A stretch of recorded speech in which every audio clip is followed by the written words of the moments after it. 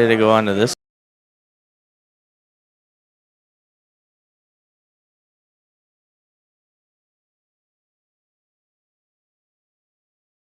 Hello, hello. All right, Welcome. players. Welcome in. What do we got this stream today? We We got are Nami against Sullysabode. Is live that legal? I don't think that's legal. We got for Nami the against Sullysabode. OP10 case All tournament here right, at the so abode. listen up. So we are still Thank you all setting for coming everything out. up. We appreciate it. Um, It's basically a full Tournament house. is about to We even fire right got indoor now in chairs a in the back and moment. anything, so Still it's getting the pretty cool. players' names and everything So to today we're start it gonna up. have until Yep, and I 1:50 believe we here, and have then we're gonna have top cut. 81 players. I If think you guys so. be Yeah. patient, we're gonna be getting together as you all play round one and get that Let's passed out. see. So please stay seated. Try to, Get the keep the names of the volume down guys. as much as possible to let the other players around you finish their So yeah, hand. everyone But we're tuning gonna start in. passing it We out. Nami, are you wanna get out about and to move, fire up. Jordan and is we don't announcing the hand you last out for stuff. participation. So please keep it Johnny, in mind. welcome to the stream. Um, I'm the judge. I'm the head judge, only judge. Jordan, It's Wednesday Kyle and goes. Tony. If Which you one's get any Kyle? questions, let me know. Just raise Um, your hand, yell Kyle judge. Hmm. on the I'm right, not. and then I'm Tony on not. the left. I've only been an official judge for one day. No, I'm just kidding. Oh. But seriously, if you guys have any questions at all, just raise your hand, yell judge. Do I have any questions right now? All right. Anyone? So, yeah, now that we're firing OP10 up right is now, legal. The this banner is is flat. You guys can take OP10 it no case further. tournament. That's where we're OP10 going is live. legal, non-ban The list though, back so room we are is still across the street. utilizing To the right. the If you're format facing before outside, you're gonna April. cross So, the street, go just to the because it was right. last minute, so the You players didn't are have going to to be pull them allowed to over. do There's a that. nice And I bathroom think it there. is going to be interesting pre-ban list because But I yeah, think other we're than that, definitely going you to guys see maybe have. Oh, I guess 50-50 there's of there's a couple more post-ban announcements. list We decks have and then pre. the official like Coke drinks and stuff. All the Oh, players get yeah. a 10% discount I know for the Jordan is pre-reserve fee. We talking got here right snacks now. Big coming. announcement. And then also, oh, here's a big one. I guess I should have probably remembered this. Me and my cousin are actually starting to design some shirts. I've got I think Well, 4 or 3 of the Doing a designs self-plug. that he's created self so plug, far. yes. We're kind of like Not tapping sure if into you this noticed it, but they 70-50 are like some design art. Pokemon shirts. I But think like I've a got a Gear couple of 5 those shirts in Luffy. there if you'd like to order Um, for your size. If I you think like it was designs Venom from shirt type as of shirt, well. I'd Oh, really that's appreciate nice. it. But So yeah, yeah, other than that, very you guys interesting. got Jordan 30 plug. minutes and 5 minutes of overtime for round one. You may begin. So we do have the players here. We have Kyle and Tony. Yep. I didn't catch what they were playing though because the cards were face down. So let's see. Oh, Oh, a Nami oh, and and it a looks. Doflamingo. Yep. So we will update the life here. Very interesting matchup. Obviously, Doflamingo can be the aggressor in here, so it can Yep. pretty much outpace Nami. Could also just be dependent on the events that Kyle will see. Yeah, I think Dofi is the favorable matchup. But yeah, if we see enough Kayas, this Nami is also a strong new addition. Hmm. Really, it boils down to can Nami keep chaining events Yeah, efficiently? yeah. And then you do see he is using the Desert Spada to be able to reorganize his life here. Or life, but top of deck. And then he will be able to basically make up the next turn however he wants it to. But yeah, going back to that Nami, a very good addition to the deck. When attacking, look for an event card. Yeah, and Dofi's a deck that at least can deal with it just by having a one drop that can swing into it, so you're not wasting your bigger swings in the early game. Mm. And you do see this Nami starting off with the swing here, allowing him to look for an event. And look at that, 5 targets. Yep. 5 targets in that swing there. So far,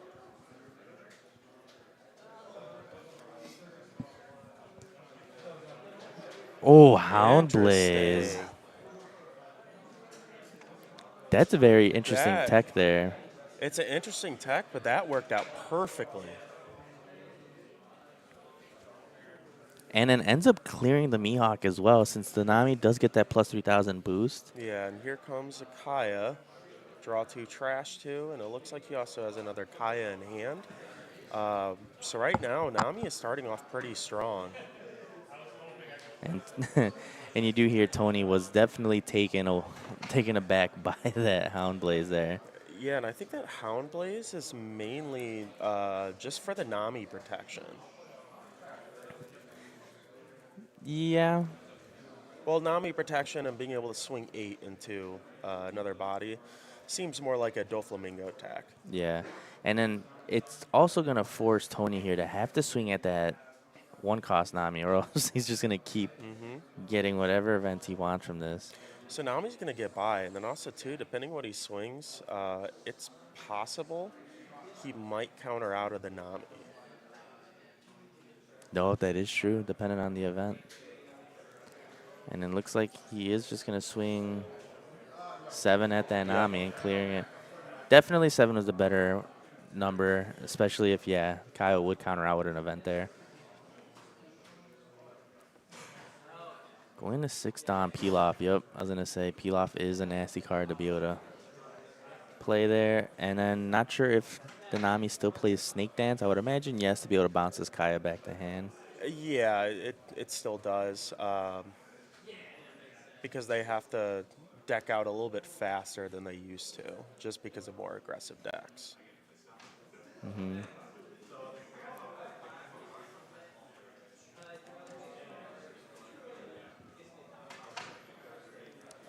here we go. Typically, the bow wouldn't really swing, but Kyle will starve Tony here, so he needs to be aggressive with it. Whatever he plays out, needs to outpace it. And there goes that Usopp's Rubber Band of Doom, milling another card there.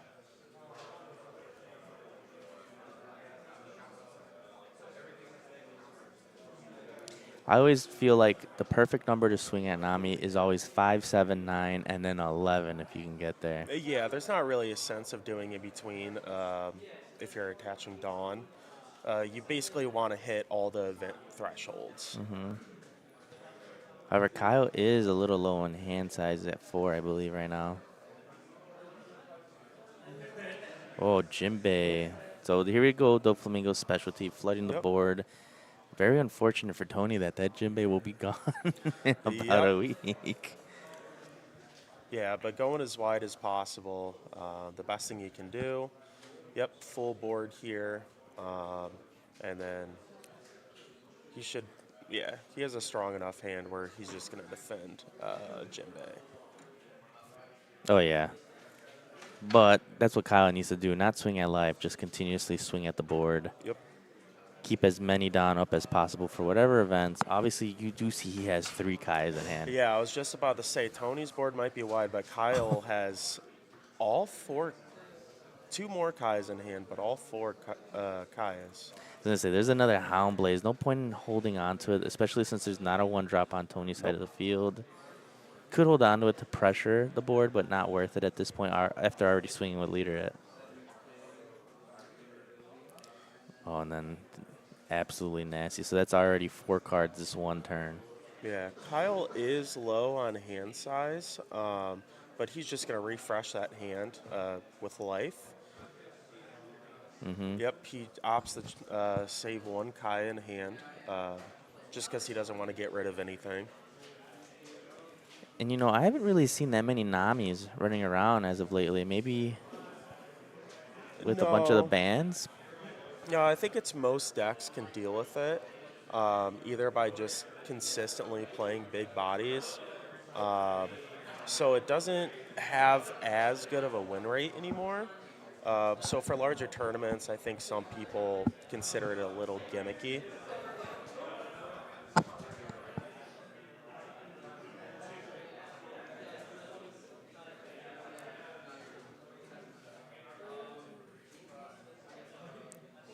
And here we go. Tony is thinking how to do these swings. If he's not going to play anything out, I say going 7 across the board is going to be the move here.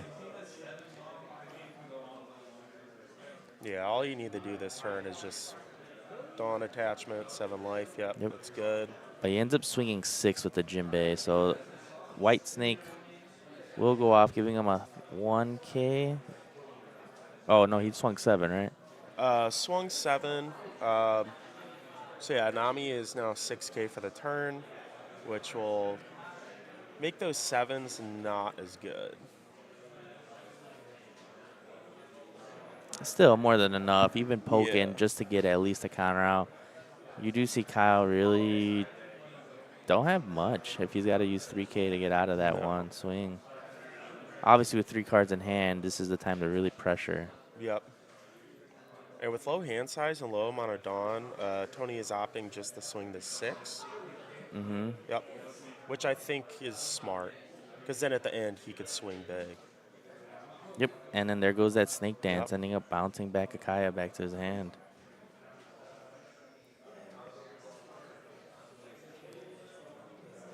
There is a potential for a leader swing, but I believe, how I said, going 7 across the board would have probably been a little better.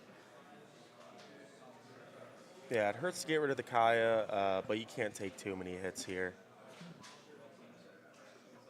Oh, there's a Spada trigger from life. To draw 2, trash 1. Oh, he's also playing the. Is that Nojiko? Nojiko is a nice card to be able to bounce and take aggression away from your opponent, but at this state, that Nojiko isn't really going to do much. Yeah, he's not going to be playing it unless he has extra Dawn that he could use. However, going back to Tony's swings, like ended up swinging 3 with leader, or on his leader. He could have swung 7 with that Jinbei and potentially got 2 of his lives out. Yeah. So very important. That's why I say the magic number would be, 579. 579, But he yeah. did have the white snake active, but at least would have prompted a little bit more counter. So bounces the bow back to hand, gets rid of that 6K stat line.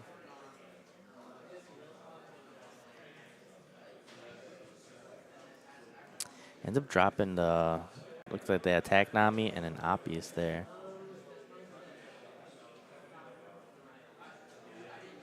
And Tony needs to counter out of this to continue to put pressure on his opponent there, and he does with the 2/2Ks. Wonder how many cards Kyle has milled through. It looks like an okay amount, but definitely not there yet. No, not at all. But Nami can somehow always get down very close. It gets very scary when you're facing the solitaire deck. Yeah, Kyle's hand is low right now. He does have Love, the love, Love beam. Beam, so at least he'll be able to draw off of that. And then he's just going to go off top decks. And then Tony has to decide, yep, gotta swing into that Nami. Yeah, you don't want to give him any more searches off of that Nami at all.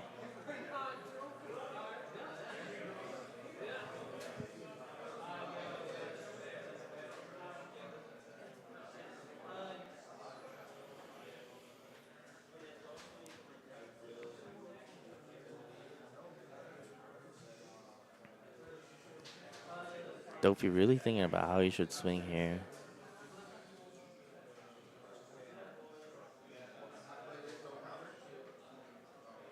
All 10 Don, I believe.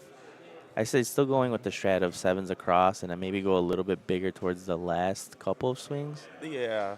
Could go. In the beginning, 7s is fine. He's probably gonna play that boa back down. 6. 6 is interesting. I think because his hand size is so low that he's okay with it. But again, any hit that doesn't go through right now.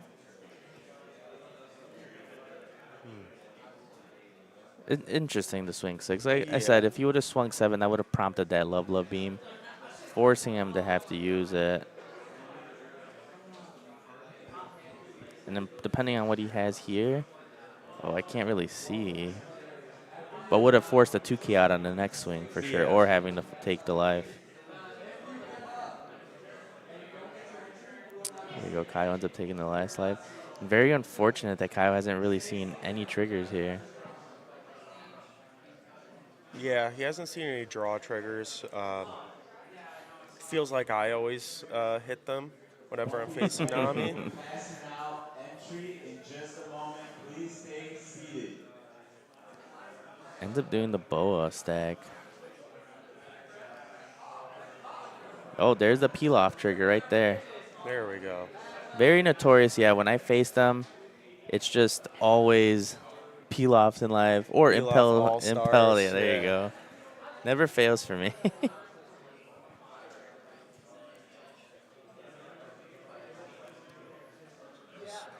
And there goes that peel-off from Kyle. Deck is looking very thin. However, if Looking thin, but not thin enough at 0 life. yeah, he's not going to be able to get out of it this turn. You would have to be able to bounce his Kaya's back, but Yep. even at this point, won't do much here. Have you seen any gavels? No. We've only seen rubber bands so far. No gavels. Yeah, very unfortunate he was unable to see the gavel.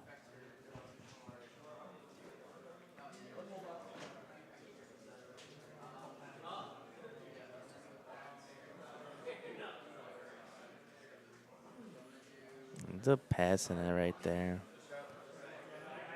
You do Yeah. see a white snake. Looks like gavels. Is that 2 gavels right there? There might be 2 gavels. White snake is going to be perfect. Just start off the white snake. Screws up the math a little bit. And here comes the 7s. Oh, there's a peel off.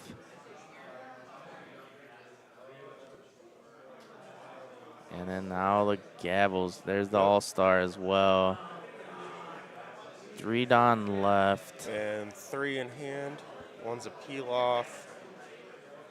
Yeah, it's not looking good for Kyle. No, at best, he's going to mill another 2 with the gavel, and I'm not sure what else he can play with 2 Don. But, yeah, looking at the deck, he's not going to be able to mill out this turn. No. 6, he's going to give him the hanger.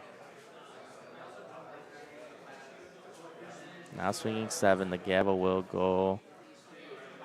Yep. And that's game. Yeah. Tony taking round 1 right there. It seemed like a hot start for Kyle, but again, when Nami isn't able to keep drawing and chaining on events, it gets really rough with the wide board. Yeah, so, yeah, it's just very unfortunate. Nami obviously does very well into the more stall decks like Yeah. Bonnie, obviously Anel, Yeah, anything very slow, it does but well against. even Black. Black can kind of struggle against it depending on Yeah. how long it takes to get to the big bodies. But, yeah, Doflamingo just being able to cheat out 2 bodies, you know, Jinbei or with leader ability, Jinbei something else. Flooding the board very fast. It just outpaces the Nami. Yeah, just being able to swing, use leader ability, swinging that magic number 7, establishing a body. Yeah, Dofi is just a bad match, or it's very good in the Nami.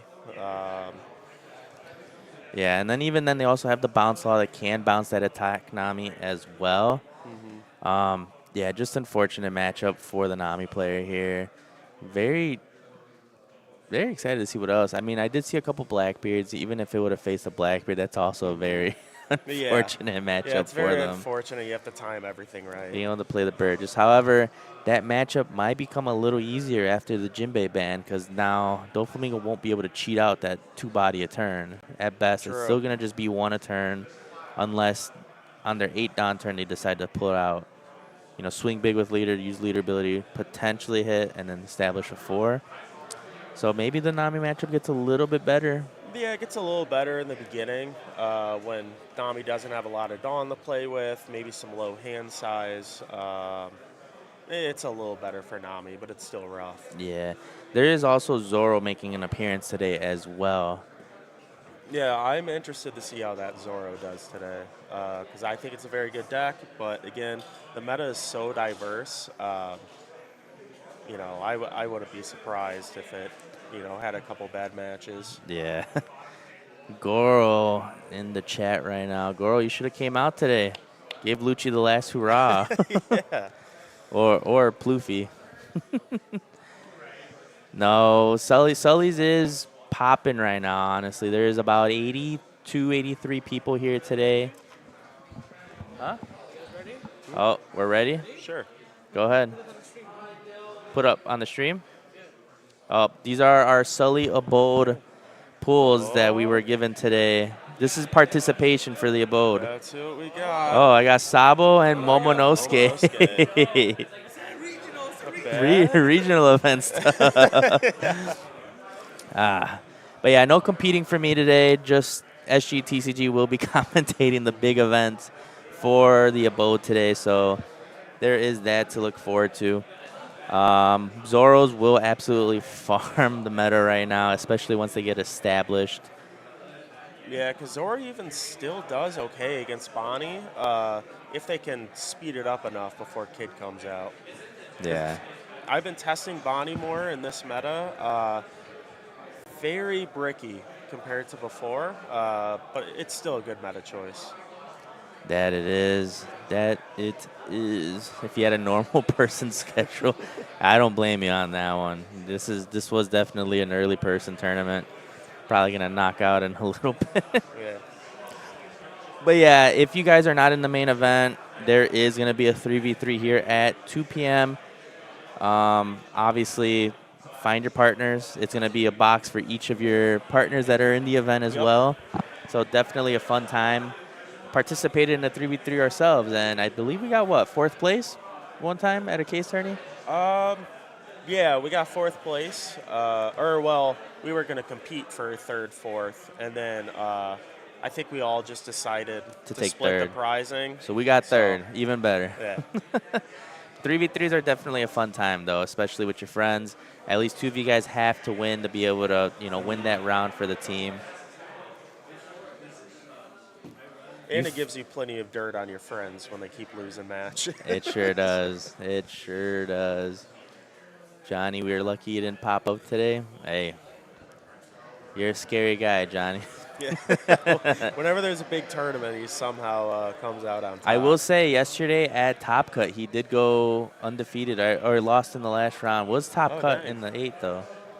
I'm So, assuming he was playing Bonnie. of course, Yeah. at all the big events, Johnny Tsunami is always on Bonnie. Yep.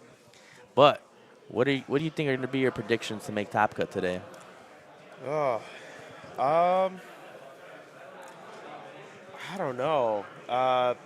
If people are playing pre-ban list, I won't be surprised with the Lucci in there. It's just a very good deck all around. I could see a Bonnie. And again, with pre-ban list, I mean, I think there's a couple good BY Luffy players here. They might give it a last hurrah. Yep. I did see one of the well-known, Chicagoland BY players, Shecky. Shecky Yeah. is here today as well. We did see him last time The last here time he was at the playing big tournament. Dofi, I believe. He was playing Dofi, but I know he is a BY main, maybe giving it its last hurrah. I did see Hart was also a big Lucci player. Yep. He also was on the Doflamingo train as well, but not sure what a lot of these players are using today. But I believe I'm gonna see a Doflamingo in Top Cut. Maybe one Blackbeard sneaks in. There's Yeah. always gonna be that one. There's always going to be one Shanks. Bonnie and Shanks. So I believe that's what Top Cut is gonna be today. Yeah. But who knows? Yeah, Who again, knows what we see? it's super diverse. So, I mean, there should be a good mix in Top Cut. Yeah. And I believe it's going to be a top cut of 16 today, if I'm not mistaken. Uh, So I a little believe bit so. more. Yep, looks like top cut is 16. So be a little bit more diverse then, because last time we only had a top 8 going into the last two. Yeah, with top 8, it usually wasn't as diverse. But yeah, with this format, I wouldn't be surprised with any deck sneaking in. Hopefully, some new OP10 leaders will be in Top Cut. Like Caesar the Smoker, Clown. Caesar's not a good deck, but surprisingly can stomp on like Bonnie. It's actually a terrible matchup for Bonnie. Hey, Disgusting deck, but it's really not that good. White Tea Sugar. We did have a player come up to us. Oh yeah, there's some sugars. Yep, Max Rarity Sugars too is what they told us. Yeah. They did want to be on stream today. Caesar is a clown. Yeah, sugar's also a good deck. It just depends if they see what they need. You need to draw what you need. Yeah. I know that's what that deck is about. But there is about 8 minutes left before overtime, and then the round will end here. So we will be taking a short break before we come back here.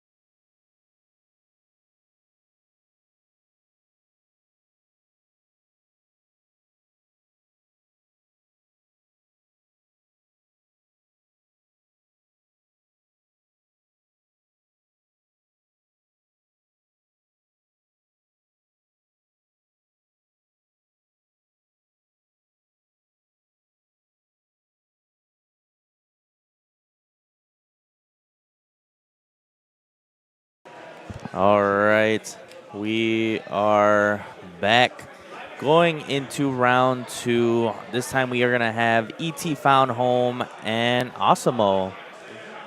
So ET Found Home will be on the left. Not sure what they are playing here. Oh, we have Usopp and Shanks. Usopp and Shanks, interesting. I think Usopp does pretty well against Shanks. I'm not sure. I haven't really seen much Usopp play, but it is very interesting how it can go. Yeah, it's still 50-50, but I think the Shanks really wants to see some Rayleighs to lower power, also control board. But yeah, Usopp just having access to a lot of blockers and that draw power off of them is going to be really, really good. Yeah, being able to just continuously find the pieces and, be able to reduce and get rid of Shanks's board. Yeah, and because Shanks also wants to stay on curve most of the time, Hmm. that Kiro's bouncing back like those early bodies is going to be good because then it's just counter power for them. They're rarely putting it back down. Yeah. And we do hear Jordan announcing to the players here that even if they do go X1, a lot of people like to drop after it. Of course, how we talked about earlier, this is a top 16 cut. Yep. So even potentially going X2, you might have a chance of getting in there, bubbling in. Yeah, there's enough players and enough rounds where, yeah, that X2, I mean, it's possible. Well, yeah, if you're X1, there's no sense in dropping right now. Yeah. So it's always a chance to try to get there and potentially win some of this case. Um,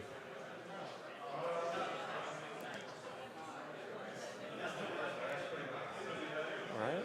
Looks like they're about set, or almost set up. yeah, it looks like they're mulliganing again. Yeah. In this matchup, I don't know for Shanks if opening hand really matters. I think it's about what you usually want. Hmm.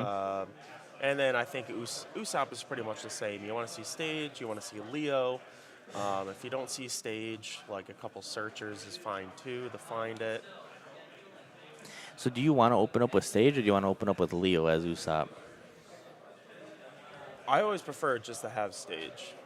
Like if I have a Hmm. stage and no searchers, that's fine. I'll figure it out later. Because then it also allows you to start attacking into all these characters on the board. Yeah. So it looks like ET Found Home is going to mulligan his hand here. Shanks keeping it. ET Found Home chose to go first. He is the person that won the dice roll. Interesting, because I know Shanks wants to go second, but looks like Usopp's curve wants to go first. So it could go either way. I think maybe if you need to deny a bad matchup, but first is probably better just so you can play out Rebecca right away. And we do see Usopp opening up with Stage, which is exactly what he wants to see. Now his characters are able to attack into Osimo's Yes. active characters. And it looks like it was just a 2-don turn and pass. We do see some Shanks still running, Uda. Uda or Red Hawk as well. Yep. I know Divine Departure has been taking in a lot of the space, or taking in Red Hawk's space. But Yeah, and in this matchup though, like in the early turns, I would almost never want to Red Hawk Usopp, just because you're getting that draw. there had to be a certain hand requirement, though, right? 5 or less. Yeah, it's if you have 5 or less cards, if one of your characters were to leave the field, you draw 1 card. Very interesting. And then here is that Sanji card coming out. Yeah, I think that's. Or it's Tony Chopper, but it's in Sanji's body. Yeah. No, that's a good new card that Shanks is running. I think usually like a 2 of, just because it's a 2K and an early blocker that blocks for 7. But this is So, where it hurts not having their Lucky Roo, but instead playing the Chopper. so yeah, that Zoro will knock that Chopper out on play. Also having the mill too. I believe that's probably his second Rebecca that's hitting the trash. 7-drop. Oh Yeah, no, that's definitely a little tough. looks like it's just one, but looks like a Cavendish and maybe another Zoro there. Yes, I believe that's Cavendish, Zoro, Stage, and Rebecca. And that Cavendish is something that you want to see also because it allows you to go up in hand size too. Yeah.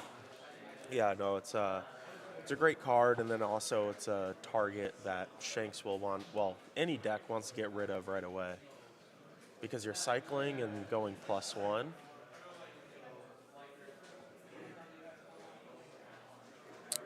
And looks like stop deciding what to pitch there. Yep. So that he was pitching the 2K Sabo and Toy Soldier. You definitely want to counter out of what you can in this matchup early, just because you're keeping your hand size low. So when your character goes, you draw, and then also too, once like Shanks comes out, you're not countering that. You're just hoping to use a blocker. Yeah, that Rush Shanks is going to be what Asamo wants to find here. And also being on curve, very good position for him to just start establishing them and going big. Because once we get to those big turns for Awesome here, he could Rayleigh, he could Dragon, Rush Shanks, and just put so much pressure on Usopp here. Yeah, one of the best cards in this matchup, honestly, is Shanks wants to get Usopp down to 0 and then hopefully see that Goldie Roger. Because Usopp, it actually doesn't run that many counters. There's a lot of bricks. So just being able to bypass those blockers, you're most likely going to win. And we do see the Rebecca hitting the field, so he has to reveal 2 cards here, a 7 and a 4. Yeah, it doesn't look like he has Kyros. It's kind of siding. I think there is something to this effect, though. Where I think depending on the cost of the characters, you might only be able to play 1. So you reveal 2 cards. If it's a 7 cost and a 4 cost, you get to play the 7 out from your hand, and then you get to play one of the revealed cards other as rested if it has a cost of 4 or less. Okay, that's what it was. And he ends up playing that Sabo there. That Sabo is actually going to come in handy because it's actually going to deny a Rayleigh, so you would have to swing at it first and hopefully get rid of it. Because if Rayleigh comes down, I believe, Sabo just goes back to hand, I think, and then it denies that KO effect.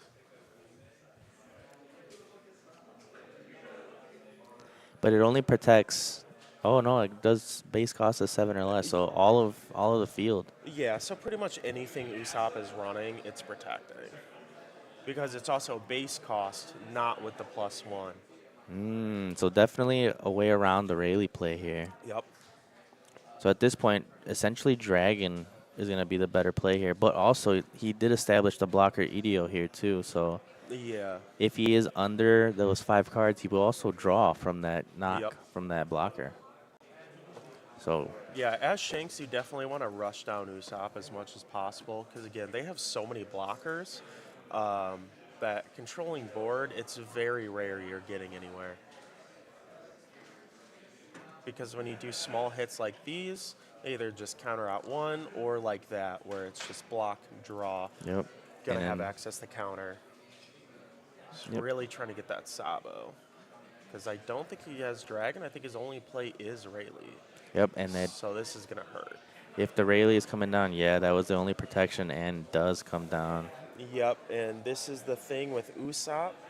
Again, a lot of blockers, a lot of 2Ks, but it's a good amount of cards that don't have counter. Yeah, just very unfortunate there for the Yep. Usopp player. He had the board to be able to protect it, just was unable to protect the protection. Yeah. Oh, so and there nice goes Age. Ice Age. And he's only going to be able to use it for 1 more week. Yep. So we do see another Zoro here, and is gonna knock the Rayleigh there. Having the rest the Zoro, or having to rest the stage also to be able to use that Zoro effect too. Yeah, because I know before the ban list was announced, people that were playing Usopp, I think, were shifting to running to Ice Age, because even though it's another brick, if you play it with Kairos, you're bouncing anything off the board, and then also with Zoro, you're KOing nines. I mean, it's a very efficient card in Usopp. I mean, any black deck. Yep. And then there goes that good thing about the stage there, being able to still swing after establishing the Zoro. So Zoro was alone able to clear 2 bodies this turn from Shanks. Yep. And it looks like he's Running running the a Rush Luffy, or Unblockable Luffy. yeah. Very interesting tech there. Maybe using it for Blackbeard. Yeah, for Blackbeard, again, it's also helpful in this matchup if you can get him down low enough. But that is interesting because it is another brick. And I feel like if you're going to play a 5-cost Luffy, the new starter deck one is a very good card in Shanks. So we do see Awesome establish that Ben Beckman trashing the Zoro, which is the only way to be able to get it since he did have the blocker EDO there.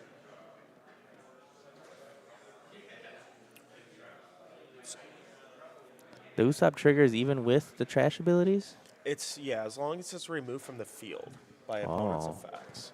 Very interesting. We've been seeing that type of phrasing actually pop up a lot more often now.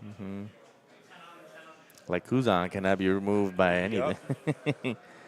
And here's that Leo going into play here.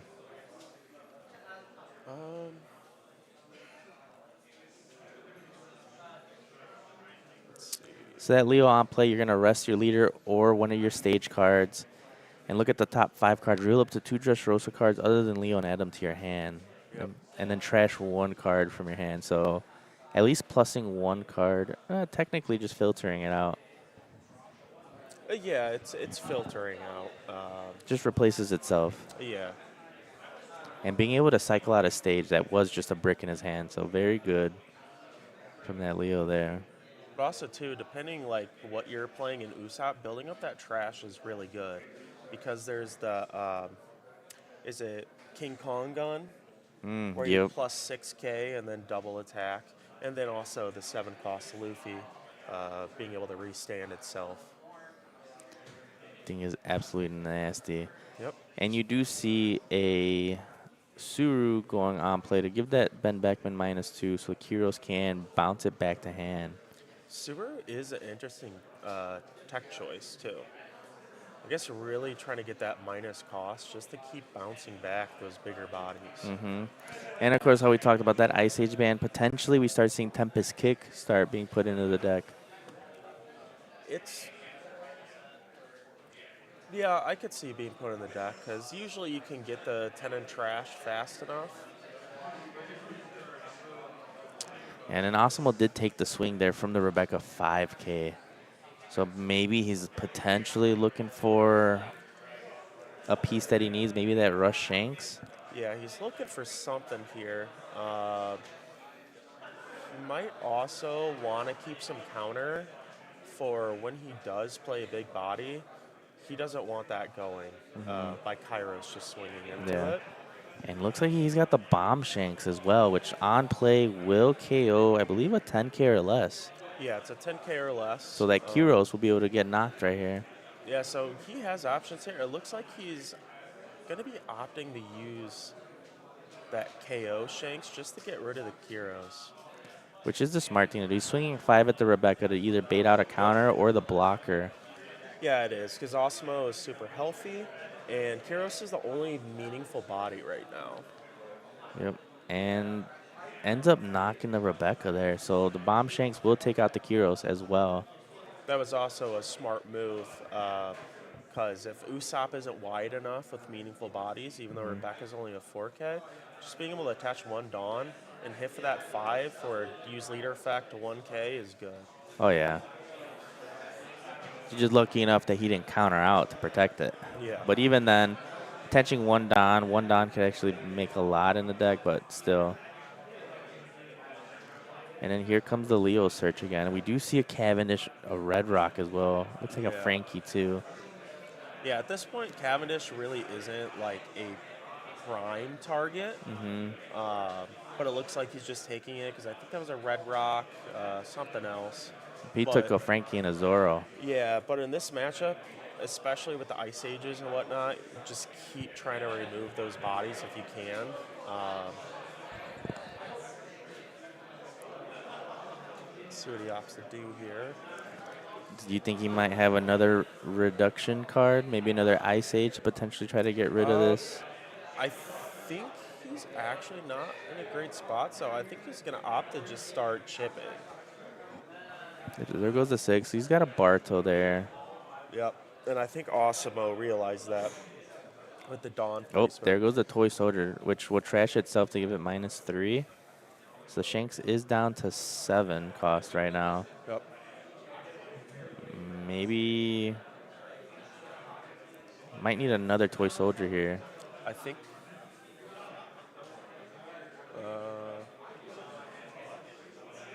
No, I Oh, don't think he does. And also, too, the Usopp, he has majority of his 2Ks in trash already. So yeah. that's actually pretty rough. Oh, looks like he's opting to just swing big with the Rebecca. Yep. Which in this matchup, it's not getting you anywhere, especially with 3 life. I Yeah, could so see him just taking it, to be honest. ET found home just misplayed there pretty bad. I think he thought he had an extra reduction card, so he thought he was going to just go for the reduction, but unfortunately, I don't think he had enough to be able to knock the Shanks there, so ends up just wasting that Toy Soldier there. Yeah, Very unfortunate. I'm not sure if it was did the math wrong, or I think. You know what? I think he had the reduction, but he didn't have a way to get rid of the Shanks. Oh, because the Zoro would need to rest leader or the stage, correct? Yeah, actually. And Zoro or the stage and the leader are both rested. Yeah, actually, I'm not exactly sure. Um, we know we got Cavendish, Zoro, unless what he thought was a toy soldier is a Barto blocker. There is a Barto blocker in hand.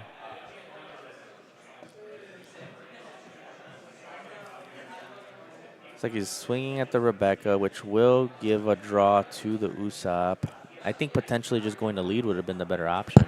I, yeah, I definitely would have just went to lead. He's probably just going to put down his rush Shanks at this point. It's going to force the block. Yep. And yeah, there is the rush Shanks there.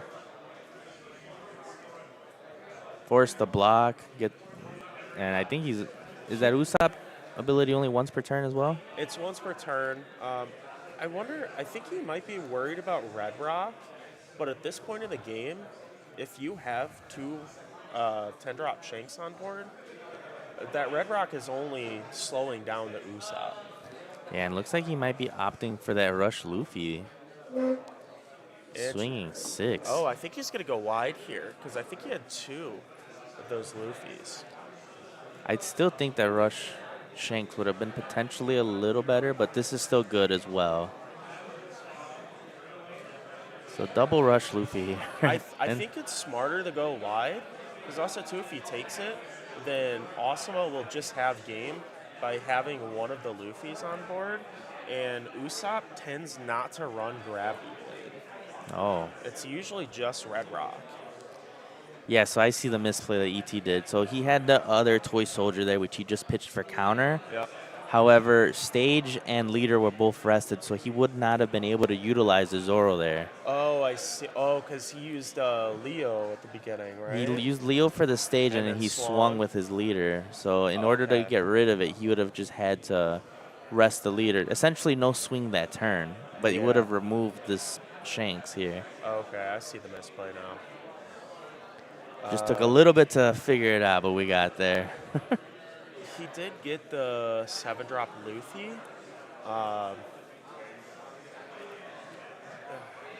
Even now, I don't know how he gets out of this. Because even with Luffy, it would swing 10-10. I mean, you can attempt to remove both the rush Luffys.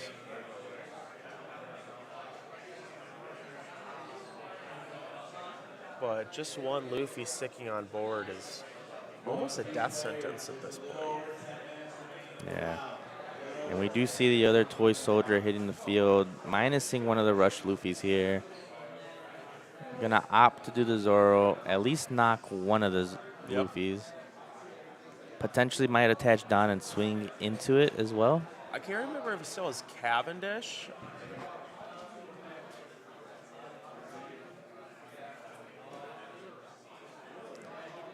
So he swung 5 to his leader, potentially trying to bait out the counter from the leader ability. Yeah. So instead of swinging tall, I think he is opting to do the Cavendish swing into the Luffy. Oh, that's Frankie. Yep. So establishes the blocker, which I believe Frankie itself will establish another 3 Yes. cost from the trash. So it can cycle these Bartolomeos. Yeah, on KO, it's going to bring out a 3 cost or less rusted.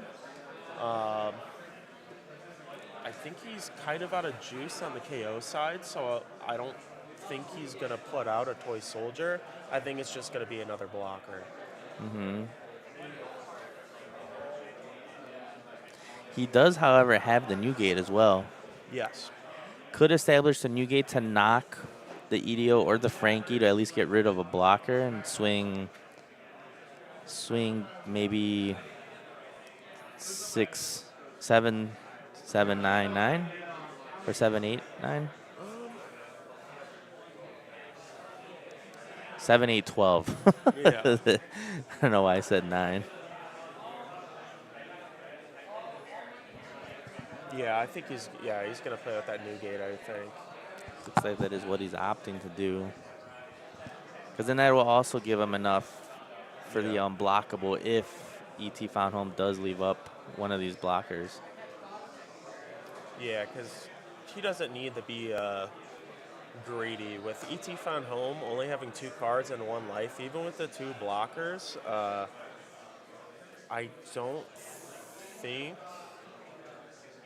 I don't think ET can get game with the amount of counter that Osmo has. It's not a lot, but it's enough. Yeah. Not only think that, the he'd have to turn- swing wide with the little bodies here. Yeah, I honestly think the Dragon play is even a good move. Yeah. Dragon, attach 2 rested Don to the Luffy, attach 2 to leader, swing Yeah. 7. Oh, Oh, going there it Shanks goes. route. Shanks finally hits the field here. Everything gets the minus 1,000 here, so now we start the scaling 5, 6, 12, 12. Swings 5 to the Zoro. Playing it the safe route, I see as well.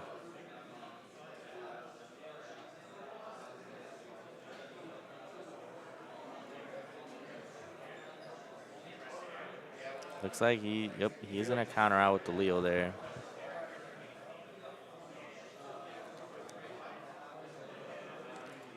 And instead of going for life, he is opting to go for the Zoro to, looks like, bait out all the blocks here. ET Found Home's trying to keep the Zoro to potentially try to go for game next turn. Yeah, I think it is a good move just to get rid of it. Because again, Osmo has some counter, but if those 2 last lives are bricks and ET has a King Kong gun, I mean, there's a possibility he could get game right then. That is Just, true. So ends up going down to 0 life here. I think he is hoping, he was basically banking on the King Kong, I think, at this point, and just seeing if he can do anything. So 6 cards in hand. Maybe he is just going to try to go for game. Yeah, I think he's going to Leo. I think that's a Leo. And I think he's going to try and search for King Kong gun. But I think he has one in hand right now, currently. I thought that was an Ice Age, but I could be wrong. Or he doesn't run King Kong gun. If you're running a 7 cost for Shrosa Luffy, I believe you they're going to should run be, it. Yeah. Maybe not at a 4 of like in Rebecca, Yeah. but it's definitely in the list. Or yeah, maybe. Starting off with 6K with the Leo here. Yeah, I think he's just hoping that he's bricked right now, which is always a possibility with Shanks. So does get out of that with the leader ability and a 1K here. Does have one Ice Age, but I believe also one King Kong gun as well.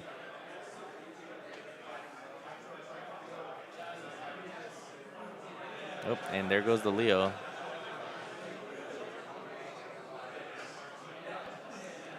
Not sure what he's trying to find here. Looks like the Sabo and a blocker. Yeah, I think all he can do is just put down 2 blockers at this point, but I With the don't think he even unblockable has Luffy, that. it won't do much. Oh, yeah, you're right. He has to go for game right here, and it's probably gonna try to do King Kong gun. Well, he can't now because it only has 2 Dawn. Yeah, no, I thought thought he was gonna go for it a little different there. But Osimo does have the counter in hand as well. This is just fit, and this is gonna be Shank's game right here. Yeah. I Very think very unfortunate. Yeah. It all turned for the Usopp at that misplay for the Zoro pop. So still has 2 blockers, but yeah, unblockable. So 3 cards in hand. All Osimo has to do is just slap all the Don on the Luffy, and that will be game. Because, yeah, with 3 in hand, yeah, I mean, there's no way.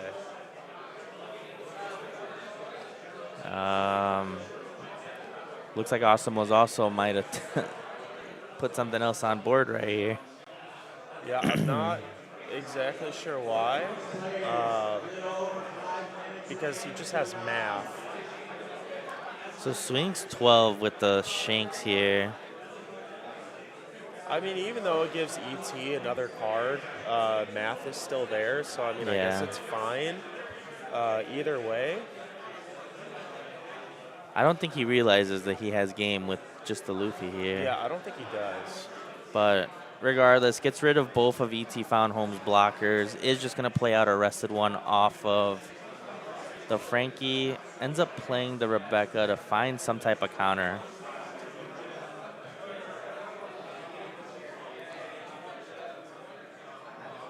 Yeah, I'm not. It looks like he might play another 10 drop Shanks right now. Very interesting here from Massimo. Yeah, I'm not. I mean, it's still. They were here somewhat early. That is true. So- It is the early morning. Yeah. I haven't had breakfast, but we are here at the Yeah. abode for the case tournament here.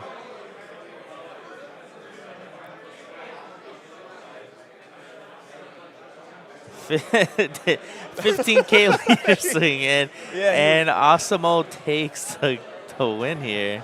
Yeah, that was a pretty comfortable game. Usopp just couldn't establish a board presence.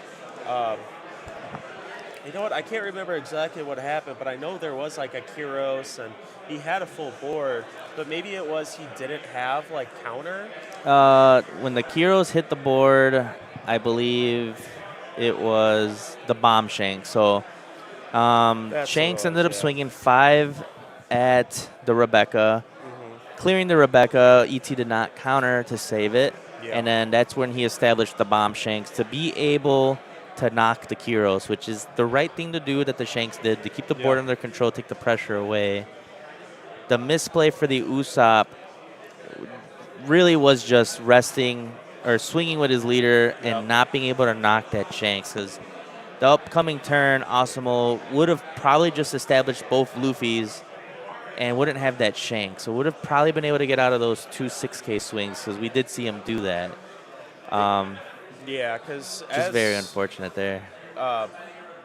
when Osmo played those 2 Luffy's again, Gravity Blade is very rare to run an Usopp, just because it already has like a board control presence, like in the early and mid game. So really, you just need the Red Rock. So I think that's what he was kind of contemplating on, and that's why he did the 2 Luffy's, because you saw him playing with the Shanks and really wanted to drop it. But if he had the Red Rock, it could be, he could go down tempo a little bit. Yeah. But there is 2 minutes, a little under 3 minutes left in the round. Um, we're probably going to have a little short break here, not like the last round, so we might fire off into the next one right away. Just looks like a couple more rounds left, so they will have their 5 minutes of overtime and then go into turn-based. Potentially go into cards and deck. I've seen that happen once. Yeah, I feel like I saw that recently where they did go the cards and deck. And you know what? I think even cards and deck was the same. So I can't And then they remember went on what board. Yeah, they went on On board. board. I did see that happen as well. Yeah. That was very funny. I was like, I've never seen this ever. Yeah. But we will be taking a short break here. Again, there's about 2 minutes left in the round and then 5 minutes of overtime. And we will be going on to the next one for round 3 here in a moment then.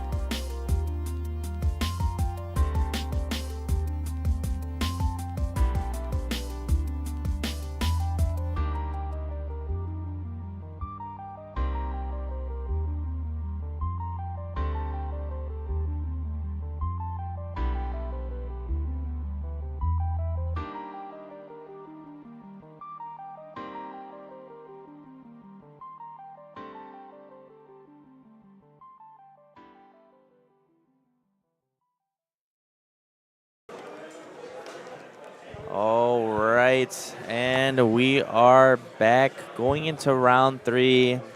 Told y'all it was gonna be a short break here. Believe it or not, we have our Sugar Max Rarity deck coming up to the top table. Yeah, he said he was going to come up here. He's here round 3. I told him if I see Undefeated. one card that's not max rarity, he has to forfeit. So, yeah, it's gonna be a interesting match. We do have Dro and Cyrotivo. Yeah, Dro is our sugar player. Not sure what. Oh, Ploofy. Oh, Ploofy. Actually, they are flip-flopped.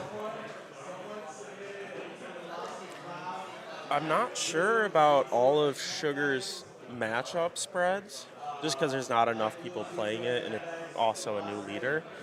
I think Luffy does well here because it goes so wide, but also too not being able to remove that Rosinante easily is going to be tough. Yeah. I myself haven't dabbled much into Sugar or much less faced any of them. However, I do know Ploofy. Yeah, Sugar can be very. You're not doing basically anything, or you're stalling for so long because Hell's Judgment, great card, especially against decks like this, against big bodies. Trying to think of some of the others. I know there's like the Searcher counters. There's a lot. Also, too, that new 2-cost Red Igloo event. Oh, that Red Igloo is such a good event card. Yeah, Sugar has access to, I think, honestly, the best events in the game. I'm also curious to see if he's running Slow Beam. That's going to be a great card in this matchup. And it looks like Ploofy won the dice roll here, so I would imagine they choose to go first. Yeah, Ploofy's just always wants to go first.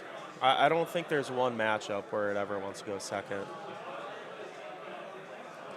Yeah, I wouldn't want to go second No, myself. because you're just trying to ramp as fast as possible.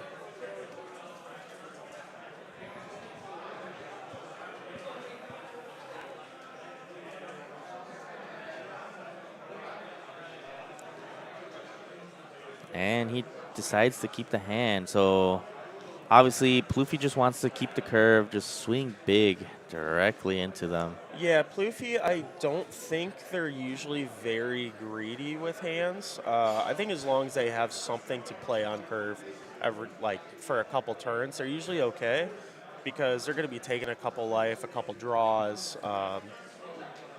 and definitely with the Searcher Zoro. Yep, I was going to say, he does have the Zoro Searcher as well. So, and For as well as Law. Law. So it looks like we're seeing both max rarity. Yep. So, Luffy Taro, that's exactly what he wants to find here. Maybe off the Zoro finds the Sangoro.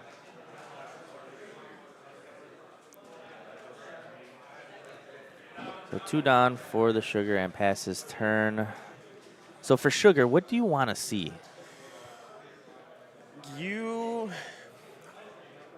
Honestly, I think you just want to see a meaningful character. Because it runs so many events and quite a bit of utility that I think you're okay. Like if you see a Rosinante, that Doflamingo is also great, but it doesn't have like a lot of really good bodies. It's just Sugar just wears them down. Yeah. And against Ploofy might go too fast.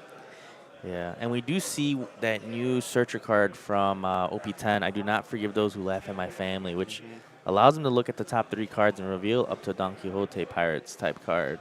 Yeah, And I think he grabbed the 8-drop Dofi as well. I'm trying to think. I can't remember exactly how Sugar's effect works. I can't remember if you play an event or if you have to minus to ramp. I don't think you minus. I think it's if you play an event, you ramp. Yes, opponent's turn, once per turn, when you activate an event, add up the 1 Don card from your Don deck and set it as active. And then it looks like end of your turn, if you have a Don Quixote Pirates type character with a 6,000 power or more, set up the 1 of your Don cards as active. So again, very defensive deck. Yeah, so he did end up using an event there to KO the Zoro, and will restand one of them. Don here. Yeah, Sugar has access to some removal. It's not the best, but it's something. Oh, plays the Bon Clay. It's interesting.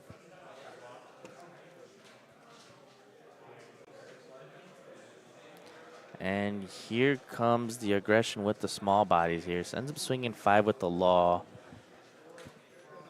No trigger It from does look like he's running Sugar. slow beam. Taking 2 life there. It is. It feels a little early to do that, but having a big hand size against a deck that's not blue and can't run pudding, uh, it's better to have a big hand size with a lot of options. And Sugar doesn't mind taking some life.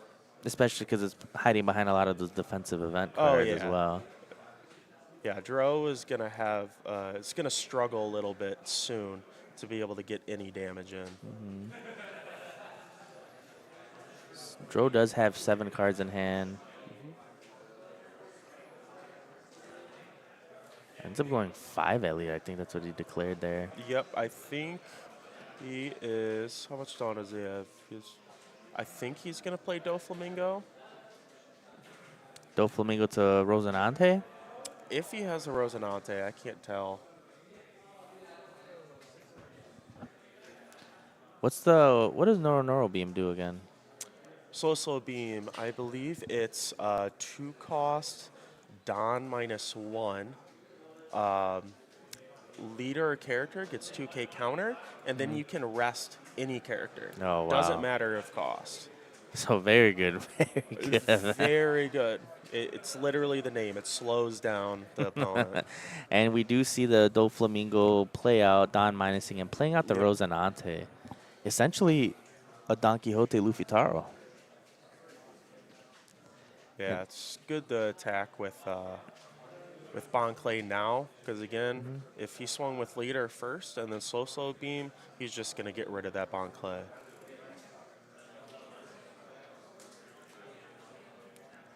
Oh man, a lot just happened right there. Yep. So ends up using the 10-layer igloo, reducing the I think the Bon Clay by 2, also buffing himself up by 3. And then Dro does establish the secret Luffy here, swinging for 10. And another 5 with his leader. And again, taking that life, going down the 1, it doesn't hurt that bad because he just needed to establish the Doflamingo and Rosinante, and now he's set up to be basically one of the most defensive leaders in the game. So it looks like that Don Quixote was on your opponent's attack, rest one of your Don, ramp and active. So that's Yeah. with a very good thing. So you got to get to your Doflamingo to just ramp. Or consistently ramp, I Yeah, because suppose. that Doflamingo is just a big body. It keeps your Dawn in balance, so you can afford to use like Hell's Judgment and whatnot, and still be able to go back to 10 next turn. Yep. And we do see another Rosinante. Does use the on-play to pitch an event card to draw 2. And now with 2 on the field, we'll be able to restand 4 on this upcoming yeah. turn.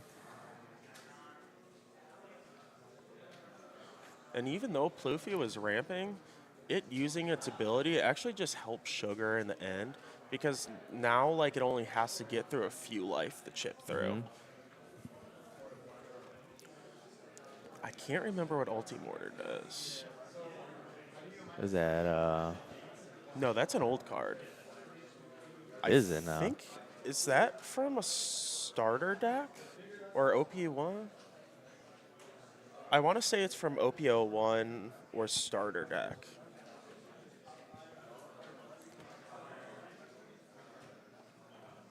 Is that Senor Pink? Yes, that is Senor Pink. Still max rarity. I believe it's this one. It's from this set. Yes. On play down -1, add up to 1 purple event with the cost of 5 or less from the trash to your hand. Yeah, So very just great continuously card. just cycling these event cards, at least the purple events. Yeah, and again, the Dawn -1, and then the important part is that you get it back as active. And here's that Dofi ability, just ramping that active Don as well, just continuously staying at 10 Don here. Yeah, and Plouffe just isn't wide enough right now. I don't know if he didn't have anything meaningful to play off that Luffy Taro, uh, but not being wide, I mean, Sugar is just, she's fine. Yep. And we did see a bunch of counter events there, but the 10-layer igloo will lower the Luffy, so he's unable to swing with his leader this turn. Hmm. And establishes a big mom. We'll probably decide to put one of the Rosinantes, which is what you're going to Yeah. want to get rid of off the field there. Yeah, if he wasn't going to play Luffy Taro, Big Mom is the exact card that you want to see. Because it's less about how much life Sugar has, but the hand size. Yeah, both players going up. Oh, Oh, he's going really? That's it's I believe. actually good. That's really good tech choice. Oh, yeah. So ends up swinging 9 into the Luffy, which I believe was reduced by 3K from the Rayleigh. Dro countering out for 3K. Dwindling the Luffy's hand. Now I believe he's down to only 4. Yeah, he doesn't have a lot. Looks like he has Luffy, Taro, Sangoro, Usahachi, and I'm not sure what the last one is. So is now starting to pressure his opponent here.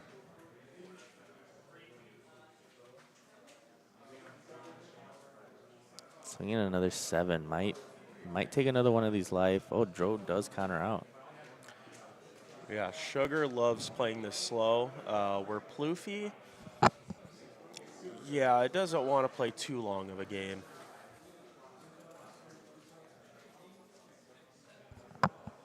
Actually, I don't think I've seen Rayleigh in any of these Sugar lists. There's Sugar lists, I think, vary like quite a bit. Just tech choices. I think maybe it's more for pre-ban lists for the Dofi matchups, because you don't want them to get too wide, or else you can't really control as well. That is true, but however, after you establish the Flamingo and the Rosinante have your bodies on the field, they could potentially help with clearing the board. And then it is a 8-cost body just to put pressure on your opponent. Yep, there's the slow beam. Resting the big mom, So that was absolutely. plus 2K and rest any character. And yeah, he's okay with taking the life. And ramps again from leader. Here comes the Luffy Taro out now. Yeah. So potentially Dro trying to find some counter here. But he is very low in hand size. Oh, there's the giant. Yep. Yeah, still low hand size, so it's not as helpful right now. Does only have 1 Don up. So even if he sees another giant from life, you only know there's going to be just 1 giant. Yeah. So he's swinging for 7s, forces the giant out. I think we could see game right here Yeah, potentially. because that was the Gum Gum Giant gone. Oh. Sugar looks like baiting out 1K counter and then is going to go in for... Yep. Oh, Sugar taking the win here. Yeah, because it could ramp with the Plouffe. And once Sugar is able to establish the Doflamingo and Rosinante while, like, still being somewhat healthy, and healthy for Sugar is 2 life, realistically, like, you're off to the races. Or opposite of that, you're not racing. And I've honestly never seen a Sugar match, but let me tell you, that was absolutely disgusting. Just continuously cycling out those event cards and just restanding and using even more. I might need to build this list. It's one of the decks of all time. Facing a Sugar, it's either just a quick match or it is one of the most painful matches you'll ever experience. Yeah, and I love it. And we did see Plouffe do what it wanted to do, but once it got to the restanding of all Don, it would just cut it short. And then those slow beams, being able to rest the big mom, taking away one of the swings, from Dro there, just absolutely disgusting. Yeah, when I was messing around with Foxy for a little bit, I I guess I never really realized how great that card was until I was playing around with Foxy, and I'm like, this is one of the best like counter events in the whole game. It's obviously deck specific to ones that can afford to play it, but it's an annoying card. Oh, I know. It messes I up I learned sequencing the too. hard way from that Foxy Yeah, pill. yeah. But very interesting. Maybe Sugar makes it to Top Cut today. I hope That so. was definitely something to see there. Yeah. But again, just a reminder, we did have 86 people show up to today's case tournament here at Sullysabode. If you were unable to participate in the main event in the Chicagoland area, there will be a 3v3 box tournament. So come with your friends, 2 teammates, minimum of 8 teams play for a box each. Very fun format. We'll Yep. fire off at, I believe, 2 o'clock here today in the Yeah. afternoon. So 2 p.m. firing off that event. Also, there is monthly tournaments. If you were unable to participate in this one, there will be one next month as well. So Yeah, I think they are still planning on doing this monthly. Also, the 3v3, is there any restrictions on leaders? Did they say? not that I know of. So I would believe and imagine everyone just uses different Yeah, because I know leaders. sometimes they say, like, you can only play, like, one color for your team or, whatever. But 3v3, highly recommend if you've never played that format. So come out and hop in a side event. Yeah, definitely come check it out. Johnny, I will ask him for the list. I believe the shop might have it, so I'll see if I can get that sugar list for you guys here in a little bit. Yeah, they should because I know they did submit deck lists for this. Yeah. But there is still about roughly 15 minutes left into the round. We will be taking a short break. A lot of people still in their matches. And we'll see what we see in round 4. Yeah. I hope to see a Blackbeard, unbiased. I do want to see one Blackbeard, yeah. But we will be coming back here shortly.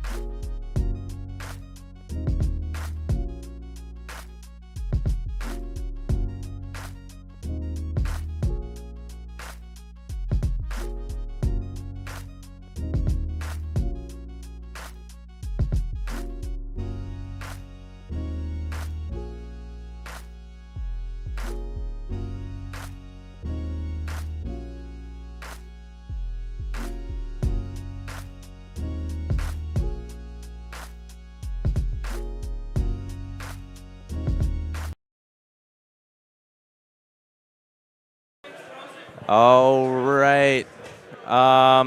We are back. Jordan has it. We are back going into round 4, and we are going to have Sheki versus Zubat. Yeah, Sheki's playing Doflamingo again. Not sure what Zubat is running right now. Zubat is on Lucci.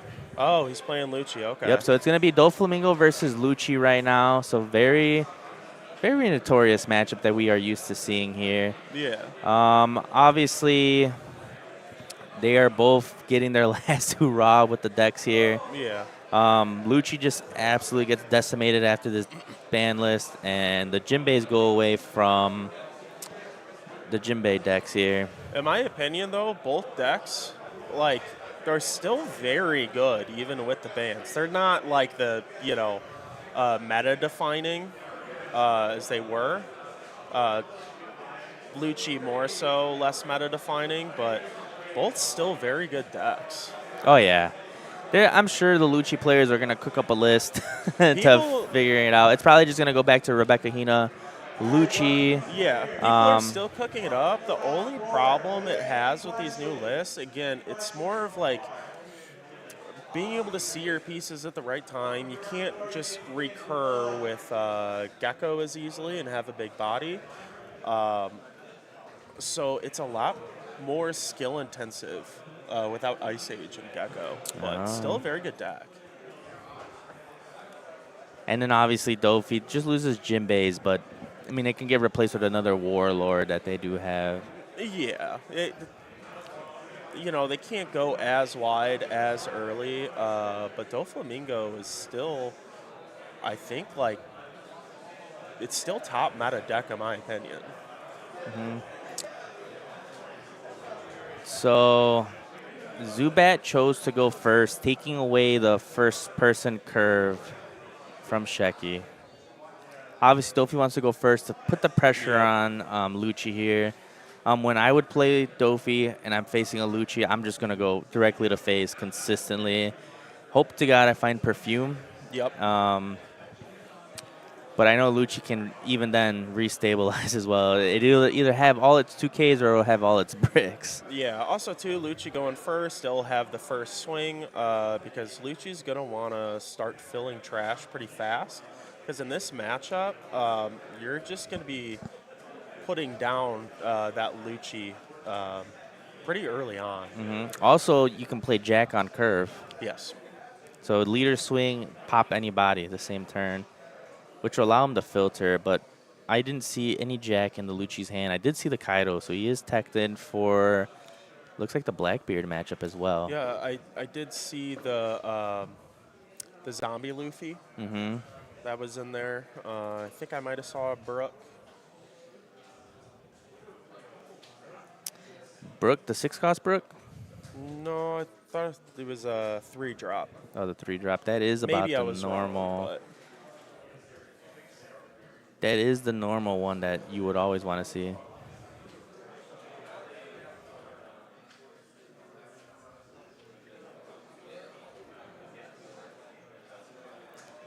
So we have now officially mulliganed here. So Zubat is going to be turn 1. I think that is just, I saw Jack there in Zubat's hand.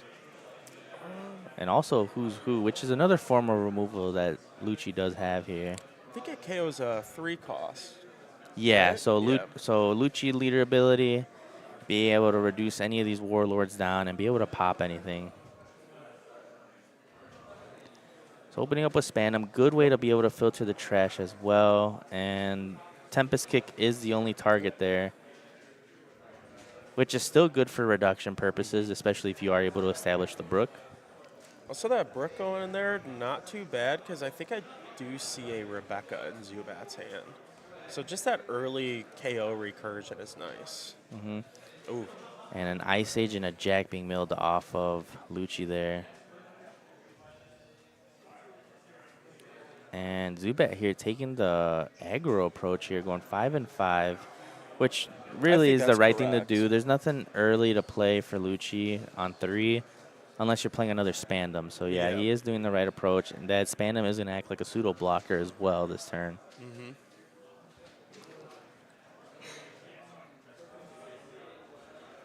So potentially, I would just leave the Spandam on the board and just go face, start putting pressure on. Yeah, I don't think there's any reason to attack that Spandam. It looks like Sheki might be opting to establish a teach here. I believe so.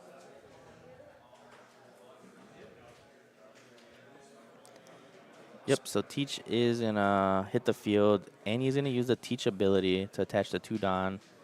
So might just swing 8 to face, unless he finds another 1-drop. But yeah, it looks like it's going to be 8 to face. Yeah, I'm not sure what he. Okay, Boa.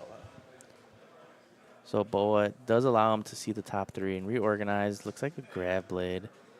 And Sheki might be opting to keep it. Boa does allow you to bottom deck it as well, unlike Buggy.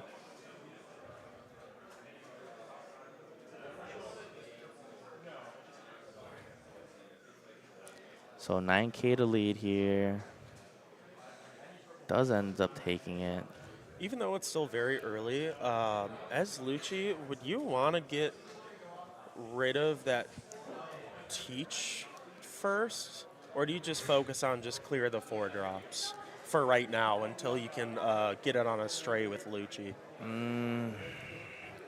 I would want to get rid of the teach just because it allows Sheki to be able to hit his leader ability consistently. Also, if Sheki does see the Jinbei, he's just going to be able to cheat out the 2 bodies, and that's the last thing you want. So Yeah. teach is something you're going to want to remove here. And Zubat does know he didn't have any Perona, he didn't have any 1-drops to put down. So, yeah, getting rid of that teach, he might have to go blind unless he puts down another Boa or draws into like a Perona. Yeah. What did he end up grabbing off the Spandam search? I'm not sure. But we do see the Rebecca grabbing the Brook here, Yep. popping the Teach, which was a 1 cost here. This is pre-ban list here. Yeah, bans go into effect, I believe, April 1st. April 1st, yes. We would have implemented the bans. However, this was kind of short notice for a lot of the players, so we are allowing them to still play with their list. So they still have Ice Age, they still have Jinbeis. However, this will be the last tournament that they are able to utilize them. We do see 6 going to the Brook, being aggro with the Boa here. I believe it's the right thing to do. He has another one in hand regardless to be able to establish another blocker. Yep.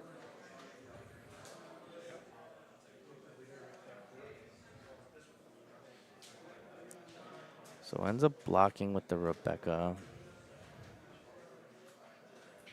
And here we go. There's the Jinbei there. And we'll still be able to use leader ability as well.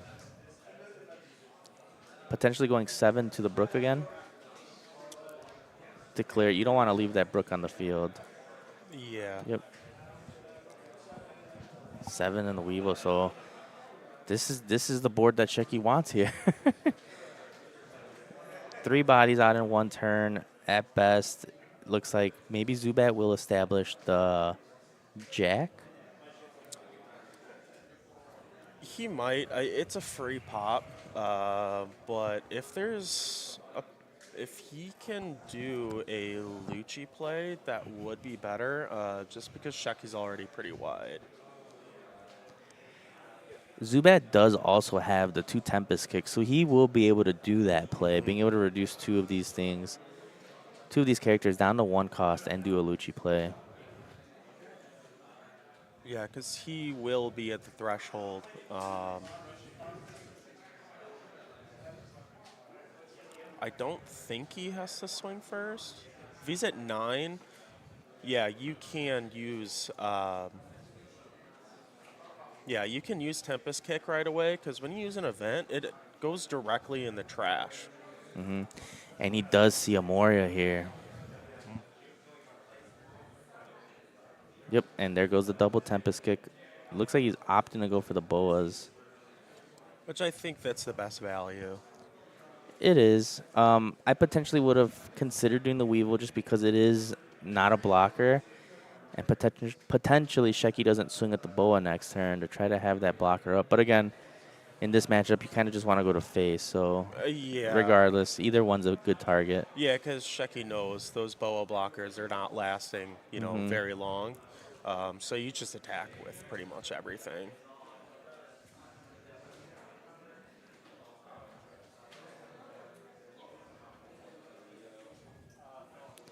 So Lucci ends up popping both boas here. I believe he's got, what, one Don left? I believe so, yeah. Might just swing 6 into the Weevil.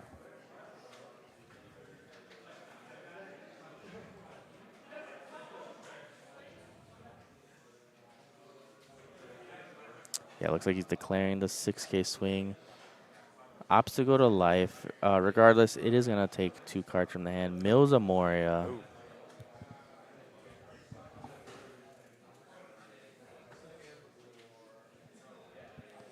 Does have 7 in hand as well. A pudding could do a lot of good things for Yep. Sheki here.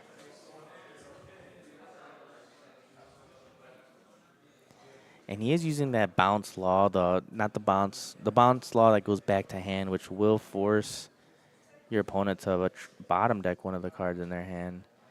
I have started seeing this law make an appearance in the decks again. Maybe it will replace the Jinbei as a target, Yeah, I some think type of control. it's just filling another 4-cost slot. It's a 2K. Yeah, it's not a bad replacement. I don't think it's a 4 of, though, but a couple of them are nice.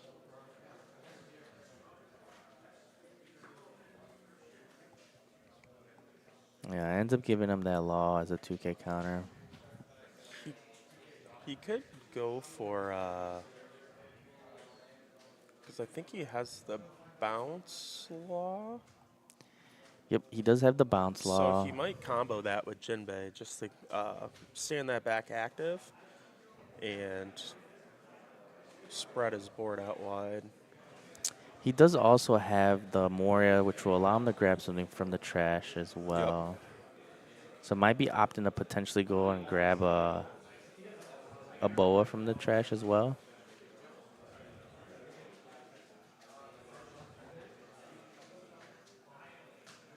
And potentially Zubat is trying to play around a potential pudding turn, so might just be trying to dump some counter here.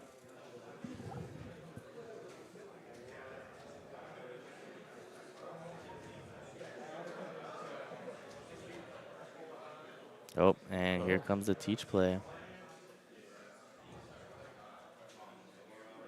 Looks like he is going to be opting to do that bounce law there.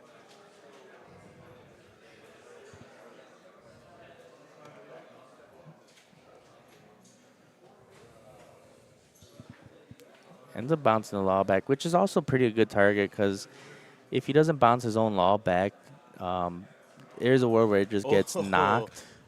I don't know if he just saw that. So he bounced a Lucci back to hand. The life he took was a Lucci, and he just top decked a Lucci.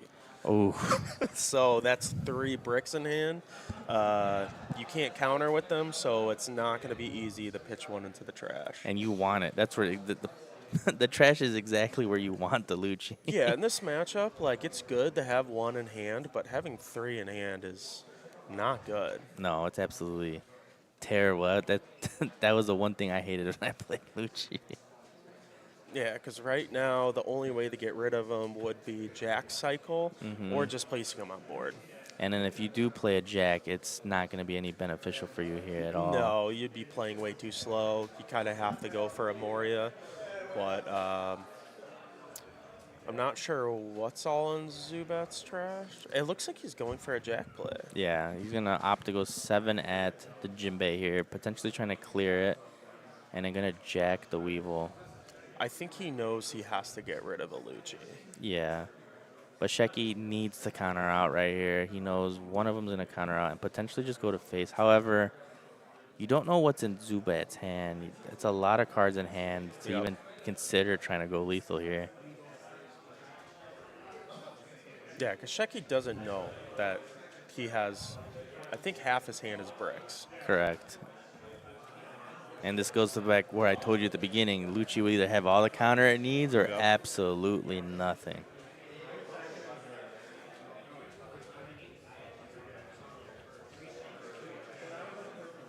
And he might be considering on giving him that bounce law, and that's what Sheki might be considering here. Hmm. The bounce law is something you want to have in case he does establish Rebecca, mainly Rebecca, because Sabo won't be bounced. However, it comes down to, do you want to have your board for a potential lethal swing next turn? Ends up letting it go. Found more value in holding on to that Yep. bounce law.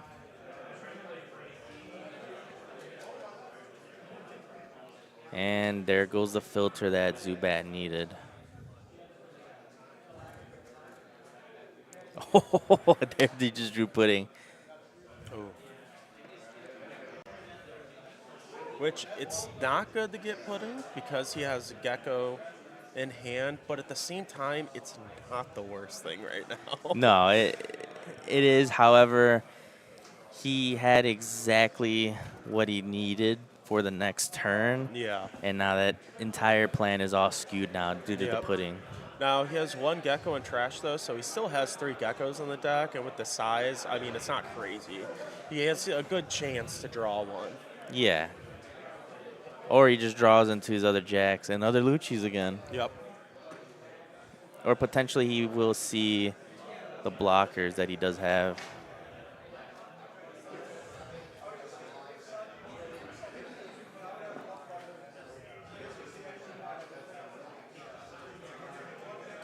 Yeah, I think it's one of those puddings again. Like, I don't know if Zubat is truly upset about that because it's 4 Dawn used just for the pudding when, again, he wasn't going to be able to counter out of almost anything.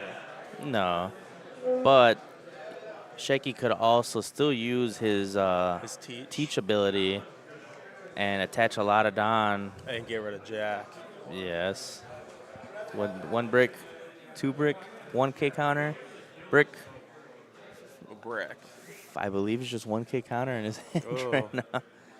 Yeah, and again, not going to be surprising if Sheki tries to knock out that Jack. Because also, too, if Zubat even had counter, you got to be very careful with that because he only has 5 cards in hand. Mm-hmm.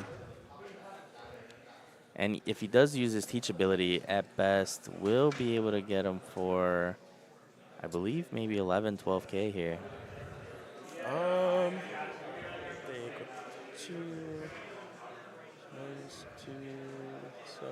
Yeah, I think it'd be 11K.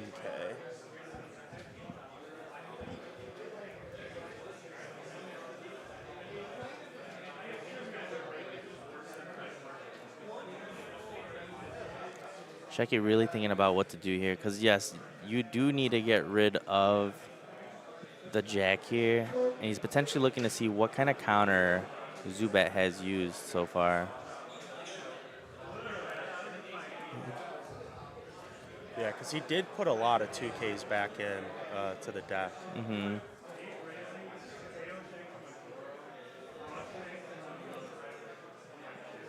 However, if you do just swing big, he would just have to dump his entire hand. Opposite swing 5 to lead. 1K Yep. counter there. And that's all his counter.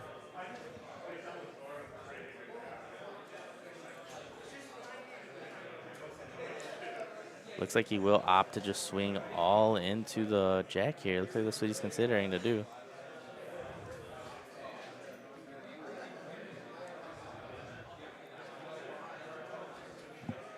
$12 to Oh. Jack.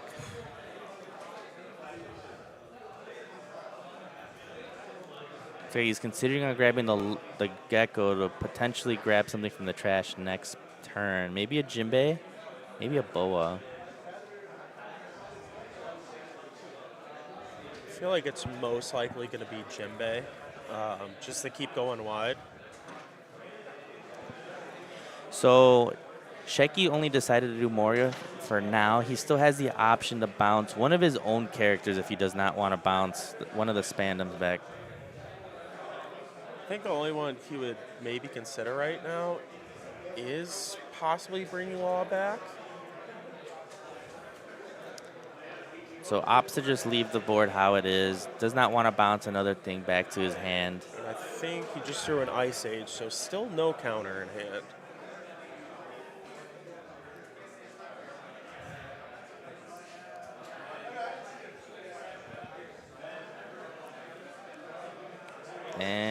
He's in a pretty rough spot because all at this point he could do is probably establish another jack. So he does have a Lucci, and I think that's Ice Age. So he could remove 2 bodies while still getting, I think, 2 attacks in. He One could with remove the Spandam and entire Leader. board, actually. Could. Oh, yeah, because he could swing He at could swing Law. into the law, yeah. So potential board clear here for Lucci, depending on how he decides to do this. The Ice Age needs to be used on the pudding, and then leave forward on for the Lucci, swing the rest into the law, and then Lucci the rest of the board. Opts to go 6 instead. Does Sheki have any? Yeah, he does have 2Ks. So ends up countering out. I wonder what Zubat is considering on doing here. I mean, I kind of has to go for the Luch. Was he playing Luch? Oh, that was Kuzan. I thought that was Lucci. I think he does have a Lucci in hand. Maybe, but he did get a Spandine, so no matter what, he can get a Lucci out. Correct.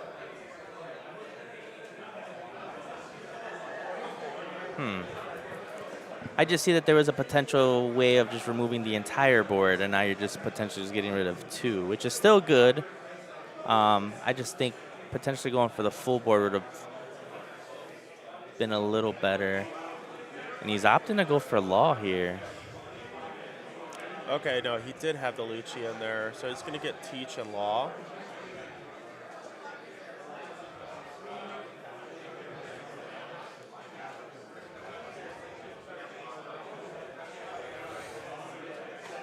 So maybe an Ice Age here goes back into the deck. Oh, looks like he's Well, going for a you're Tempest. looking more for draw power. Yeah, the 2K.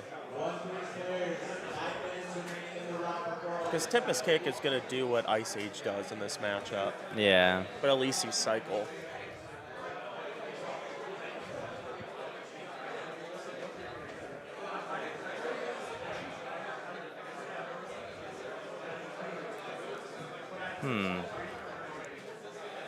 I believe he drew a Sengoku. Do you search the Sengoku? Maybe find a Teach? Or Perfume. If you can find a Perfume off Sengoku, I just go face with everything, with the pudding and the Dofi. Yeah, Perfume might not be too bad.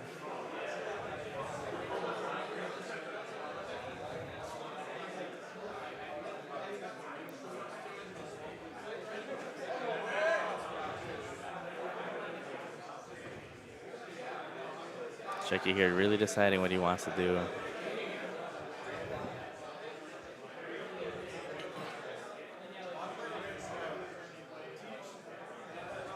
Looks like he might be going in blind. Oh, Weevil hit. Finds a Jozu. Could establish the Jozu. Oh, Been holding Very on to that all game. he has been. This is also a very good option for moving his entire field there. Does find a Moria, though. Yeah, but that was the only thing that was really keeping Zubat in the, these upcoming turns. That's a huge setback. But he's got Moria, so At best, he's able to remove at Yeah. least one of these bodies while establishing a Rebecca.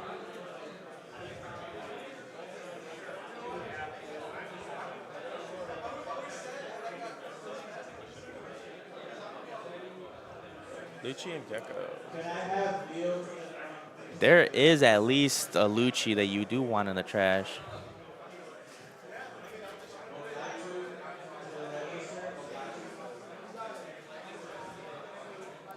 Yep, here comes the Moria. Last week you'll be able to do Moria. Yeah.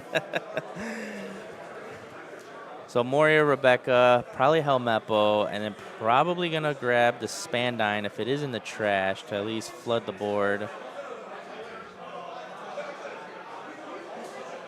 Probably grabbing a 2K since he does have the Spandine in his hand.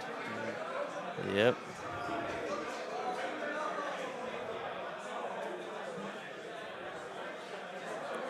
Spandine will have to put 3 CP cards back into the deck to be able to use the ability to play out the Lucci.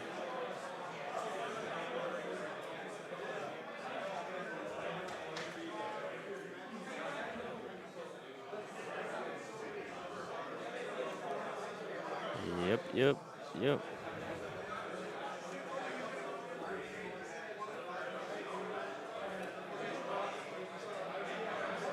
Yeah, and even though Lucci's not in a great position, this is exactly why Gecko Moria is getting banned. It might not be like that great in the upcoming formats, but it's still just a disgusting combo that, they have to consider every black card that they design now that can be abused by Gecko. A little over 5 Yeah. minutes remaining in the round. Don't forget That to is look true. And it's for basically Lucci's survivability because now he's able Yeah. to put him cards back into the deck to prevent him from milling out while also grabbing counter and removal from it. Yeah, without Ice Age and Gecko, Lucci just can't survive as long as he used to. Yeah.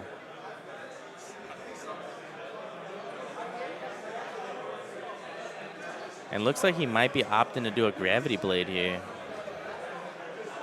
Could potentially do Gravity Blade, swing 6/6. It's Well, we not do know he's got a counter event or a 2K in hand, so Yeah, but it's not the worst decision, because if he could at least get him to 0 and take off that pressure, because Shecky, he's not in danger of dying next turn. oh, and he's blind leader hitting consistently here.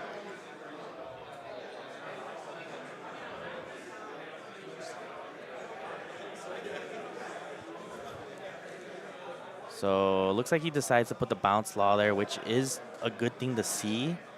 You do have one in, no, not a one in hand. Coming up after his next draw, could potentially add the 1 Don onto Pudding and swing 5 instead of 8. Looks like might be, I think that'd be the better thing to do is putting it on Pudding. Yeah, I think you just put it on Pudding. Oh, yeah, because you can't put it on Pudding because it's not a 7 Warlords. Oh, that's right. It's been a little bit, been on the Blackbeard way. No, I've almost done that too, where I'm like, I can put it on Pudding, but you can't.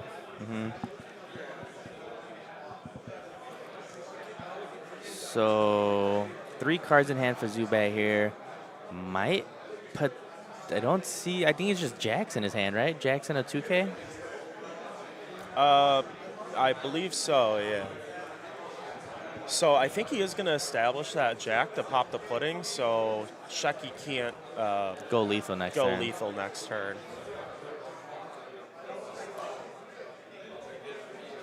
Oh, it's going 5.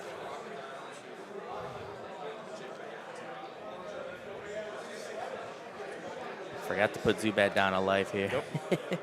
It looks like he's starting to poke here, trying to dwindle Shecky's hand.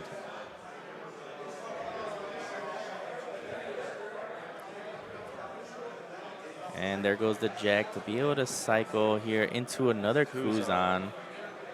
Opting to keep the other Jack, which I think is correct.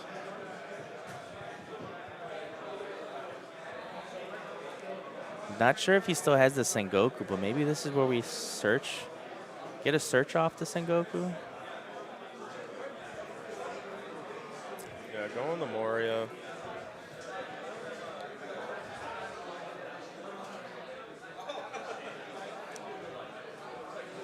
This is also not the worst.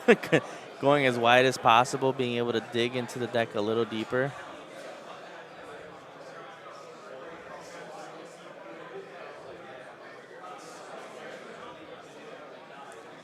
You think he might leave the bounce law at the top and bounce one of these characters back to hand? No, I don't. Oh, you mean one of Zubat's characters? Yeah, But probably the Helmetbo. I don't think he should bounce anything back, because right now he's swinging 7, and he would just be giving him another counter to potentially, counter out. Yeah. And if Zubat cleared Sheki's board, then Zubat's actually would be in a good position. So he ends up bouncing the law back to hand, and good thing to do because it gives him at least a 1K counter. Yep. So if Zubat tries to poke with the Helmepo and Spandine, he's going to have to work a little harder here. I think you're just going to have to try and find lethal. Looks like Ice Age might be opting to do a potential Lucci play here.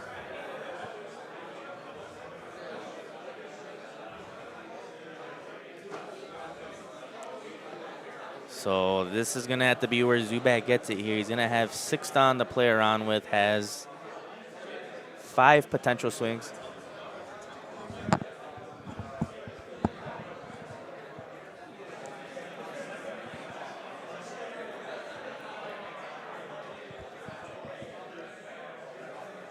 Maybe.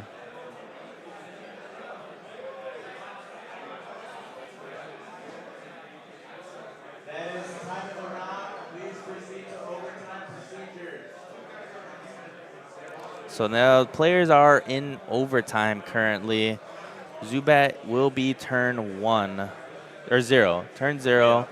So Sheki will be 1, and then Zubat will be 2, and Sheki will be the last on turn 3 here. So each player essentially has 2 turns to win it. If Zubat cannot take the life from Sheki, and Sheki is able to at least keep 1 life, he will win automatically with the 1 Yep. life at the end of turn 3. Yeah, because right now it's Zubat somehow gets lethal. And if not, Sheki will grab it because Zubat has no blockers. So even if you want a KO route, not going to save him. Oop. Update this. Zubat trying to math it out. He needs to get it here. If not, it is game.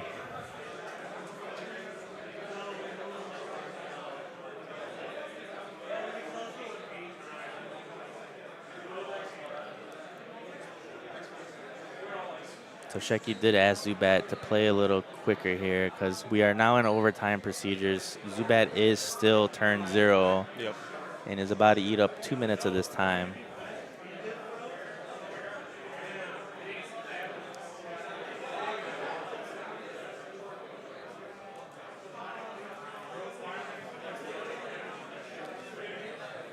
Ends up swinging 7 with the Helmepo. So all he needs is a counter, okay. And then counter out, and then Sheki. 7 with leader. I think he has no Dawn left. Ends up countering 3K exactly. And that is game. Yep. Sheki taking the win there. Very, very stressful situation there. Yep. So And it hurt having to use that Dawn to pop that boa blocker. it did. Potentially could have just swung in a little heavier. Could have just swung with leader, reduced the boa, but then we do know that it would have popped regardless. Yeah, it was just, I don't think, just depends on the counter Sheki got out of life. Yeah, if Zubat just had 1K more counter, I think he could have got it. But yeah, him not having counter for like half the game was just brutal. Yeah, but yeah, it just goes to show. And also in these type of situations, we did notice Sheki telling Zubat to kind of speed it up a bit. Yep. They are playing for some high stakes stuff here, so it's just you kind of can't let your opponents slow play like that as well. Very respectful about it. Yeah, because in overtime, there is ways where, like, maybe you were in a losing position, but, like, technically, if you're smart about it, you can pull out a win, but it's kind of bad sportsmanship to be doing that. But we are going to be taking a short break here. It's going to be very short. We were just waiting on the match that was at the top table here. Yep. We're going to be going to the round. We're just going to allow the here players soon. to sit down. It's a little chaotic. Not sure if you guys can really hear us right now. But yeah, we'll be here. Short break, probably like 2-3 minutes while everyone gets settled down in their seats and we figure out who's going to be at the next table.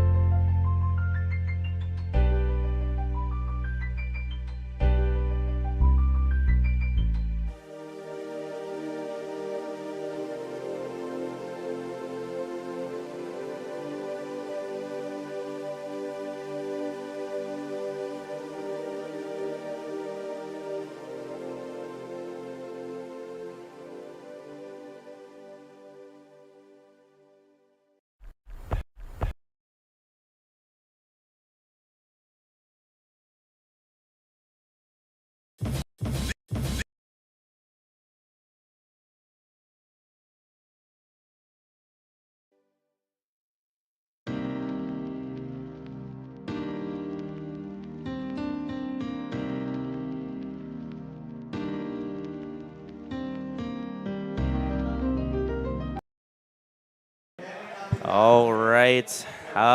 Told you guys it was going to be a short break. Yep. We just had to get all the players seated.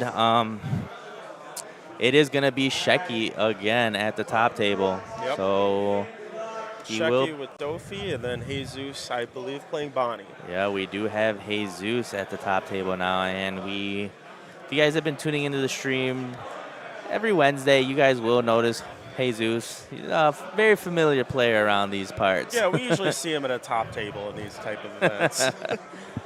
But he is going to be here right now. We're going over to the players.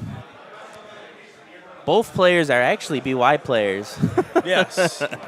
Yeah, they just broke up with their toxic ex. Yeah, they just broke up with them. Now, what I'm going to be interested in, I'm going to see if I notice it. But again, this is pre-ban list. So I'm curious if Jesus changed any of his Bonnie lists specifically for this event. Potentially. I think Jesus did alter it for after bans. Thank you. Yeah, it's alter, and like I've talked to him a bit because I'm getting back in the Bonnie.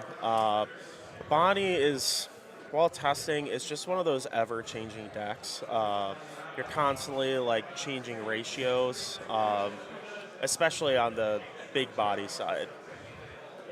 Yeah, I mean, especially with the bans, you can alter it a lot. Yeah. You have more flexibility in the bands. I mean, you're still playing Rosinantes and Tashigis and your kids. I have seen some lists starting to run a Rouge again as well. I've seen it. I'm not sure if I like it, but it does give you something to do on your foredawn turn. If you're playing against like a more removal deck where you don't want to just place down your Tashigi. Like against Doflamingo, Jesus is free to just put down Tashigi right away if he doesn't really have anything else to play or do. Did you see who's gonna go first? I did not. Also, too, I think it's changed. It still is a little matchup dependent, but I've noticed going first with Bonnie, I find a lot more comfortable now, where before, usually you kind of wanted to take second.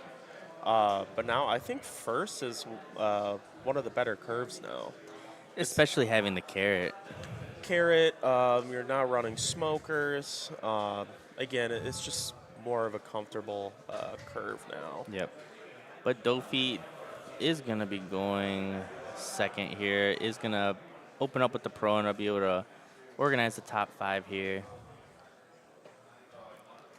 And then Jesus, if he finds, well, he does have another Bonnie there, is going to be able to double search this upcoming turn.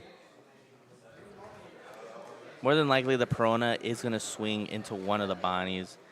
And then it's dependent on if Shecky wants to allow Jesus to continue to search. I personally don't want to allow Bonnie to search as much. No, you should never let searchers stick on board if you don't have to. So I think when I was running the Don Quixote package, I think my record hand size was, I want to say 22. Oh my goodness. That's a disgusting hand size. Yeah. Because you're searching with Baby 5 and the Bonnie the entire time. It was a Bonnie mirror, so all I was doing was just searching. And instead of having to counter out big hits, I would just chump block. Which is what you don't want to allow here. And on Shecky's side, obviously, like, you want to see Jinbei in every match, but this is a matchup that it actually is pretty vital in the beginning to have Jinbei, because again, with Bonnie's ability, you're resting one character or leader.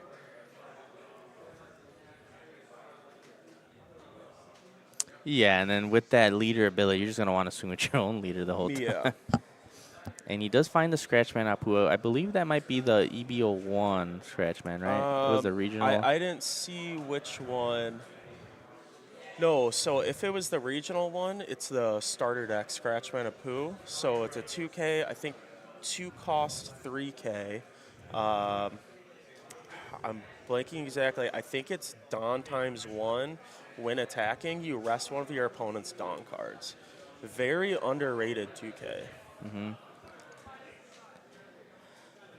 And you do see Sheki ends up swinging 7K at the Bonnie, and Jesus will rest the other Perona, not allowing the swing.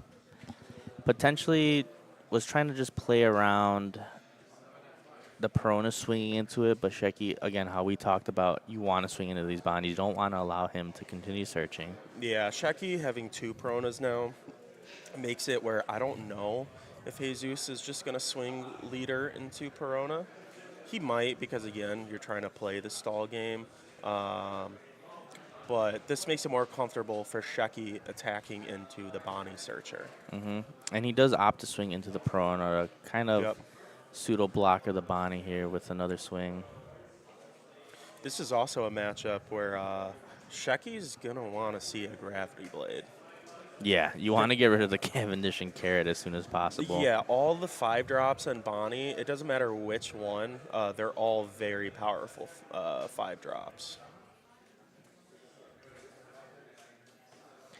So Jesus did leave one Don up, did find, I believe, another Bonnie Searcher. If he decides to swing the Perona into the Bonnie, could potentially just rest his leader here if that's what Sheki is contemplating on doing. I was going to say, there's a world where you 2K and then rest leader. So then he's forced to attack into the Bonnie. I think we might see that. Yep. Yep. Because you can't leave it on board. Yeah. And looks like just swinging 5 into the Bonnie is going to clear it. Might just establish 2 bodies here. Oh, And he can bounce Jozu. back the Cavendish. That'll slow him down. I forgot Sheki went second in this match here. So is going to be able to play that Jozu on curve.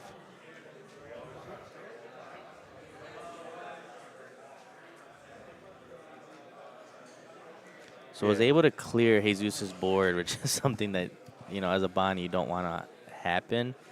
No, but it's bound to happen.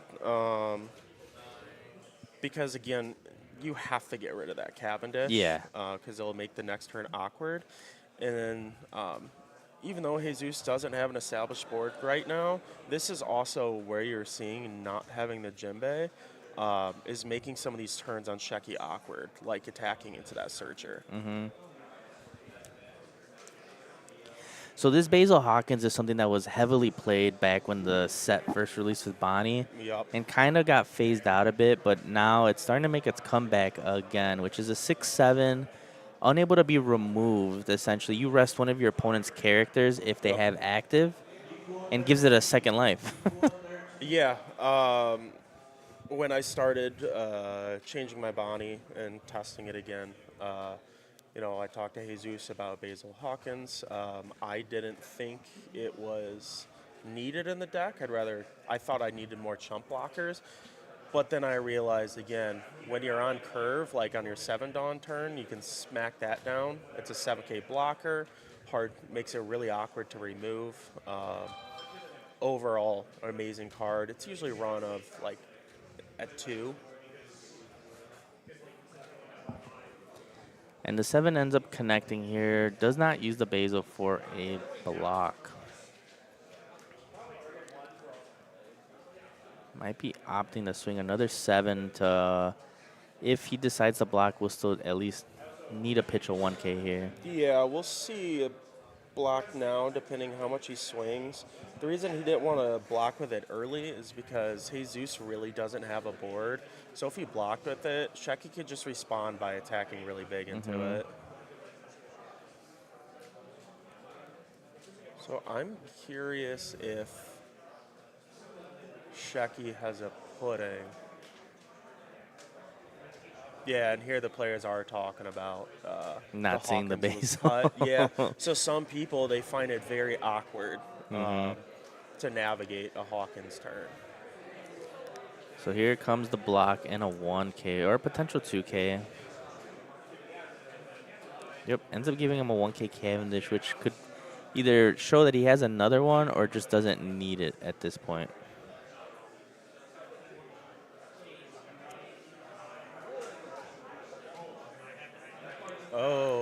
Oof, Try to do a misplay Jozu there. bounce. So it's actually going to rest Jozu. Yep.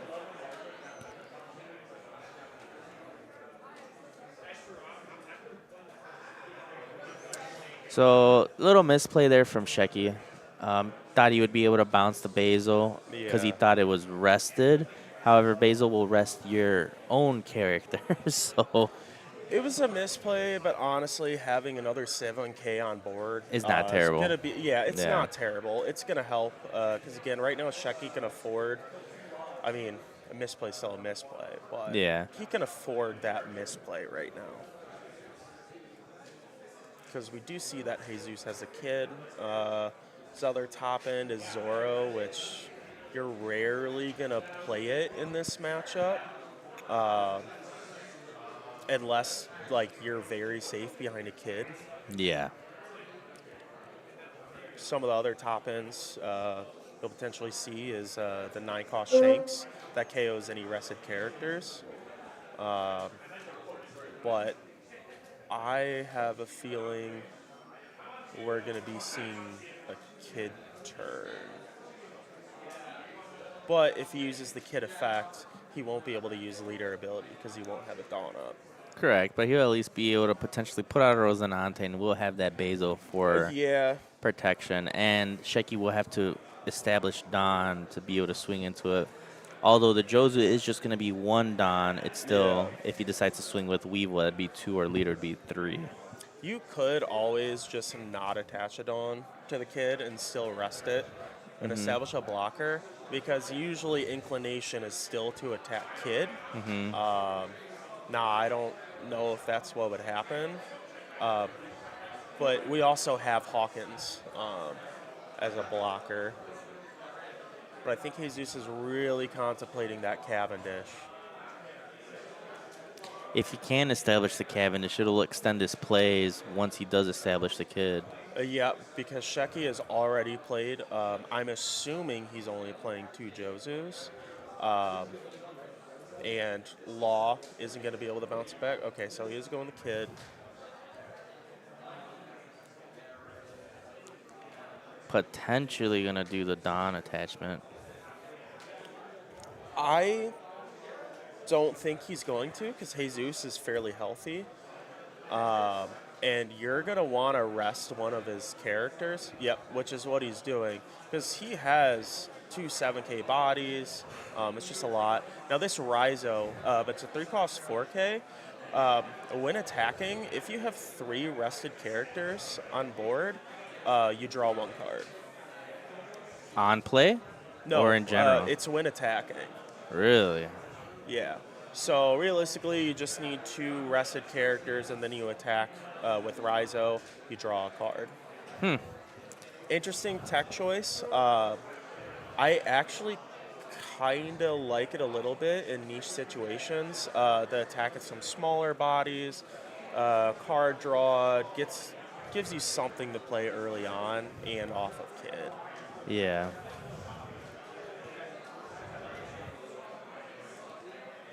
Five in hand. That's a small hand size for Bonnie. Pretty small. Jesus also hasn't taken too much life. I'm sure he's also a little wary about putting. I think he's realizing right now he doesn't have to attack a kid. He didn't fall for it. And that is something I have seen a lot of people fall for. See, this is the conundrum, and Shecky realizes that. It's like, oh, I don't have to go for it, but Jesus is at 4 life, and it's still on board. Yeah. It's a real Sophie's choice. And it's something that you are going to want to get rid of, and that is what he's opting to do here. Yeah. So he's going to see the bounce a lot of bounce the Rhizo back, so he's going to be able to rest the Jozu before bouncing.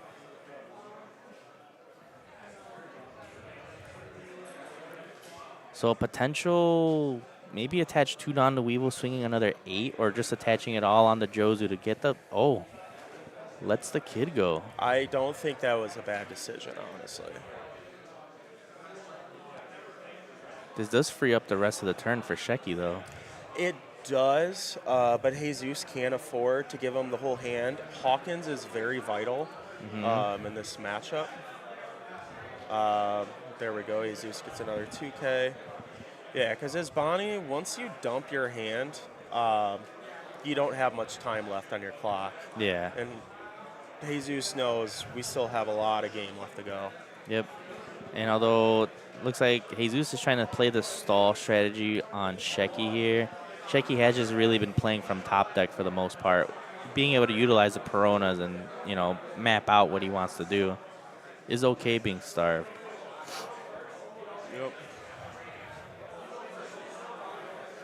Does establish the teach now. So Jesus is going to have to answer this board. If not, he will just be going wide next turn. If he has another kid, could establish the kid with the Don this turn and give himself some type of wall. This also, too, last turn is when I was talking about that other Jozu, even though it was like a misplay, again, having a second 7K body on board is really good for those kid turns. Oh, yeah.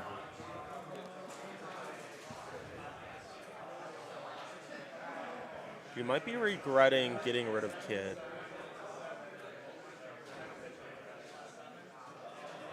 Because we don't have another kid to hide behind. There's a world that he drops a Bonnie Searcher. Might be opting to swing 5 at the law. But again, Shecky also has a decent hand size himself.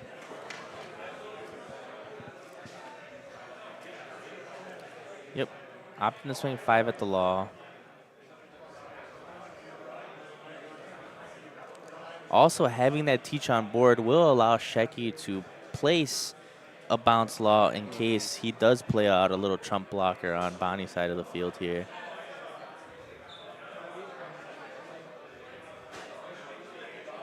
You notice how Jesus only uses 1 gold Don for the Bonnie leader ability? Yeah.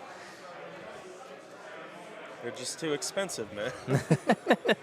So Carrot will stun one of the Jozus here, is at Yep. least being able to take one of the swings away.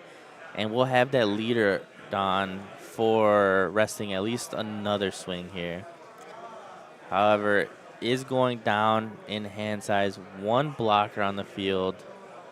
Shecky has a potential of 5 swings here.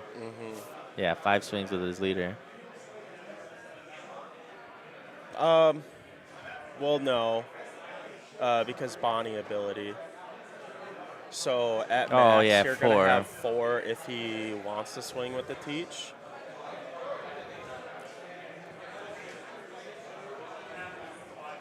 Looks like Shecky is going to start with the 7K, which the most ideal one. It's going to be the one to get the most cards out of hand, or the Basil. Well, because also, too, if you swing with anything else, he's going Gonna to opt just Jozu. rest it. Yeah. Because right now, leader ability doesn't really matter too much for Dofi. No, not with a full board like this. No. So ends up resting the Weevil, which is the next best choice there.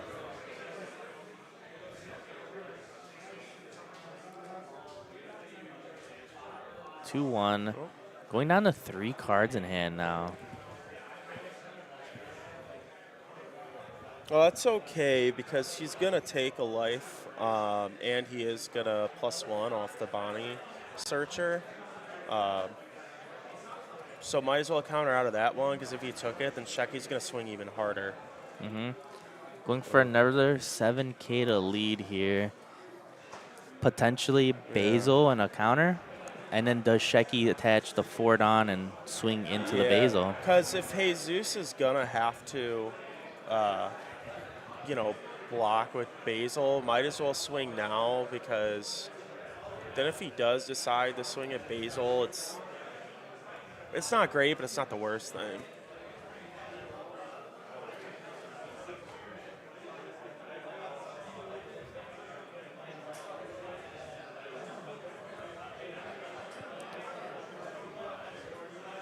Yep, looks like Shecky is contemplating on swinging into the Basil, which I think is the right thing to do here. Getting rid of his only blocker on the field. If he decides to save it, it will just dwindle the hand size on Jesus. Yeah, it's one of those things where it's like maybe you go for it because then it's either gone or Jesus gives counter. Because even though Bonnie might go to 0, there is a world where you know, get Kid back down, Hmm. and it can make it a little tough, especially with a chump blocker. Hmm. And he does opt to do Perona here, which is good because it now allows you to essentially see what can come up, Uh, replaces the teach to make sure that you get another guaranteed swing.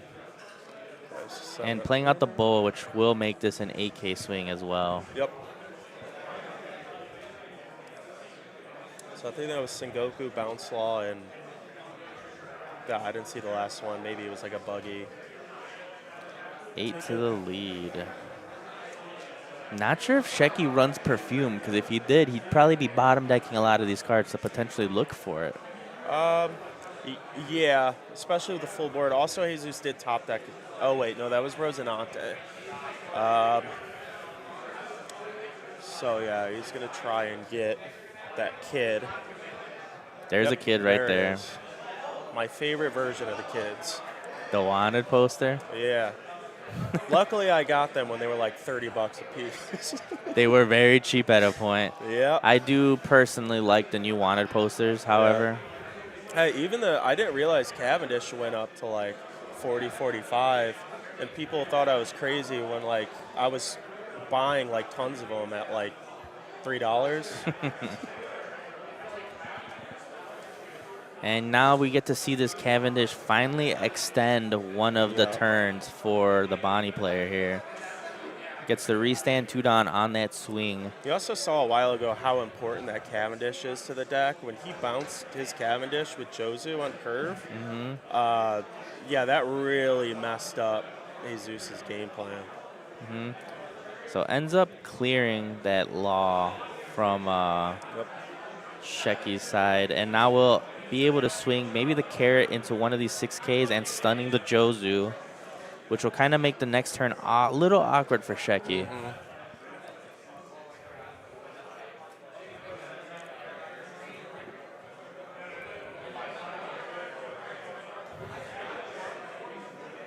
Yep, and there's the 6 to the Weevil.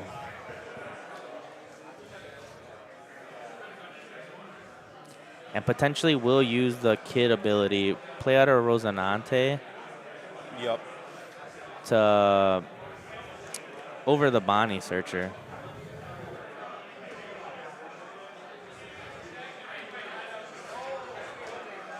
Yep, the Rosinante hits the field, puts the Kid Don on Kid.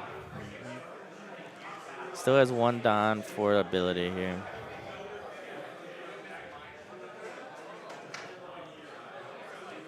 Five cards in hand. Yep. I don't think he has a bounce law.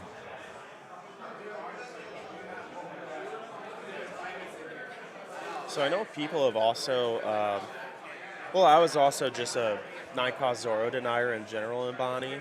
Um, but you'll see, I think every Bonnie now is running 3 to 4 Zoros because it's super necessary in this upcoming meta. But in this matchup, oh, it hurts to see. And I think Jesus has 2 in hand. Yep. And he is going to rest the Jozu. I believe he swung 10 at the Kid. Yep, 10 at the Kid. Left forward on up, so could do another 10K swing at the Kid with the Weevil.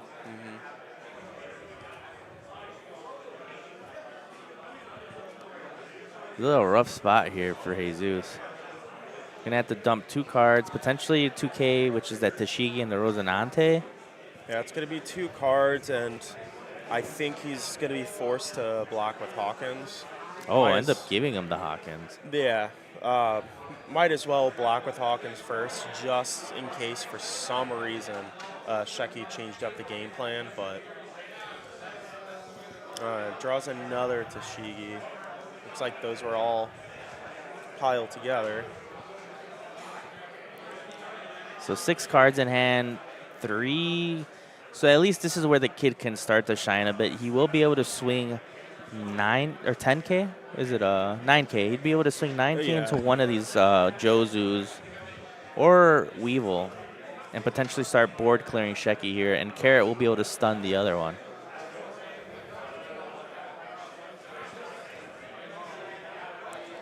Can Jesus make a comeback from 0 life? Uh, it's always possible, but knowing what's in Jesus' hand, So he is opting to swing 9 at the Weevil. Kid ability will now be active where we are forced to swing into the Kid since it is now rested with a Dawn.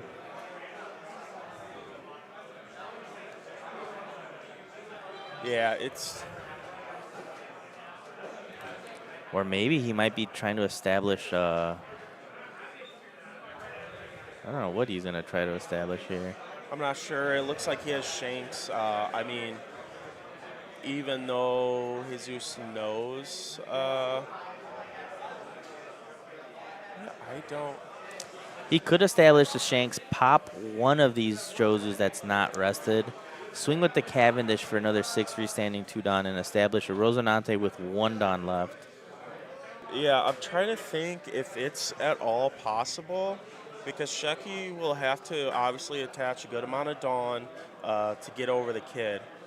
There's a world where, oh, this is Oh, gonna it's a mess it grab up. blade. There's the blade Cavendish. trigger. Yep. Gets rid of the Cavendish. And that ruined the possible play of putting down a 9-drop Zoro and then somehow trying to get game next turn. But that ruined that. So now we can't play a 9-drop and use leader ability. At this point, maybe just establishing the Rosinante again. Yeah, even then, it's kind of stalling the inevitable. You're not going to be able to do anything next turn. So I think that's what Jesus's angle was, because it was the only way out. Yeah. But yeah. Yeah, it looks like he was opting to do that Zoro. Yep. Wow. What an absolute first life trigger from Shecky there. Yep.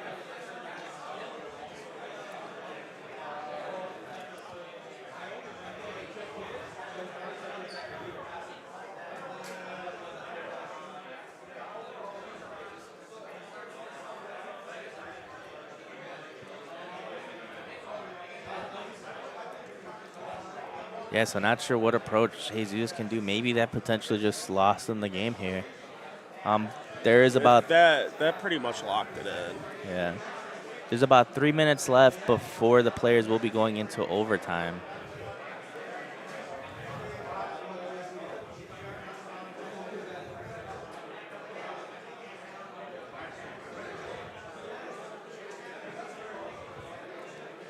Yeah, he's just really trying to math it out here. Yeah, he's trying to think if there's any way he can survive and go for game, but I don't think it's going to be possible.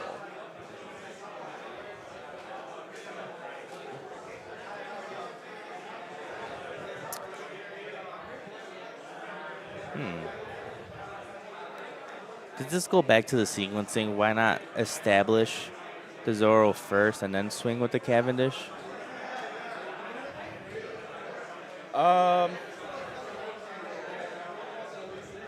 I'm not 100% sure.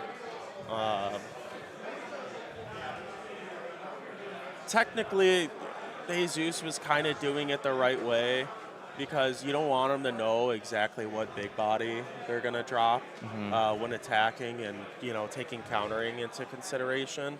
Because even though it is possible, it's still a very low % chance that that one trigger is going to be Gravity Blade. That's true, especially with Dofi only really running it at maybe a 2 of nowadays. Yeah. And Jesus has no option right now to even play safe. Yep. So I believe he might have how many? Looks like 4 cards.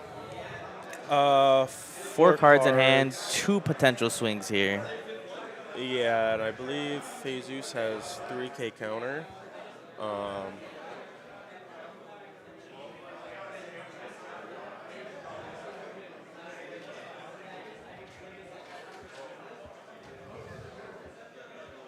Do you just swing big with the Jozu? At least an 11K? Yeah. Um, yeah, I think you just swing big. I don't think. Um, I don't think trying to split is that great of an idea. But I mean, it's fine either way, honestly. Because again, it's just counter check. Yep, ends up going 10 at the So kid he's going to here. counter out of this. He'll hit the kid. He still has to swing like 10K at it. All right, one for these players that's time in the round. Please proceed to overtime. But yeah, Jesus just doesn't have enough bodies because that kid is going to be gone.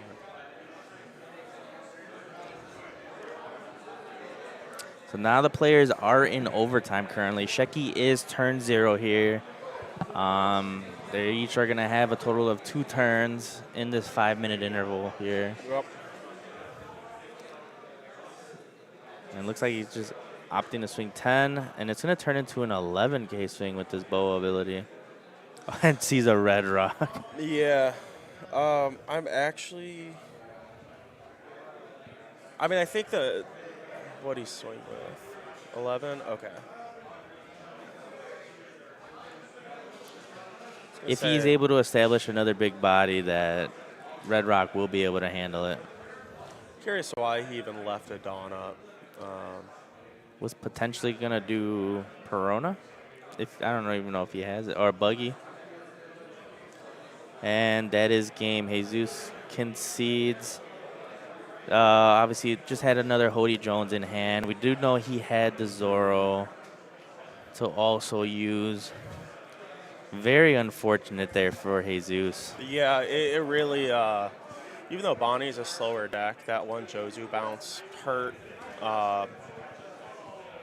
Yeah, and that second Jozu, again, just the fact that it was a 7K, he wasn't having to spend more Dawn on like his 5, 6K characters. Because even though, like, you know, you can go wide with Dofi, it's not always the biggest problem for Bonnie when you have a kid up. Yeah. Looking at the bracket right now, so there was 5 undefeateds going into round 5. So there is going to be a potential for maybe 2 more rounds, depending if the down pair lost or not. And it looks like the down pair might still be playing right now, Pie Guy. Yeah, we're not sure. So for sure 1 more and a potential second round. So that will be maybe 7 rounds today. For Swiss, there is going to be a top 16 top cut as well. So that'll be 4 rounds. Another 4 rounds. So maybe 11 rounds today. It's going to be a very long day here at the Abode. But yeah, just very unfortunate. Not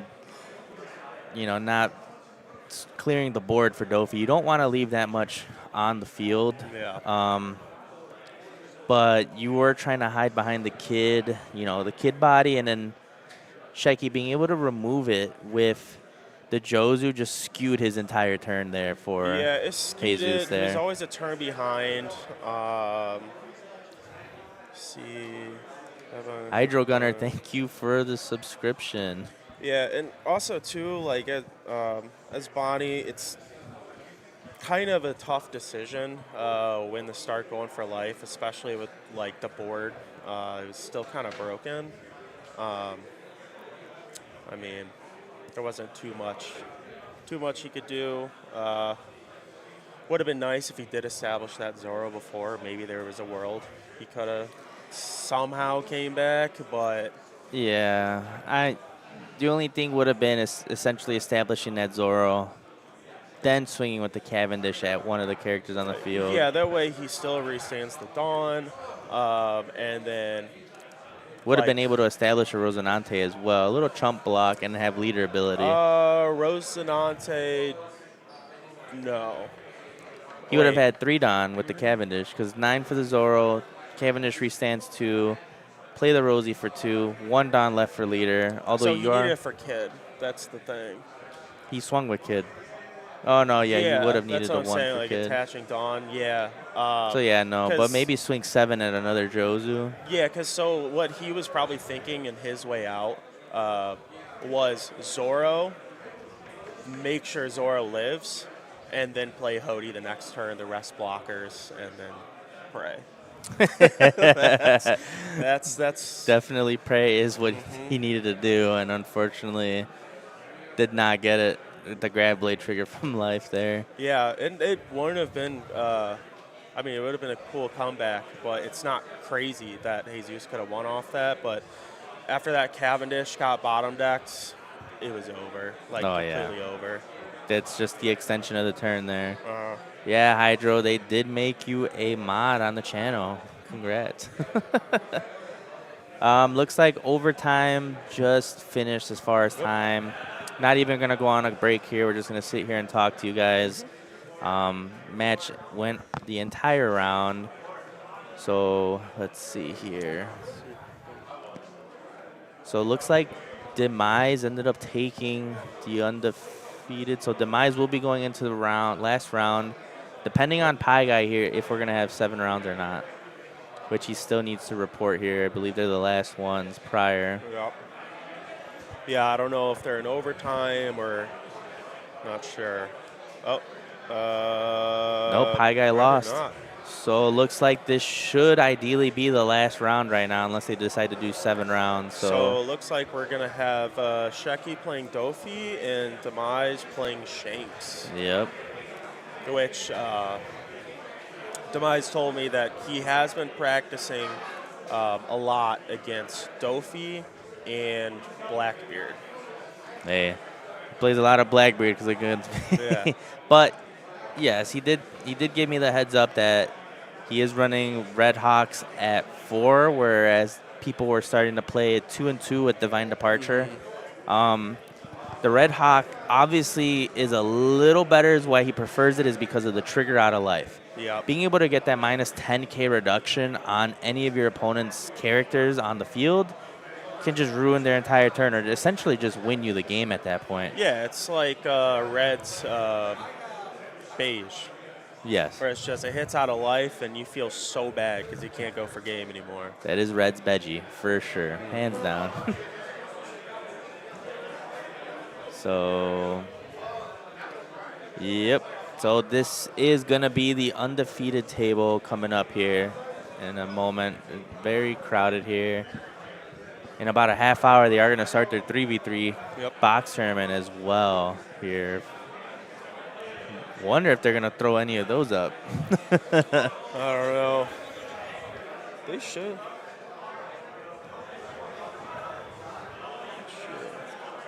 There you go. Yeah. Just gotta face Dofi now. You just gotta face Dofi.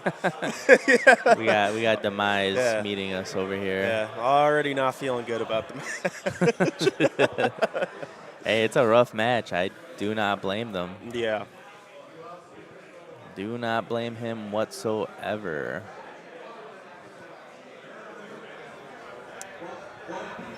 So we got our so we do got our judge announcing the next round. Yep. Good luck, have fun. I know. Yeah. So Demise not excited to go up to the stream table at the moment. I actually haven't watched him play Shanks yet, but What do you say? I think he said hoping for Red Hawks. oh yeah. Gotta hope for the Red Hawks. Specifically what we were just talking about prior. I mean, it's also good in this matchup because it's a counter and you're gonna pop a pops a 4K, but with leader ability, you're popping one of his 5Ks. Yeah. So we will be going over to the players currently. And again, we have seen Sheki on stream for the last 3 rounds. However, he's been winning them all. You know, that is just where it comes with. And we do have Demise here. making it to the undefeated table. We did see him at, I believe, last Sunday's pre-release at the top tables as well, winning Oh himself a yeah. winter buggy. So not very known. He somehow always like scrapes away a pre-release win, He and it's does. always knocking me out in the semis. So this is not post-ban. This is still pre-ban. Obviously, they did not want to kind of spring that on all the players last Yeah. minute as they've been prepping for this tournament for, I believe, two months, over a month now. They've been prepping for this tournament. So pre-ban tournament. There is still Jinbeis. There is still Gecko, Ice Age. Yeah, because Shanks is, I'm assuming, just going to be trying to control the board as much as possible here.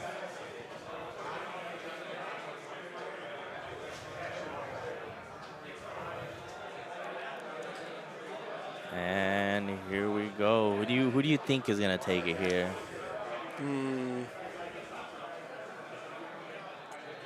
I mean, I think Shecky is just favored because of the Jinbeis and whatnot, just going wide.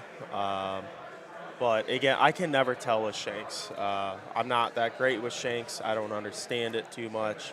Well, it's play big bodies and survive. However, I will say maybe the Myers gets the same hand as the Shanks from Worlds and has all two cases in his hand. Yeah, yeah, it's possible. Before top cut, are there any questions?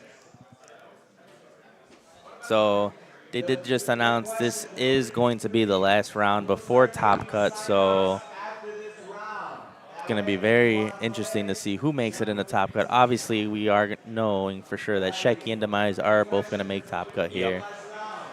Because I think all X1s get in the top cut. Yeah, all X1s, depending how many there are, maybe some X2s bubble in as well. Yeah. So that's what I'm saying. Very interesting. Maybe the Sugar makes it in. Not sure where the Sugar is at currently.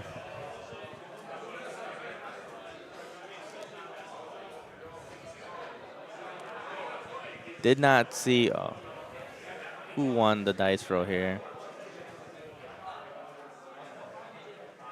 So Demise, I believe that is his post mulligan hand.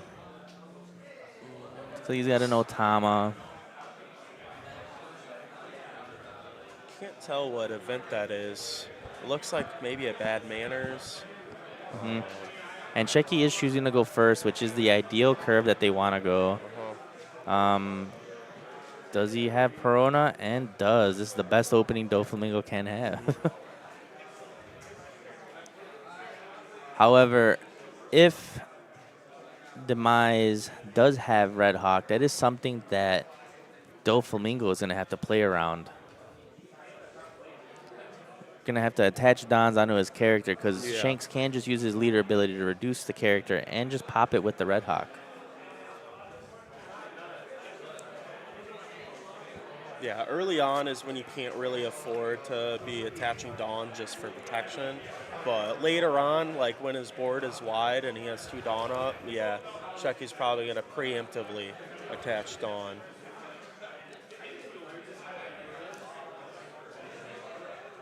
Shecky is going to leave the stack how he saw it. Demise is just going to Dawn and pass. So, again, potential Red Hawk depending what Shecky does here. So, is going to swing 7. Weevil is going to be one of the Warlords that cannot be popped by Red Hawk here.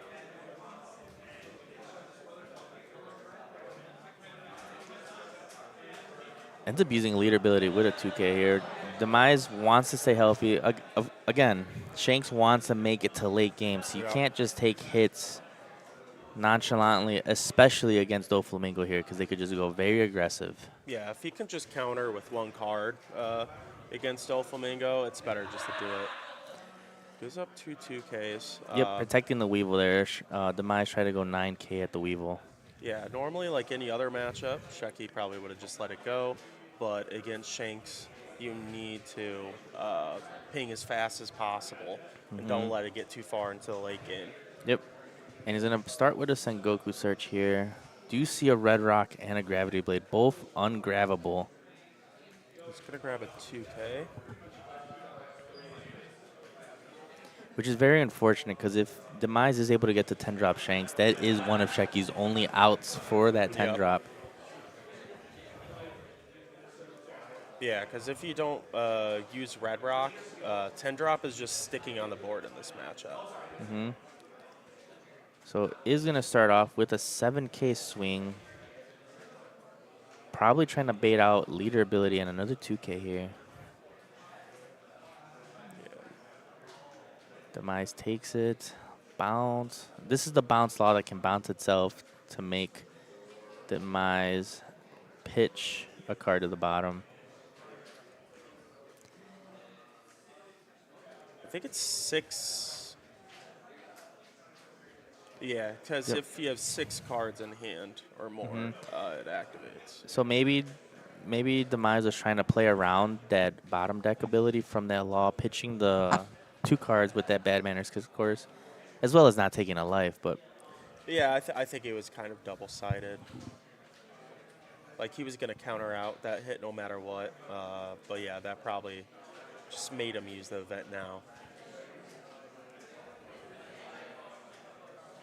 Also, too, another very good body in this matchup is if Demise can see a Rayleigh or two. oh yeah, skews the rest of the turn. Nope. Ends up playing Yasop, making his leader a 6K, and is going to Yeah. continue to put pressure on the Weevil, which is what he needs to do. He needs to remove the field from Sheki's side. Yep, and Shecky, it looks like he's probably going to play Josio on curve again, just to get rid of the gas hop, I assume. That would be a good thing to do. It takes a swing away from Demise that can continue to put pressure on Sheki's board. And you get your Perona or Sengoku back. Mm-hmm. For another search or restack as well. Or, again, maybe that was too slow. No, he is going to use it. Yep. Yep. Demise ends up using leader ability and pitching a Lucky Roo. And this matchup, Lucky Roo really doesn't do much, especially since Sheki does have access to that bounce law. Yeah, you just basically have to, get lucky and catch them when they don't have the law. Mm-hmm. Demise is still healthy, but Is he knows that he's going to be a taking Don? some life very soon. Could potentially just Rayleigh here. Bringing the Jozu down to, I believe, a 5K, because Rayleigh pops a 3K, right? A 3 cost and under? Yeah, 3 costs and under. So ends up swinging 5 to leader here first.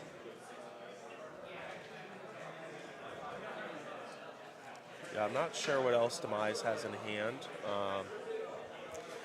Preferably an 8 cost. Yeah. Yep. Yep, there goes the Perfect. -3 pop on the Weevil. Is going to make the Jozu a little bit weaker here as well, which is good for Demise.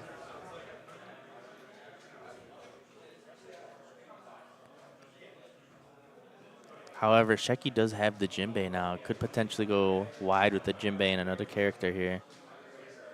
Yeah, he just has to go wide at this point.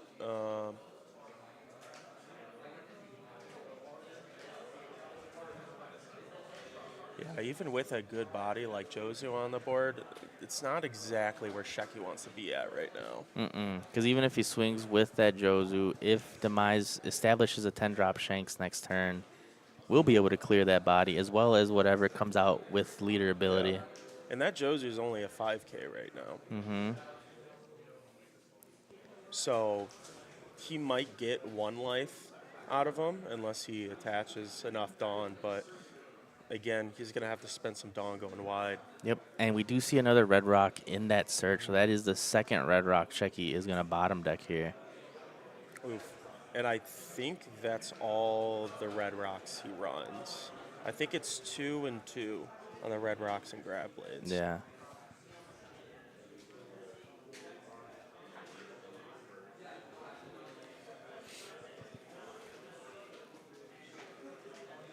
I don't know Again, I don't know what Demise has in hand. I haven't really been able to see it, so I don't know if he has a 10 drop. But it feels like Shanks always does somehow. Yeah, they'll have a variation of a 10 drop Yeah, because they could have something. the pop shanks as well that a lot of lists have been starting to run. But also, too, like, even just another 8 cost, like, it's still, you prefer to drop the Shanks, but another 8 cost isn't bad either, just because it's either going to be a Rayleigh, Rush Dragon, and then you still have 2 Dawn up for, shoot, what's it called? The 2 cost event. Red Hawk. Yeah, Red Hawk. So the Jinbei to Boa, it's like gonna leave it on the top. Not gonna try to dig for that red rock here.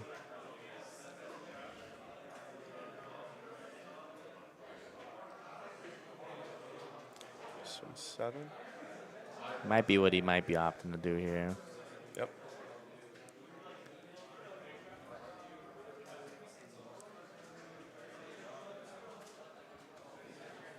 Ends up. Oh, So is still opting to do leader ability here after being reduced by that bad manners kick course to establish a body from his leader ability there. yeah, you already attached Dawn to it. Better to get another body out. So very good trigger from Demise's life there.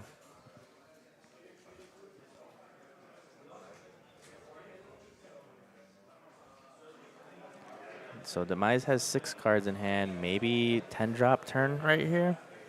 If he does establish the 10 drop, there could potentially be able to clear 2 of these bodies on Shecky's side and skew the rest of It'll Shecky's swings potentially. Yeah, it'll skew it. He'll have to spend more Dawn to swing wide efficiently. But yeah, Shecky just hasn't had a good chance this game to ping with like 3-4 characters. Yeah. So is going 8 to Weevil first. So he doesn't have Rush Shanks then, because you would drop that first to get the -1. He might be testing it because I'm wondering if he has another Rayleigh.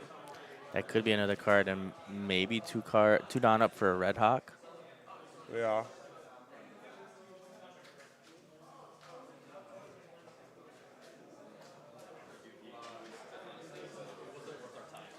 If he does establish the Rayleigh, maybe putting it on the Boa.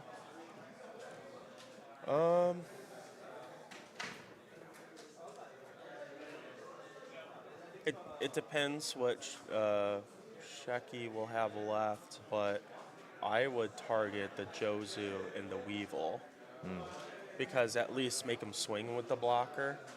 And then Jinbei's not, a priority of his whole board. So you're going to swing 7.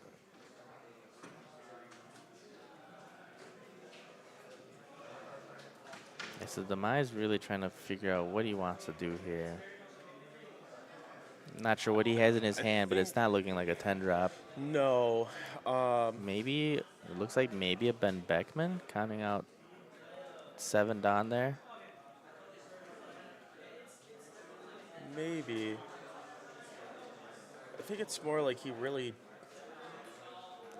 I'm surprised he didn't do that Interesting. first. Yeah, I was going to say. That's a 5K, so he has to give up a counter.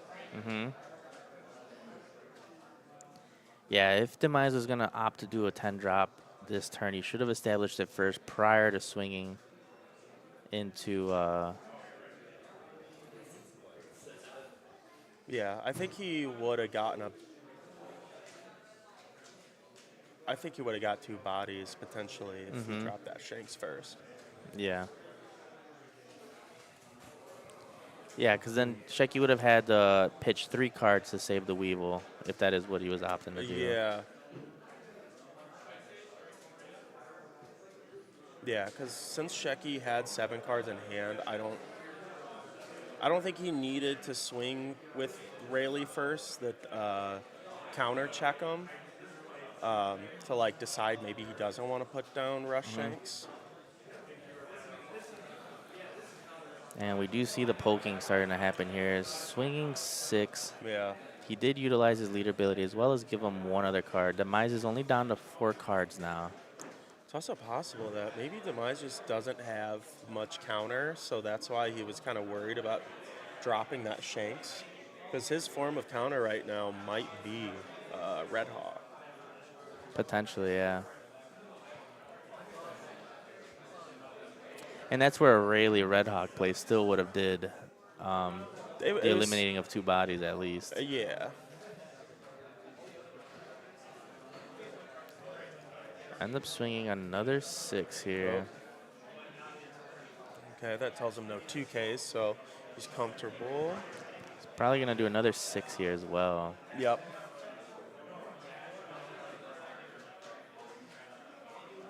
Reevaluating, might want to swing 7.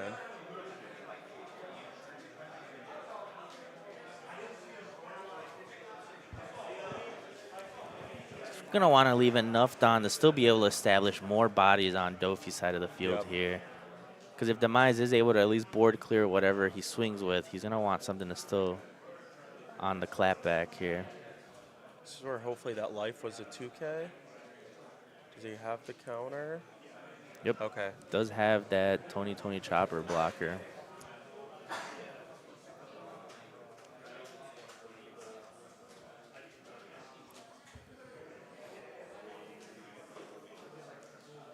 Looks like another 7 here. 7. Maybe leader ability and then establish another 4-drop from hand.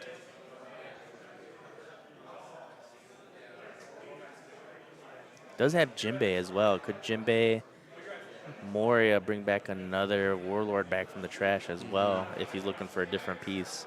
Yeah, he might be considering just swinging with lead without ability.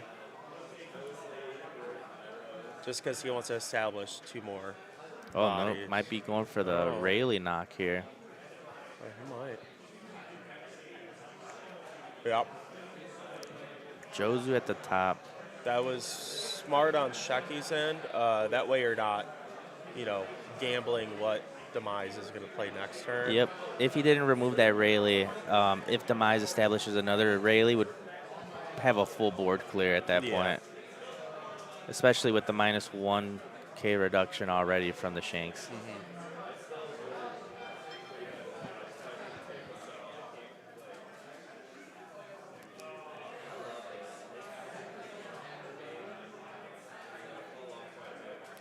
So not sure what, if he's got another 10 drop, maybe establishing that. That's a little rough. He would need the Red Hawk here if he does have it.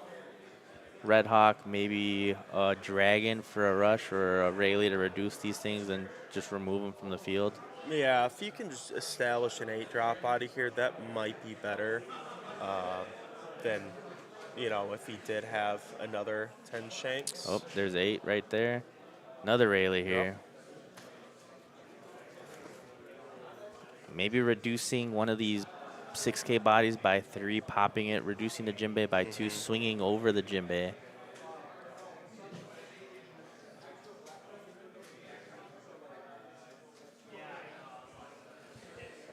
-3. So Weevil is a 2K. Then that Boa's a 3K. Ends up popping the Boa there off the Rayleigh ability. Might be opting to swing over the Weevil here with leader. Yeah, because Weevil's only a 2K. That's asking for a lot of counter. And not only that, if he does decide to keep it, won't be able to do nothing with the Weevil next turn. Yeah, it wouldn't be able to do anything. Yep, and here comes the board clear from Demise. Decides to go 5 to leader. I mean, he does have to make some progress at some point, but Potentially not worrying about it because if he does decide to swing with leader, could use the Red Hawk and pop the Weevil regardless. yeah, that's probably why. It's a guaranteed one. He's not going to be attaching Dawn to that thing.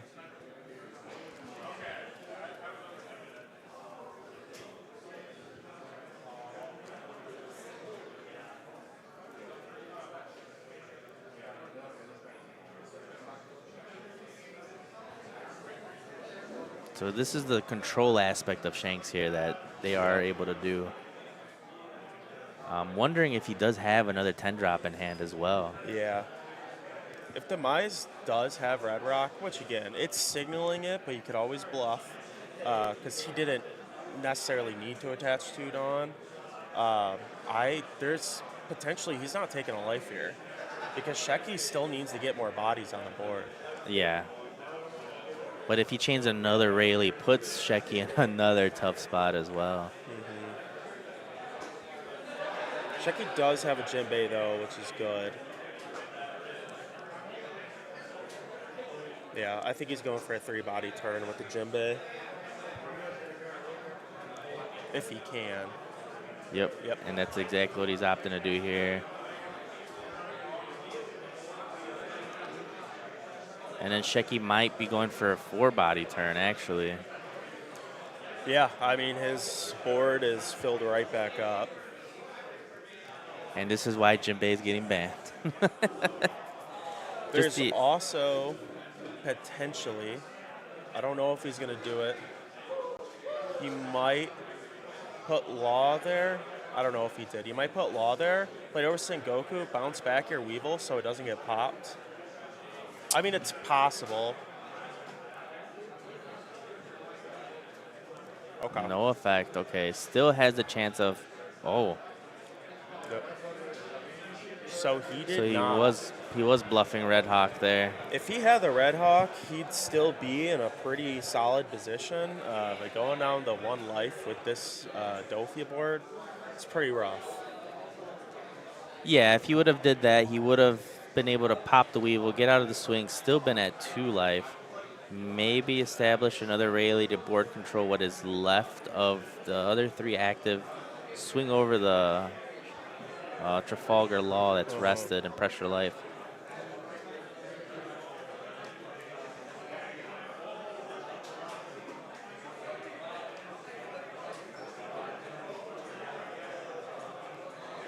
And Demise trying to figure out what to do here.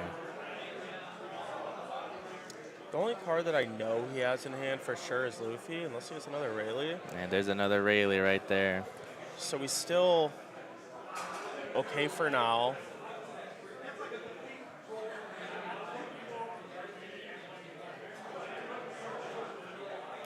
So did opt to pop the Boa blocker here. Also reducing the Weevil back down to a 2K again.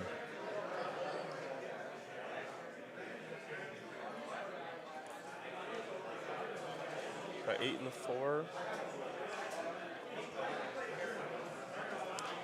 5 at leader ends up giving him another 1K here. Taking another life here. Still leaving up 2 Dawn. Probably just gonna see if it comes out of life, but if it came out of life, you would just use the trigger. Sheki, keep in mind, Sheki only attached 1 Don on each of these characters. They're only a 5K swing currently. Yep. You would need to attach another 2 on them to keep them safe. They are still reduced by the Shanks.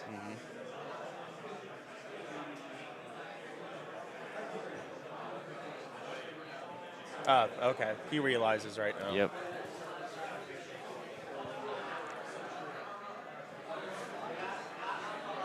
And that Weevil, I believe, is Weevil is currently a 4. 2.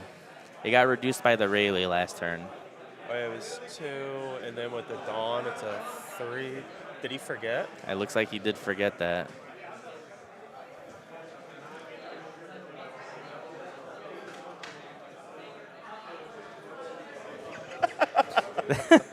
And there it goes. There goes the 6K. Gives him a 2K there.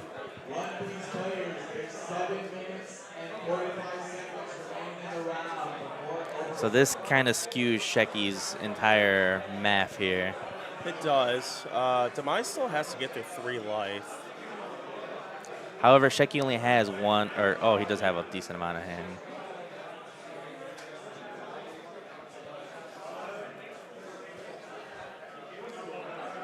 And Sheki's going to guarantee himself another body next turn, going for an 8K swing here. Probably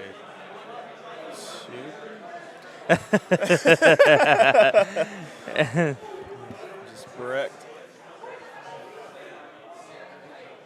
So Demise Oh, that was was looking next. for the Red Hawk trigger there, or Red Hawk in general. So Shecky will be going into Top Cut as the Yep. top seed, undefeated player. Very well played by both players in that last match. Just unfortunate that Demise was unable to find that Red Hawk to kind of keep Yeah. his board under control, but for what he had, he played it very well. The only thing could have been was establishing that Shanks prior to swinging with that Yeah, Rayleigh. that was the only thing I saw that like he did wrong. Is yeah, there wasn't too much. Shecky was just able to keep going wide in that turn before when he was able to just play his whole board out. That made it pretty tough. Yeah. But But that is the end of Swiss. We will be going on a break until they do establish the top cut here. So it's going to take a little bit of time to get them all set up. So we will be right back in a moment.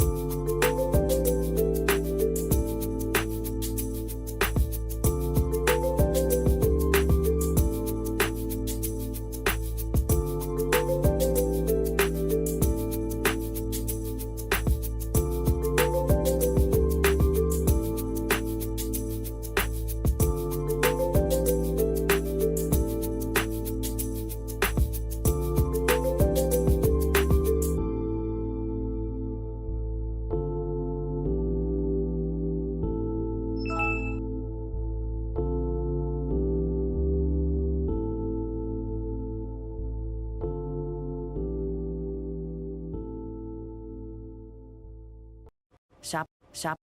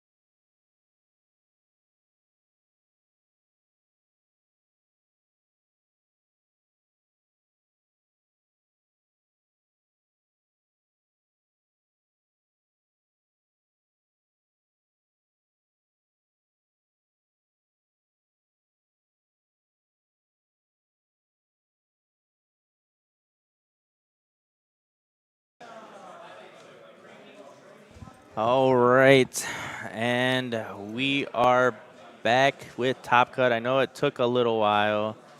They were getting the 3v3 ready to fire, so we are now back. Um, we're taking it to the players. It is going to be Kadley on the left. They are using Gecko Moria and Matt G on the right using Eustace Captain Kid. So throw back to OP6 and one of the Yeah, new leaders here. this is just an interesting matchup in general. Usually Gecko is going to want to pop like the early characters, but if Matt sees his 4-drop Basil Hawkins, he's not going to want to pop that thing right away. And not only that, but Matt G being able to use his Kid ability will be able to make it into a blocker. So even if Kadley tries to avoid popping it, Matt G can force him into swinging into it and trash one of his life.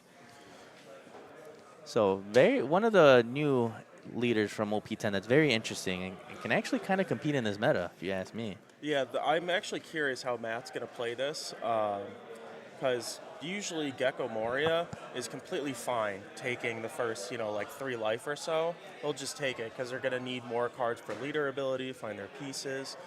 But when it gets into the late game, depending how much life Hadley has taken, I mean, those 8-cost kids are just going to burn his card advantage. Yep.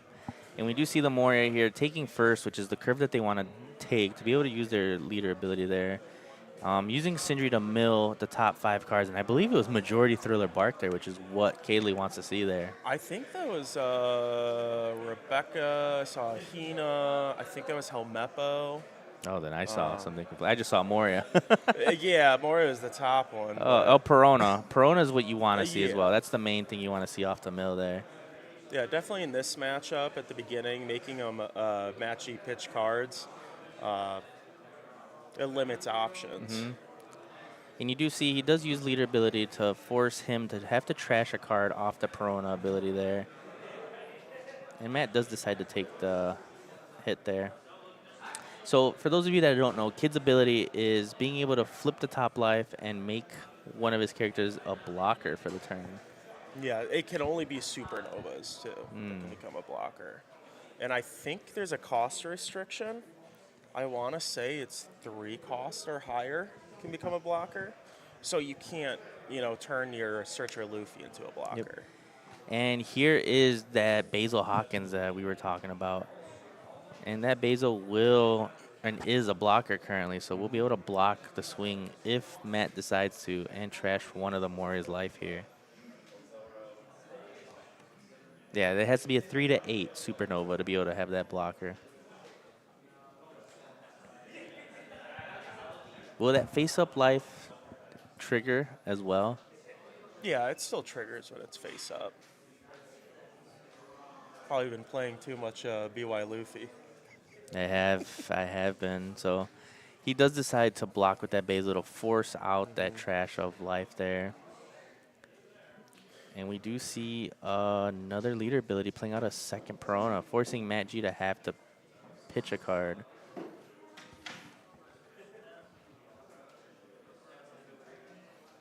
Yeah, one of the tough things in the early game with Gecko using his ability to bring out Perona is because Perona is making you trash a card from hand, you're less likely to counter, or else you're stuck with like 3-4 cards in hand. Yeah. And he does poke at the Perona there. Kadley does protect it. And he does play out an Eco Robin, which on play will, if he is at 3 life, trash it. So putting Kadley down to 2 life now. And as well, it's just going to be a 6K stat line for attacking as well.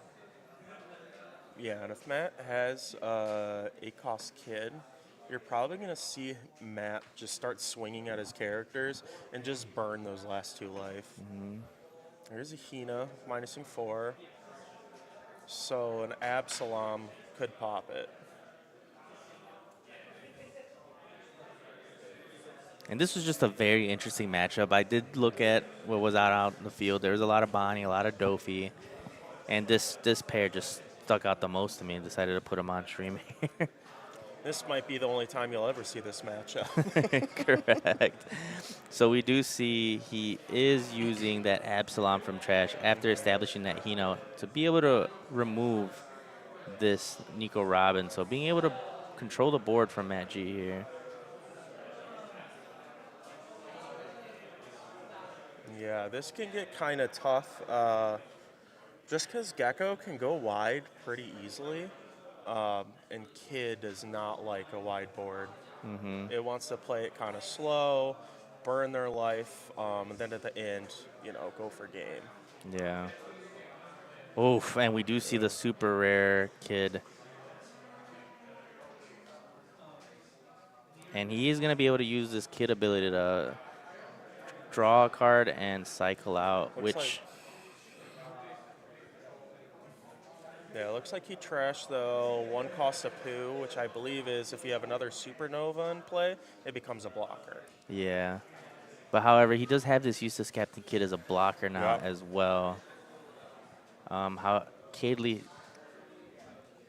kind of in a rough spot, needs to be able to remove this Kid and also establish a blocker if he wants to make it to the next turn. Yeah, he did use one Hina already. I think he has another one in trash. So that would get it to 4. Still need one more form of cost reduction.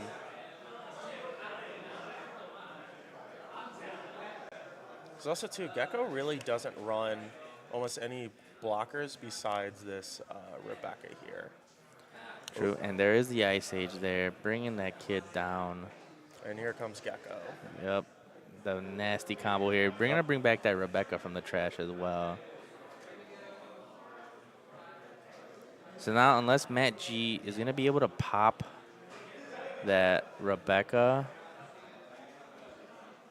he might be able to last one more turn here.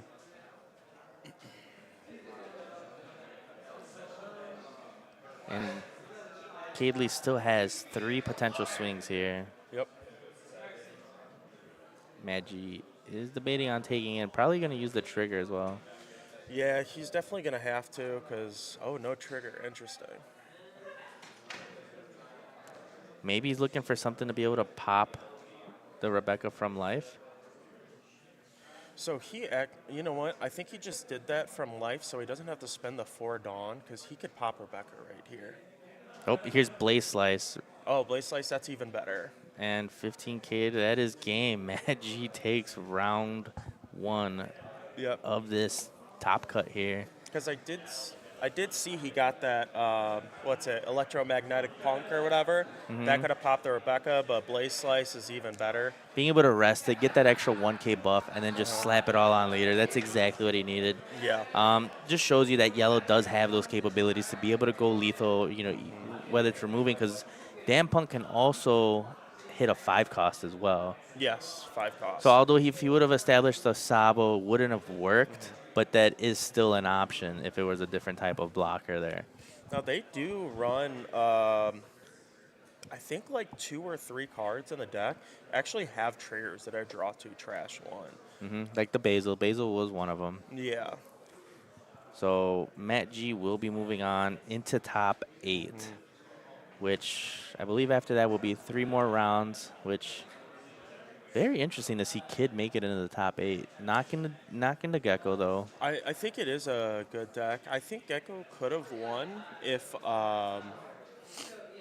so I think that Kid turn, 8-cost Kid turn, he took that 5 swing from leader, which I would have just countered out. Yeah, at that point of the game, protecting yourself is going to be the better option. Yeah, a 4-cost blocker is very risky to hide behind against Kid. Yeah. But, no, that was definitely an interesting matchup, though. Yeah. Although I'm really excited to see what Matt G is going to face next, see if Kid can maybe make it into the finals. I mean, it's possible. Because I think Kid's bad matchups are usually like Zoro. Anything aggressive. So Yeah, Dofi. anything aggressive. I mean, I've seen it beat Dofi's, but it's a very uphill battle. Yeah. Because at least like while you're controlling board, you're trashing life. Yeah. So currently, right now, there's still a while on the board here. That round was a 10-minute round. We are let's see if we can get Matt G over here for a little interview here while we still have some time, just to kind of get his insights facing a Gecko deck here, or Yeah, a black deck. you wanna interview him? How his tournament has been going so far with Kid? Yeah. I'm actually go, curious on his matchups. go ahead and grab him over here while we have some time here.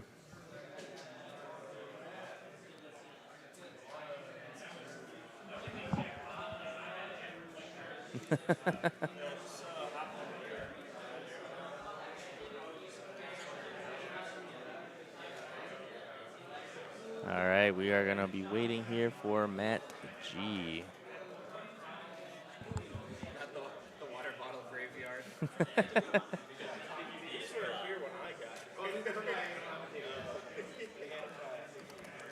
All right, and we got Matt G here, who just finished his round in the first round of Top Cut here.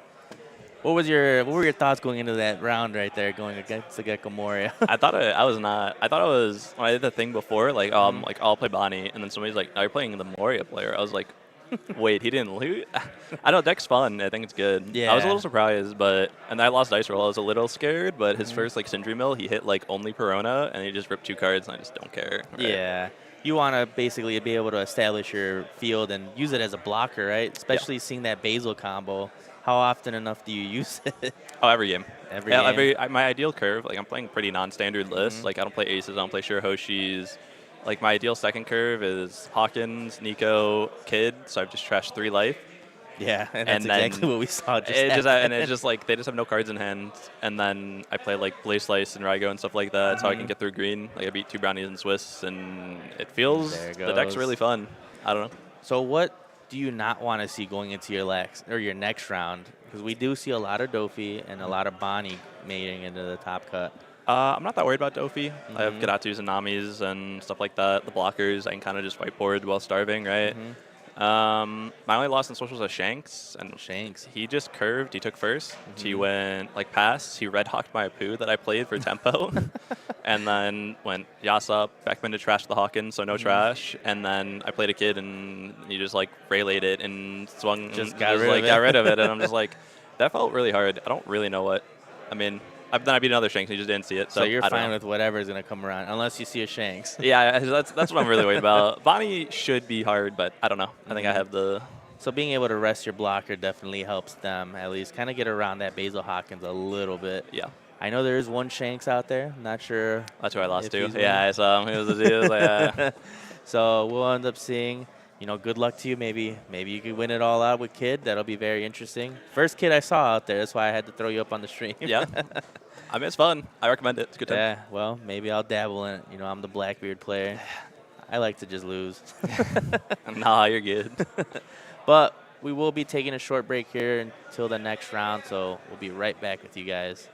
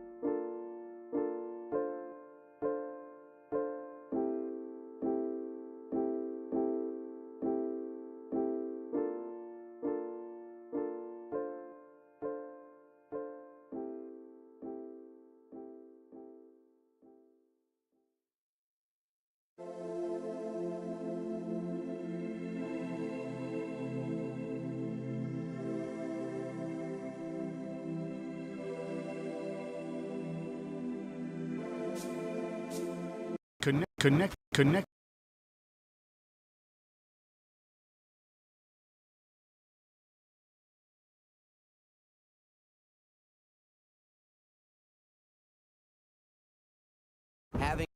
Having.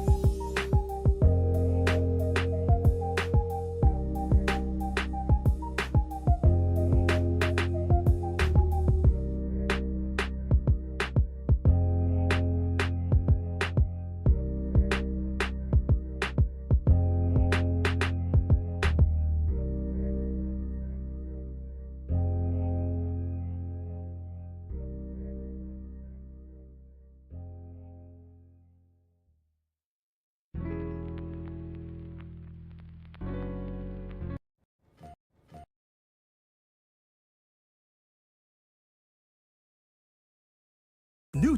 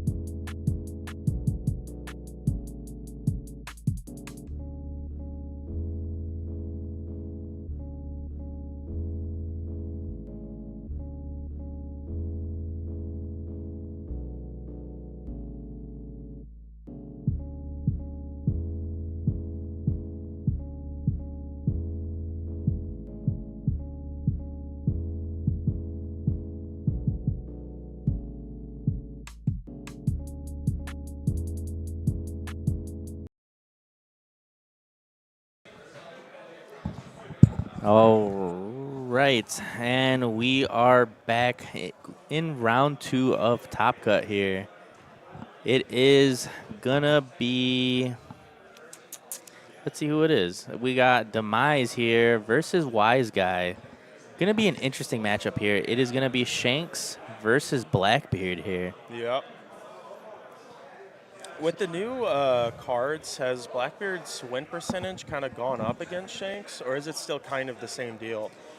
Kind of makes it a little bit better, specifically because of the Kuzan. Because before, previously, what it was when you're trying to pitch, you had to be very wary of what you were pitching. Yeah, Now, you don't really care because Kuzan will allow you to bring back whatever you're putting in the trash as well. that's true.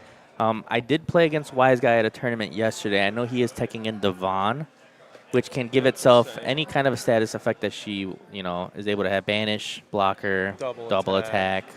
I think I have seen that tech in a few people's lists. Yeah. I'm not sure if it really, like, what it's exactly for.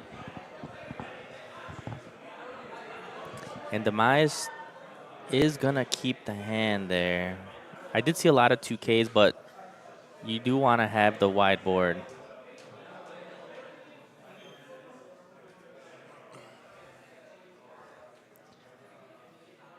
Shanks on first. So Shanks wants to look, seems like maybe put the aggression. Oh, unless Wise Guy took dice roll and wants to keep him off curb. What's also a great addition for Shanks is the starter deck 5-cost Luffy. Mm-hmm. It helps do like a turn 3 rush play. Oh, yeah.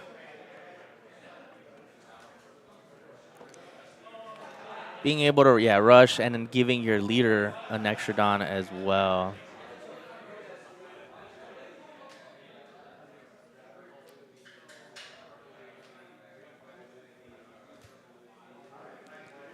So ends up connecting that swing to life there. Again, Blackbeard is always going to usually take a lot of these early on swings because they're trying to find any of their pieces that they need. And they pitch the Blacko, which is very interesting. Sometimes you want to keep it for like a Lucky Root or just a different type of removal. But ends up pitching it, finding a Vasco shot here. Maybe potentially trying to set up an early Burgess play if he does have it.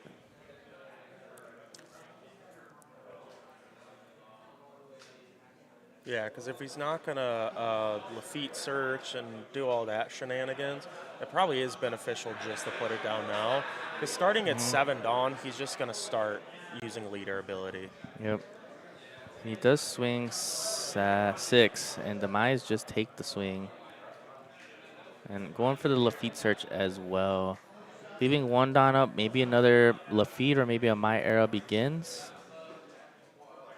Yep, and he is going to grab the My Era Begins and still has the Dawn up to be able to continue to search as well as fill up the trash because that is what this deck wants to do here. And probably the 10 drop is going to be the best option there. Liberation's not going to do much in this match against Shanks. No, usually you can maybe just get 1 character because it is a base cost.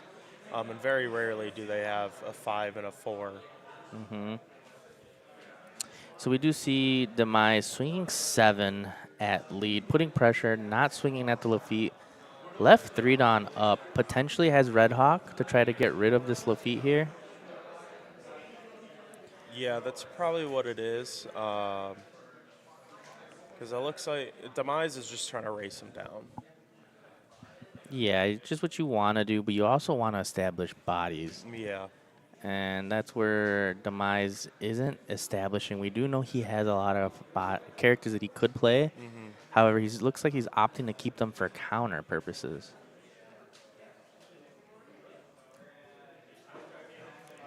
If you would have swung at the Lafitte also, this is 1 less card that Wise Guy would have also currently.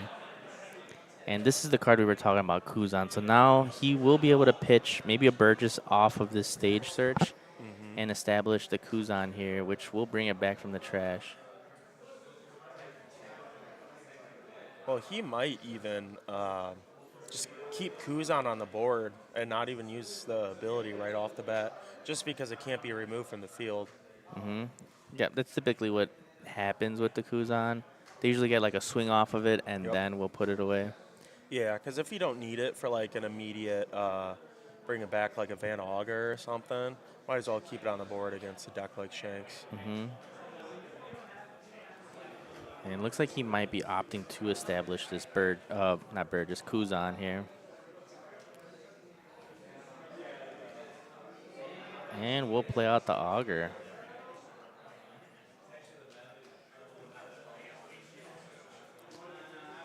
He could also be potentially setting up the next turn play here, because if Demise establishes a Rayleigh or a Ben Beckman, he will be able to use the auger ability and use like a black Like a hole black to be able to hole, remove yeah. it. So looks like that's what he's doing. Yep, so there is the Ben Beckman there. So he will be able to Van Auger and maybe black hole or finger pistol this Ben Beckman off the field as long as he reduces it by 3.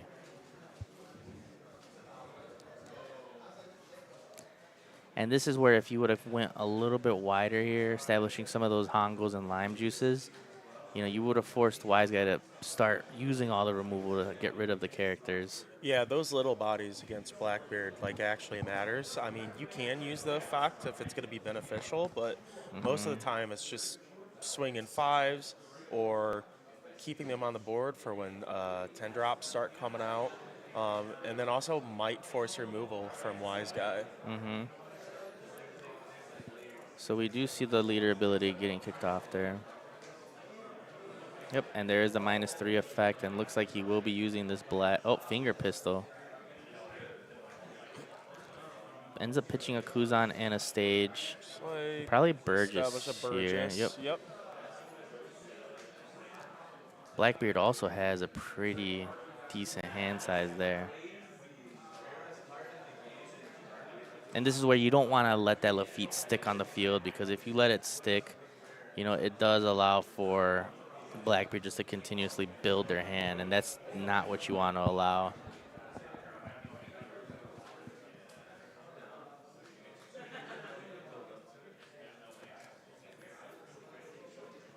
I believe he said Burgess is an 8K right now. So that thing is going to be swinging for some big numbers. Leader ability and 2K won't work.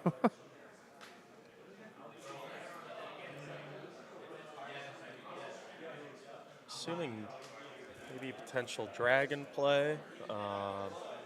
But again, with only one potential character on board, next turn is Blackbeard time.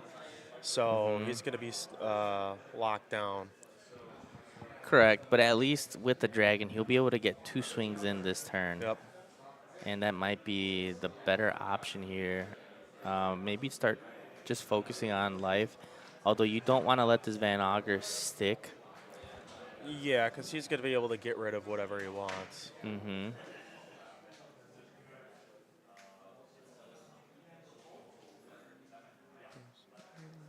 Looks like he's got 2 Don. Maybe a potential Red Hawk for some counter.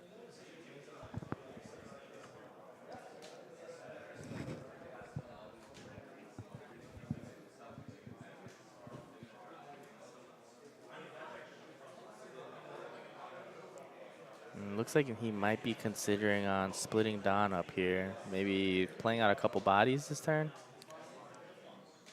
He could.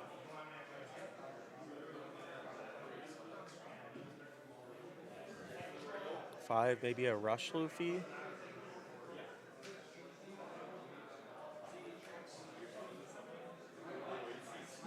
Oh, he does have access to that 5 rush Luffy from the starter deck. He is opting to go 6 to Auger here. Potentially going to get at least a 1K out of hand. And there's that Devon that I was talking about.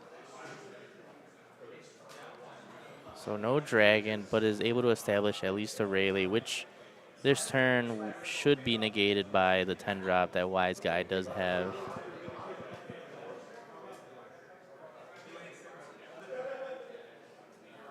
Yeah, I can't tell how many cards Wise Guy has, but it's still a very healthy hand. Yeah, and sitting at 3 life, that big of a hand. Wise Guy's sitting really good here, especially if he starts chaining the 10 drops here.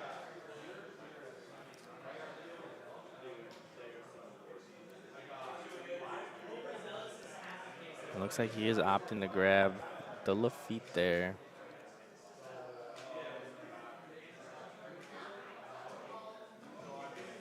Yep, and here is the first 10 drop that will nullify his leader ability as well as the Rayleigh. So he will be able to poke for 5 all around here.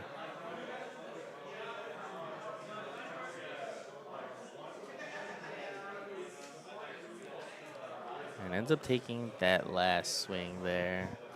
Although we did see a Marco and a, looks like a lime juice. Surprised he didn't establish the Marco early on, especially since it is pretty sticky as long as you have an event. Yeah, especially since Demise also runs a decent amount of events.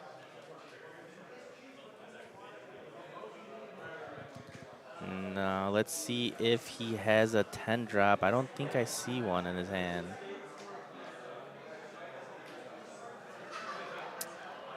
Wise Guy has a total of 6 cards in his hand right now. Swinging 5, maybe trying to bait out the 10 drop here. This here, Burgess goes the 9. Maybe another Rayleigh here. Draw off that. Oh, Blackbeard didn't pitch for leader ability last turn. I think he was maybe just feeling very comfortable. So even though he did KO a body, it's not your on-play effects for your big bodies and shanks. It's not, the craziest things in the world. And looks like Wise Guy might be looking for another 10 drop here, unless he has one in hand. I think that's a black hole. Ends up grabbing a black hole. I think he does have another 10 drop. Yep, 10 drop, and here's the second one. Demise needs to see one of his 10 drop shanks here to be able to kind of go on the clap back.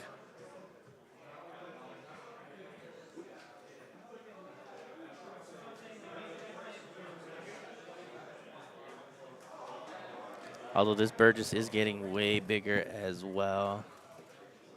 It is currently at a 10K minus the reduction. Oh no, a 9K.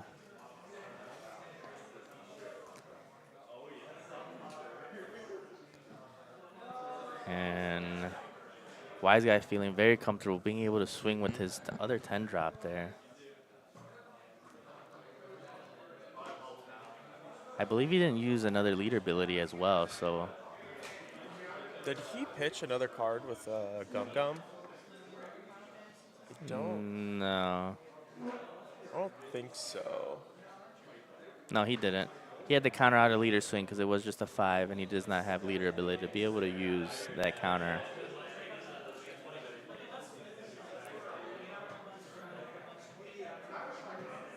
So yeah, pretty rough spot here for the Demise, especially not being able to see his own 10 drop himself.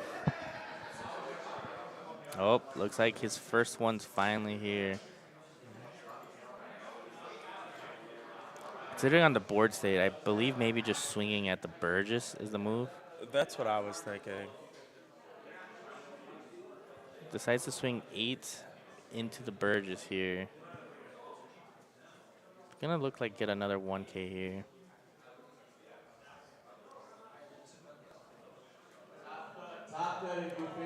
And then gives him another 2K, and then now we'll poke at lead for another 5.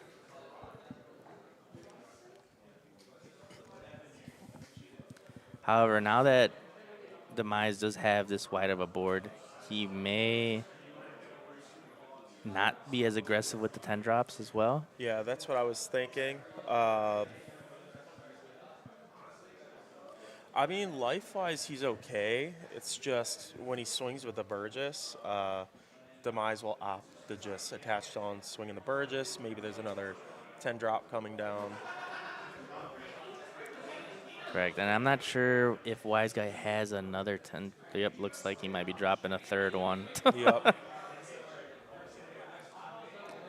So at this point, yeah, I could see him being aggressive with the teaches now. Yeah, and he can also swing and teach into that Rayleigh. And And he is opting just to put the pressure on Demise here at life. Swinging 10 with that Burgess.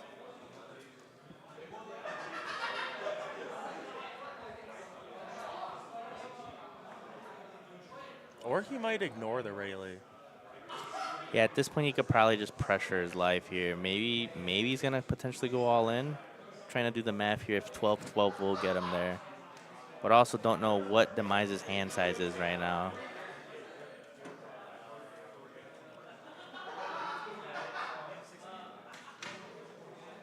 It's a little risky, though, because if Demise is able to somehow get out of both of these swings, maybe he sees a Roger and he's unable to use the blocker and go for game. But even then, I believe out of 2 8K swings, he will still probably be able to get out with a win here. Yeah, because he has 2 cards in life, very healthy hand size. He did counter out. And Demise ends up pitching his entire hand and ends up losing the Rayleigh there. Maybe potentially if he had a Rogers, maybe it was best to take that last life. Yeah, definitely if he had the counter. Because at this point, that would be his only chance. Was if he does have that Rayleigh, yep.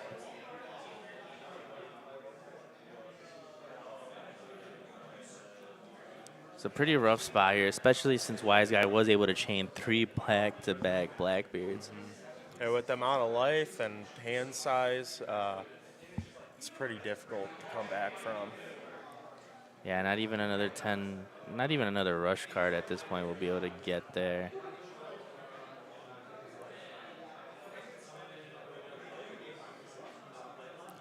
Besides the swing 8 at lead, it looks like I see a lot of 2K counters in Wise Guy's hand as well. Also, too, he hasn't had to use his leader ability either. Yep, so he's been sitting with a very healthy hand.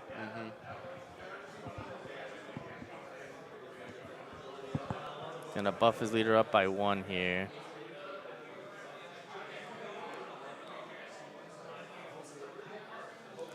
It's potentially just gonna give him the block here. Yep. 5 Don up, maybe double Red Hawk. Best get to 10, but Maybe. with 5 big swings right here that Wise Guy can do.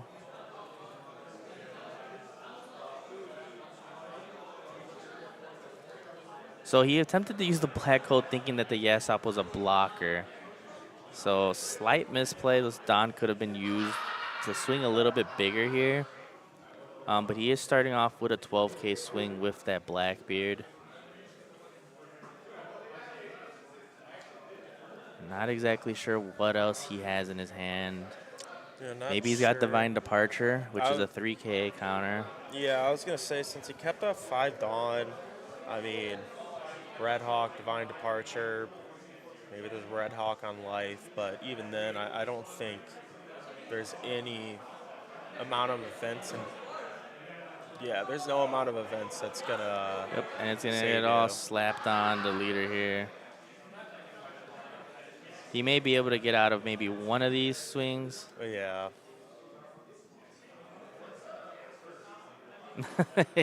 You do see the double Red Hawk. And then that is game at another one. So Wise Guy will make it into top 4 there. I think also, too, leaving that Lafitte searcher for like 2 turns. I think it got 3 searches off. He got 2 searches 2? off that Lafitte, but still, that's still, with the stage, that's a total of 16 cards that the Blackbeard was able to dig through. Yeah. Whereas if he was at least able to get rid of it, you know, he would just have to just do the 3 search. So what he did allow Wise Guy to search through the deck more than he should have let him. However, I think he was just trying to bank and trying to race him. Yeah. The other thing is you kind of have to go wide. You typically want to keep those 2Ks in your hand to kind of protect yourself and also use it for the abilities. But against Blackbeard, that's kind of out the window. You want to just go as wide as possible and then start poking. Yeah, You dwindle the hand so that they have to address it. They're going to have to waste their reduction, their dot Qs, their Van Augers, and then you put yourself in a better position that way. Yeah, because Blackbeard, like, maybe they're swinging a 6 during, getting the 10 Dawn. Because Black Bear wants to utilize as much Dawn as possible. So that's why, just put down like your 2K bodies. They're smaller, but it's a body. Viewership. 54. 4? Oh, right now? 54. Yes. Nah, that's crazy. Yeah. That's actually crazy. Why are you guys always dead? Huh? Huh? Why are you guys always dead? Because we've been here since Yeah. like Legit, like 9 in the morning. both. That's what drinking does to you. You need some energy drinks, dude? No, we got Powerades. And he got his water. But that is the end of the round. There's about 10 minutes left before overtime. So we will be taking a short break before top 4. So we'll be right back.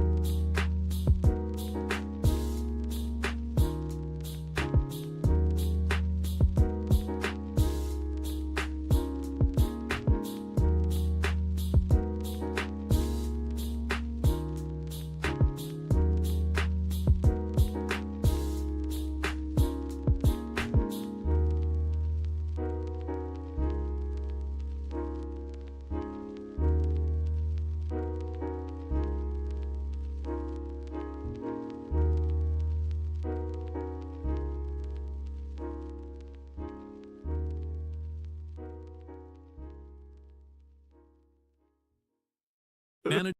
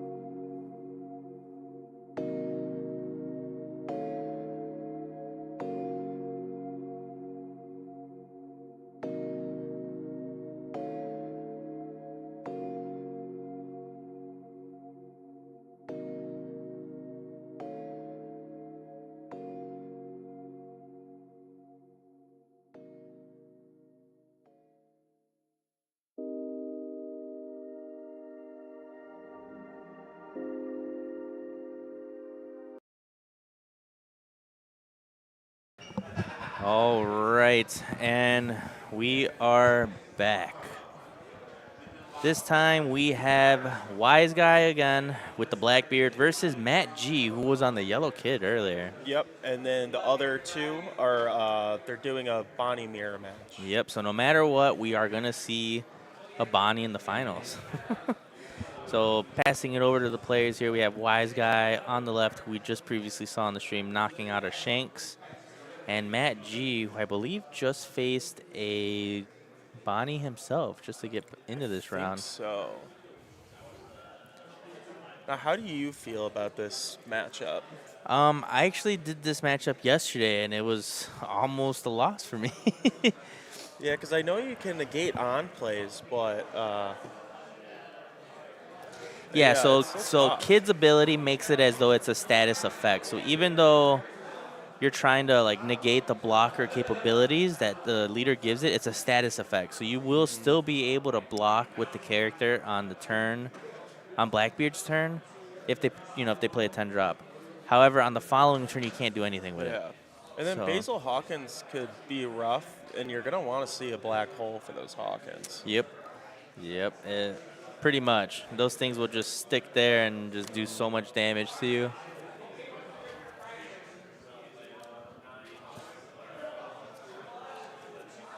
And then I'm assuming once Kid is in the 6 Dawn threshold is when you want to start using leader ability. Yeah. I mean, I well, guess you could wanna forgo it. you wanna wait until they're gonna start doing their law abilities. So 7 Dawn turn is typically the turn that I don't want to allow them to. I was thinking for the 6 route Miko Robin. So it looks like they're now trying to resolve their mulligans here. You do see the 6 cost Robin, and Matt G decides to not keep it. Probably looking for the Basil Hopkins as preferably his turn 1 or first character he's gonna play out. Yeah, I think that's one of your better cards for this matchup. Because you can ping with it if they don't want to KO it, if they don't have the black hole. But not only that, your leader will restand it Yeah, as well we'll just restand it. and make it a blocker.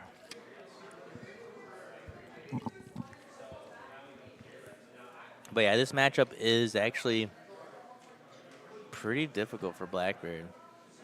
Not super difficult, Yeah. but it's not as easy as you would think for a yellow deck.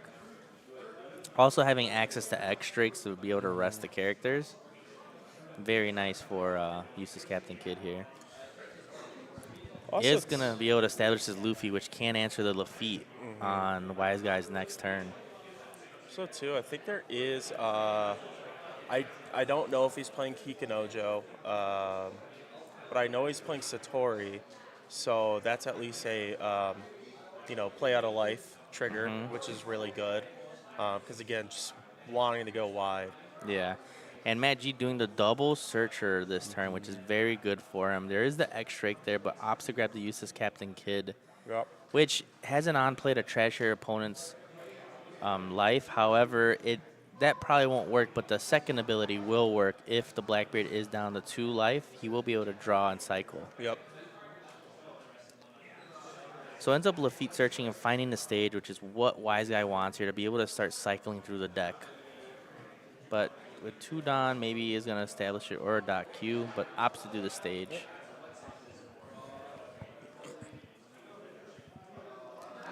If the dot Q was found, maybe potentially being able to knock one of these Luffys, which would force Matt G to have to swing into Lafitte and dot Q on the following looks turn. like he grabbed. Is that Liberation?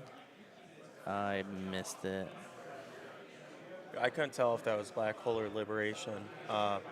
But yeah, getting rid of these 1-drops would be smart. Because again, if they stay for a while, that could be, 2 swings going for lethal. Yeah, although this Kid deck kind of is a little different because it is going to play into the capabilities of the restand. So you do Yep. want to just play out your big bodies while you can.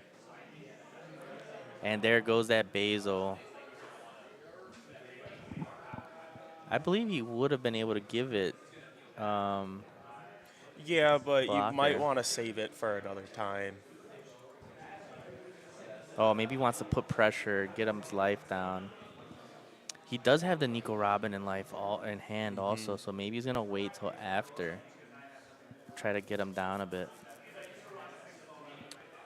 And we do see Wise Guy grabbing the Vasco shot here. Maybe potentially gonna try to wall up. Nope.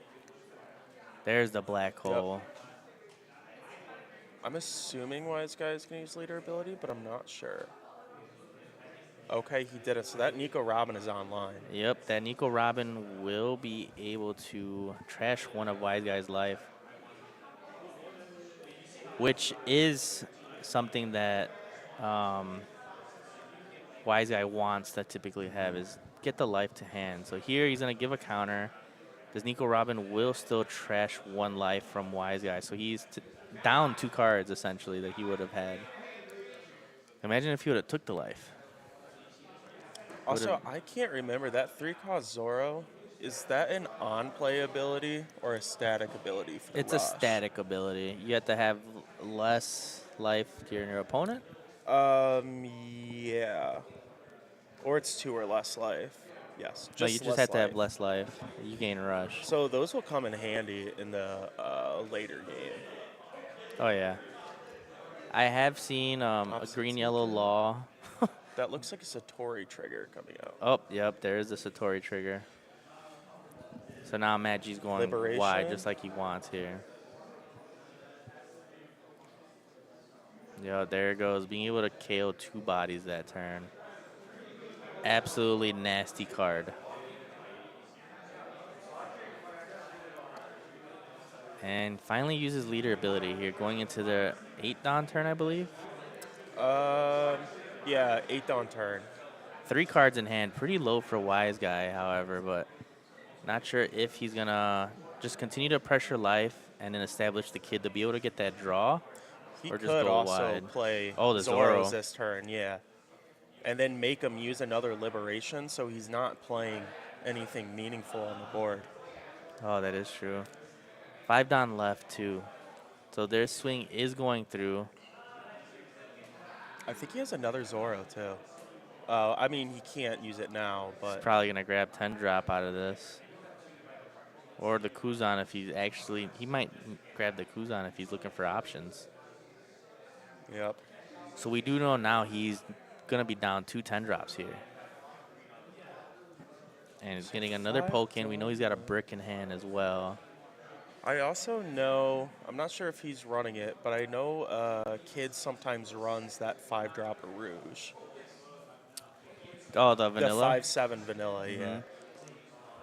Ends up countering again. Down to 2 cards in hand. We know one of them being the Kuzan here, which means not much counter in hand for this Blackbeard here. Or, you know what, he might be trying to establish 2 more characters. And I think that's what he's doing. Oh, there's the Roche, the Zoro, and maybe the Scratchman. Apu. Scratch Yep. Poo blocker.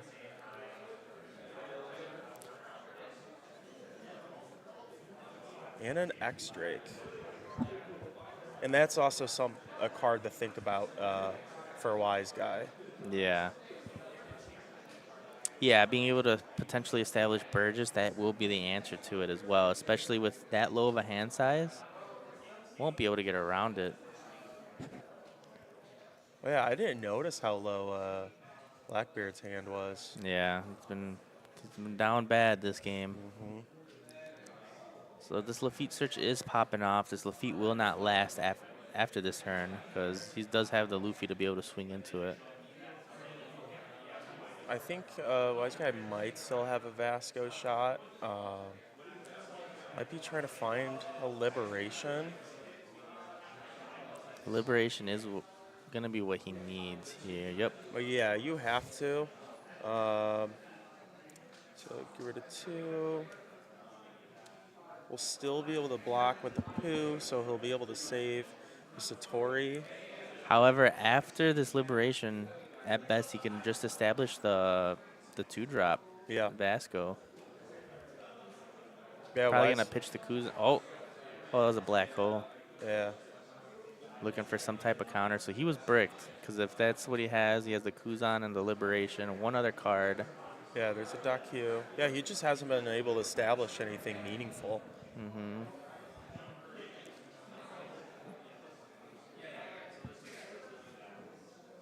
Yep, so 6 Liberation's going to pop off. Is he going to just hit both Zoros? Probably both Zoro since the Tori's rested. Yep, so both Zoros are going to leave the field. Maybe swing 8 or 7 into that last Satori.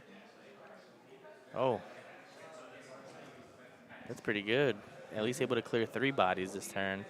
Swinging 5 into the Satori. Matt G debating on countering it. Honestly, worth saving it. Yeah.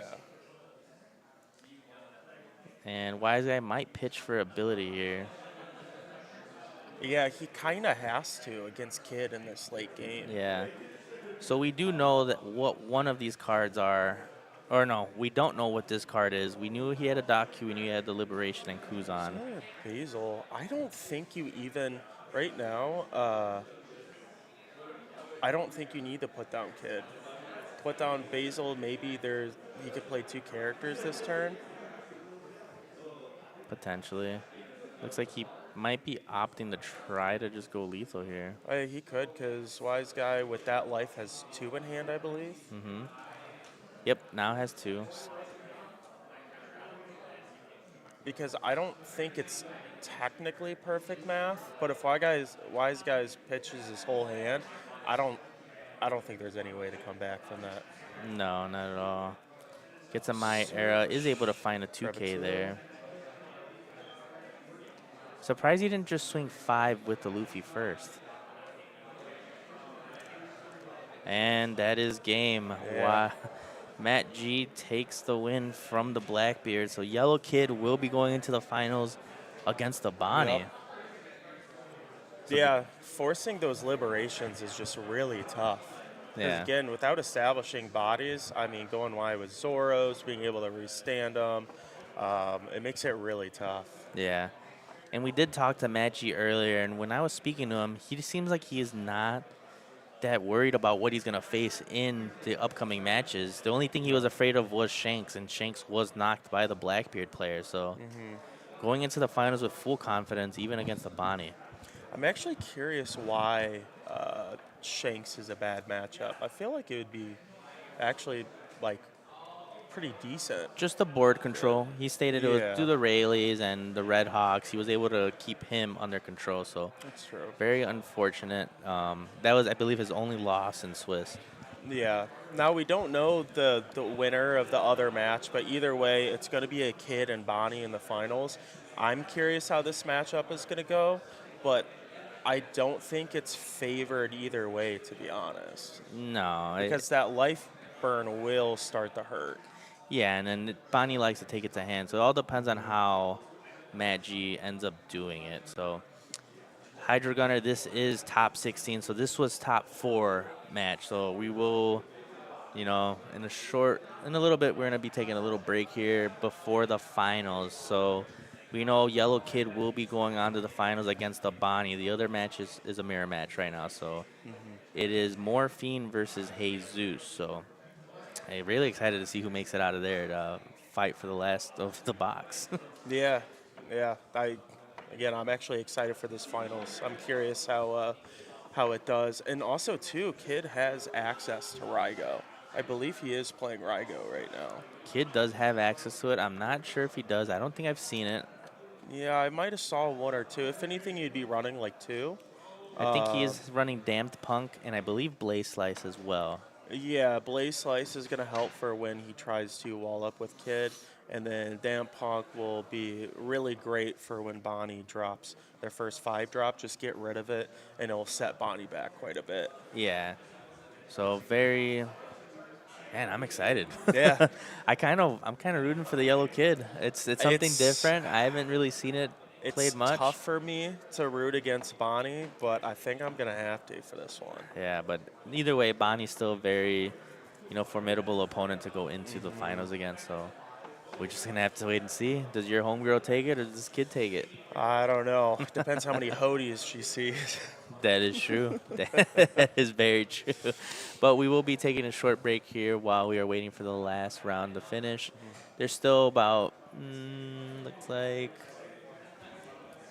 17 minutes left before overtime, but we're just waiting on one pair right now, so we'll be right back.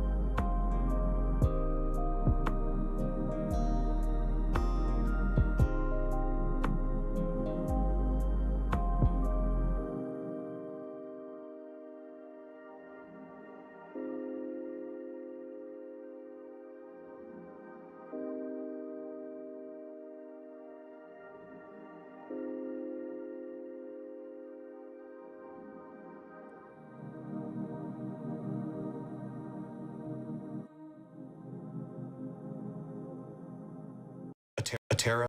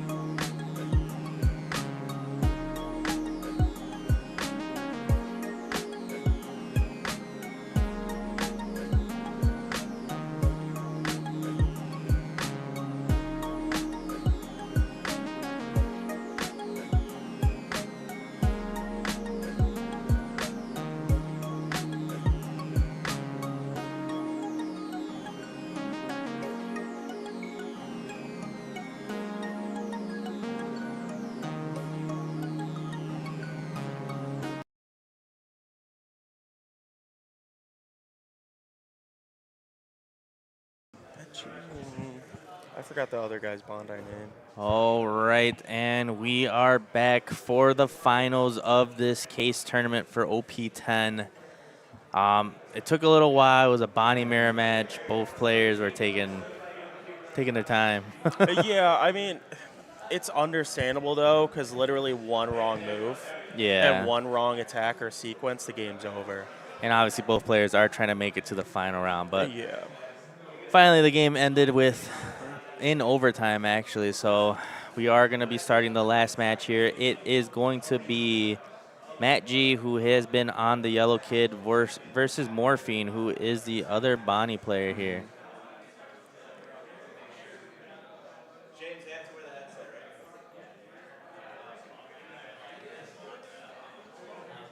right? So again, I'm kind of rooting for the kid here.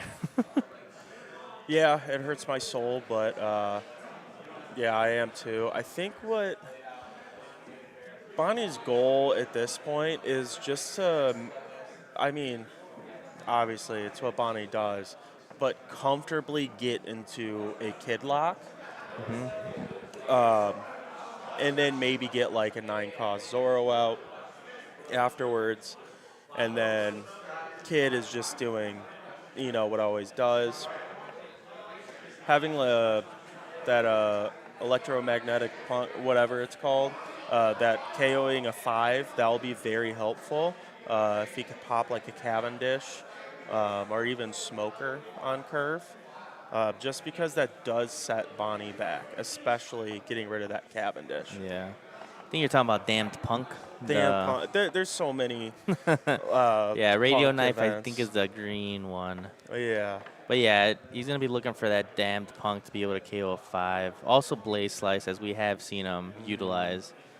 Which will help get past like those Rosinante blockers. Yeah, Rosinante's, the Tashigi's, because the Tashigi has to rest herself.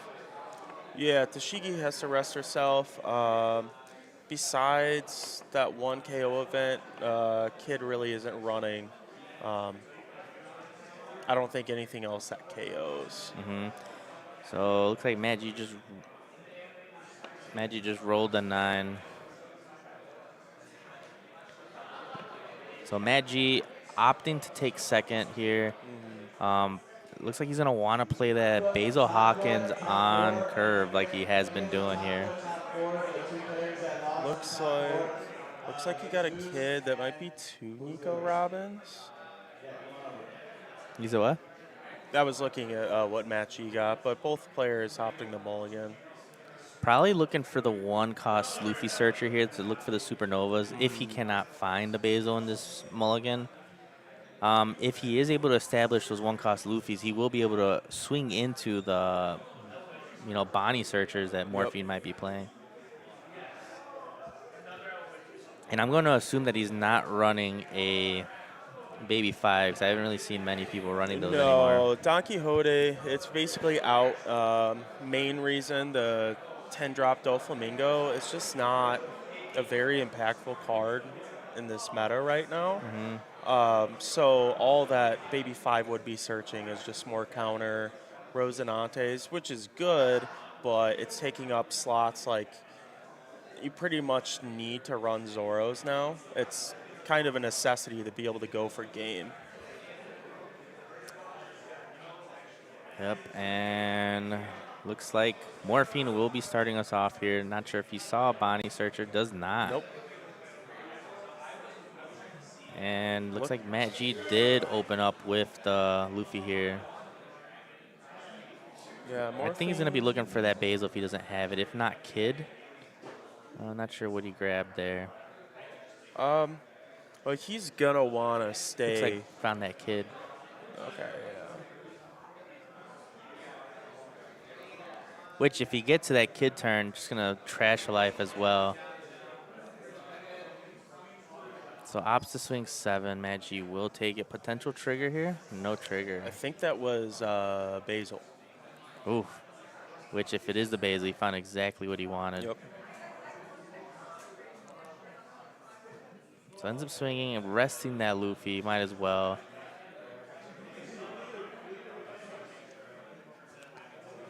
there it goes. Ability is now active. We do see that the Nami is in life that will be able to pop Yep. a 5 cost. So, a potential Cavendish or, a carrot, Matt G will now have of ways of getting rid of it.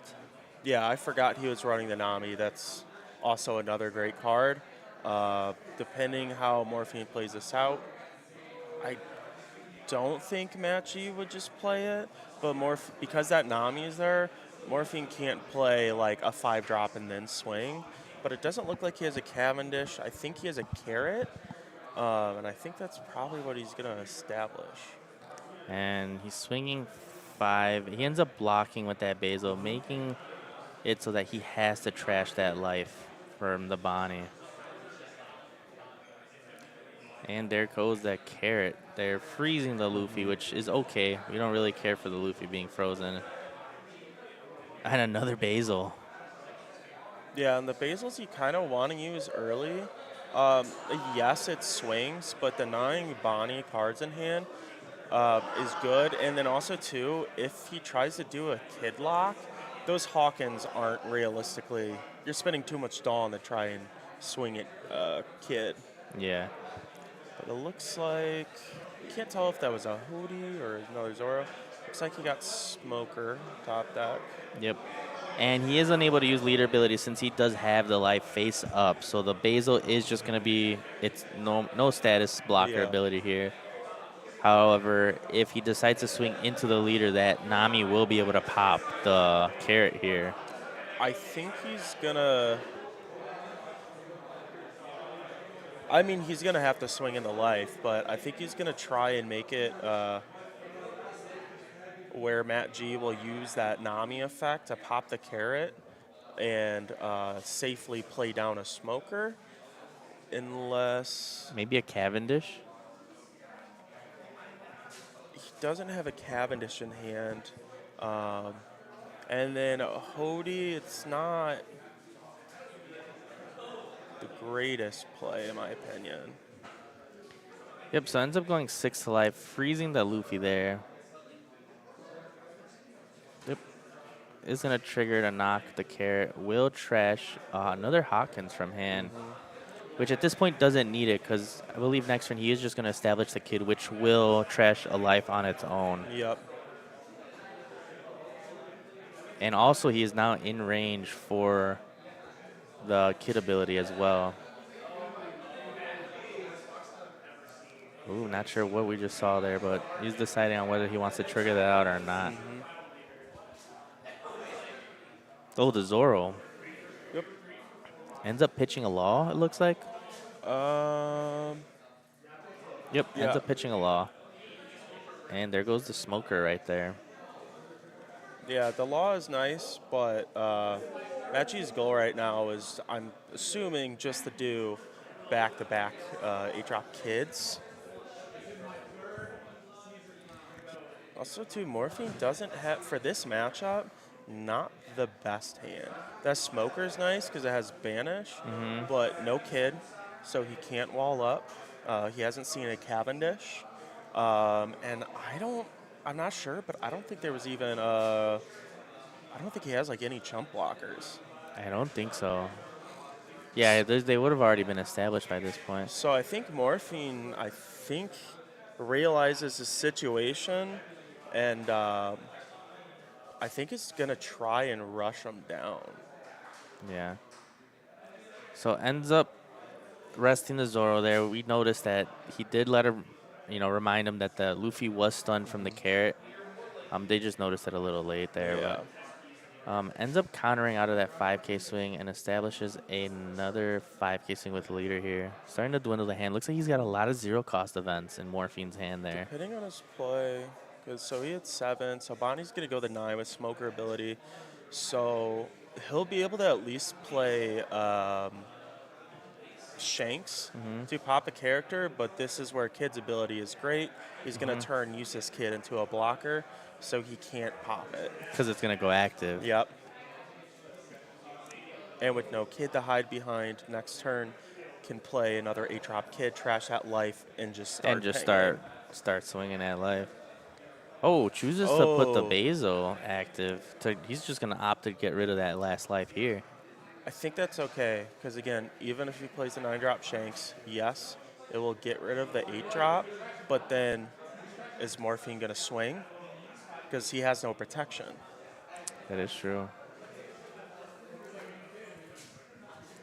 So he's reading what Blaze Slice does, and this is the other card that we did see him use to beat the Gecko Moria at the first round of Top Cut here. Yep. Being able to rest a 4 cost and also give you a 1k buff, but I believe you have to be at, your opponent has to be at 2 life in order for that Blaze Slice to work. Yeah.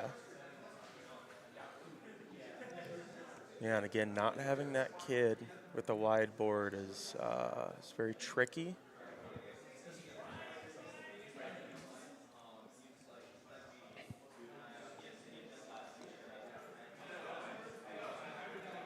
And Morphine trying to see his options here, but There really isn't any. He has yeah, it's a some little counter events.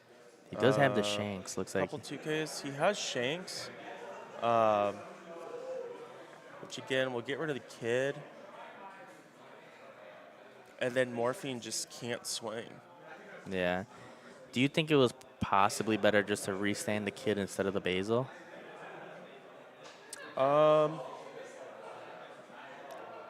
I think the Basil is better just because, again, it's forcing Morphine not to be able to swing. And we do see that pass happen here. Yeah. And we do know, I think Maggi has another useless captain kid that will be able to be played out here to trash the last of his Yep. life and just start pinging. Now, he's not going to be able to turn anything into a blocker. So that could potentially be scary. Because there is a way for Morphine to get lethal, maybe. But Maggi has a lot of 2Ks in hand. Unless he has a law to be able to heal, there is that. There's that, but I think just trashing that life might be the best option.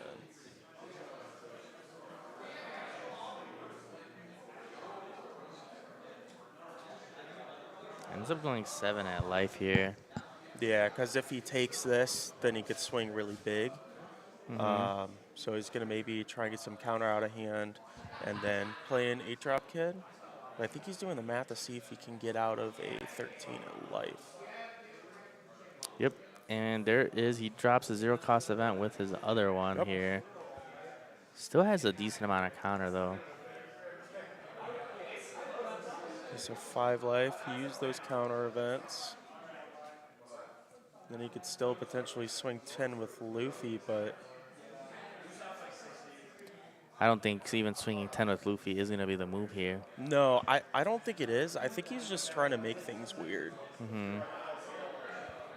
Because with the amount of counter that Maggi has, I don't think he's dying next turn. Yeah. But this is where that kid being the blocker would have been a little bit better here. Yeah, they still have another 9K swing. Yep, the 9K swing, and then if he chose to not Yeah. swing again with everything, could have at least established that other one. Oh, he's going to opt to take it. Maybe he's trying to bait him out for that last swing.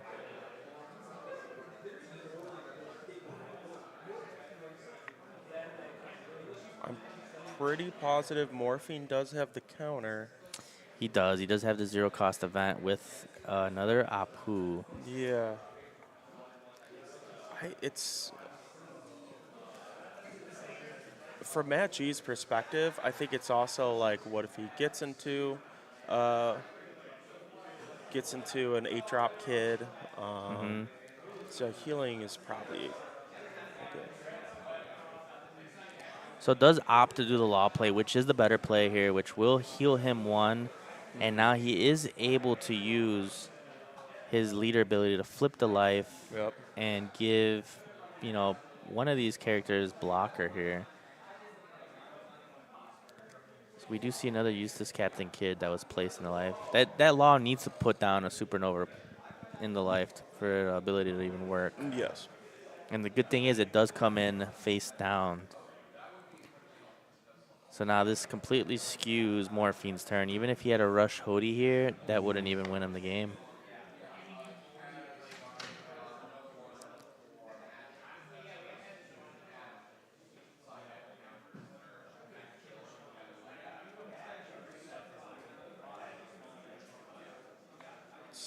I don't know what Morphine drew for turn. Looks like Zoro. Maybe Zoro? Can't tell. But again, not a lot of options. We know he has a Rosinante in hand, but I think just one. Oh, he finally got his Cavendish. Yep, Cavendish is there. Yeah, a little late for I that one. think I seen a Zoro, not a Zoro, a Hody as well. There is a Hody, which is what he was going to do this turn until Matt G healed with Law. So that's going to make that pretty difficult. Yeah, because Matt G looks like he has 4 cards in hand, and those could potentially be all 2Ks as well. One down up, maybe for a Blaze Slice counter event as well. I believe Blade Slice is a counter event also. Yeah, so it's a counter event. It only gives you, I think it gives you 1K for the turn. And then the rest of 4 or less.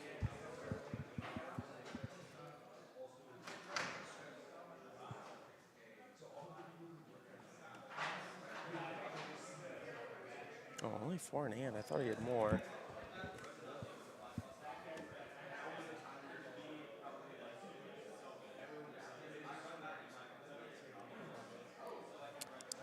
Yeah, 4 in hand, 1 blocker up.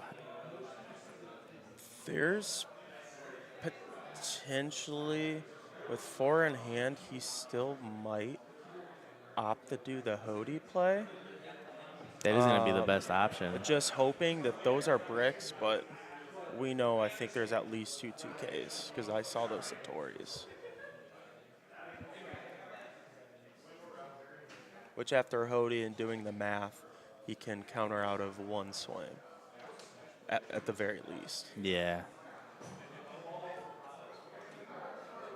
Yeah, overall, very difficult spot here for Morphine. Looks like he might be opting to do the Rosinante, though.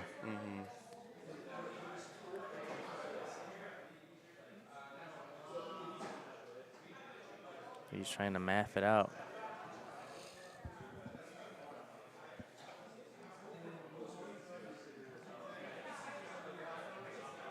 I think he's trying to see if there is a potential way of surviving another turn.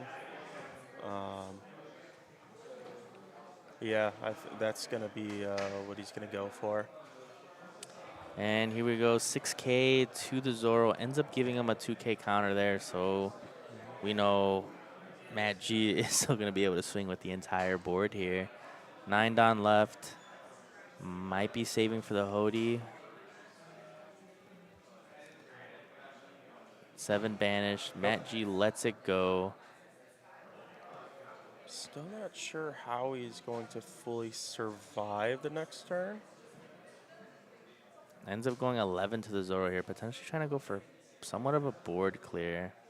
Let's see, 11 to Zoro. He can technically save it.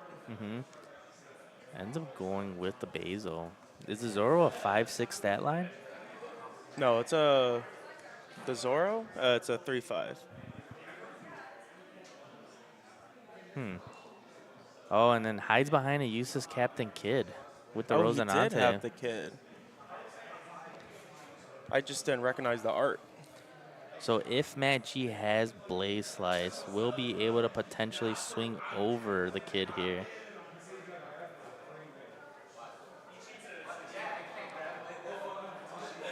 I think he's trying to bait the blocker right now because I believe he has Rygo in hand. But that would also give up one of his life, which I don't know Yeah. if he could afford to do that right now. So ends up resting the Zoro there. Gives him a 2K and a 1K. Down to 2 cards in hand.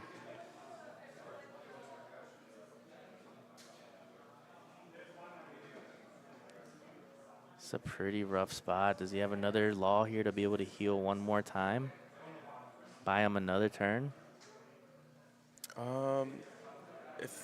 If he top decked it, but I think he just needs to get rid of the kid. Oh, he's going for lethal here, potentially. What does he have Blaze Slide? Does not have pass his turn here. 4 on up. He does have a counter event. Looks like that might be El Thor. I think that is Elthor, yeah.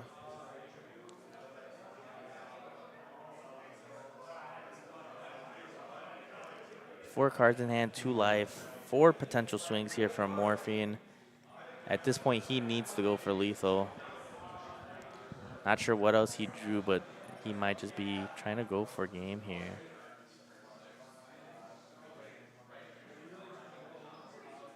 Yeah, maybe he should have restood that kid earlier instead of the Hawkins. I understood the mentality, though, where it's like, okay, well, if you swing, you're going to die next turn. But now he only has one big body, the contest kid. Mm-hmm. But also, too, if Matt G can just survive this turn and Morphine doesn't have Rosinante, he's going to Rygo that kid. True. I don't think he has Rygo, though. He does. Oh, he does. Yes, I do see it now. Ends up giving him the 2K and the 1K there. So he should. Well, he might be going for a Hody play. 9 Don. Oh, no, that was 2. Yep, there goes the Hody. Yep. I think that's also, too, why Matt G is keeping up so much Don. Makes sense. Then the Smoker will restand one of these Don here.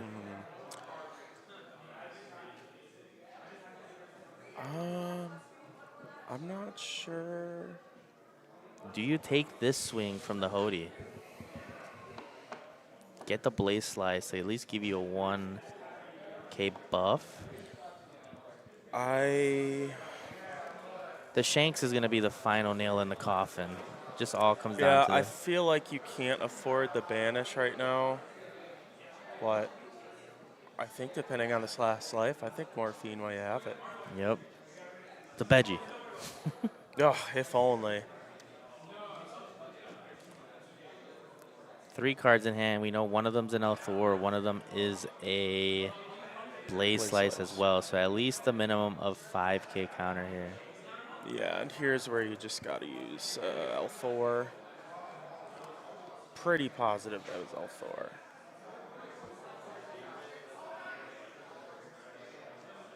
Yep, and there is L Thor getting him up to 9. Yep, so we're going to bank on what's in this last life. And that is game. Very unfortunate there for Matt G. Was rooting for the kid. Yeah.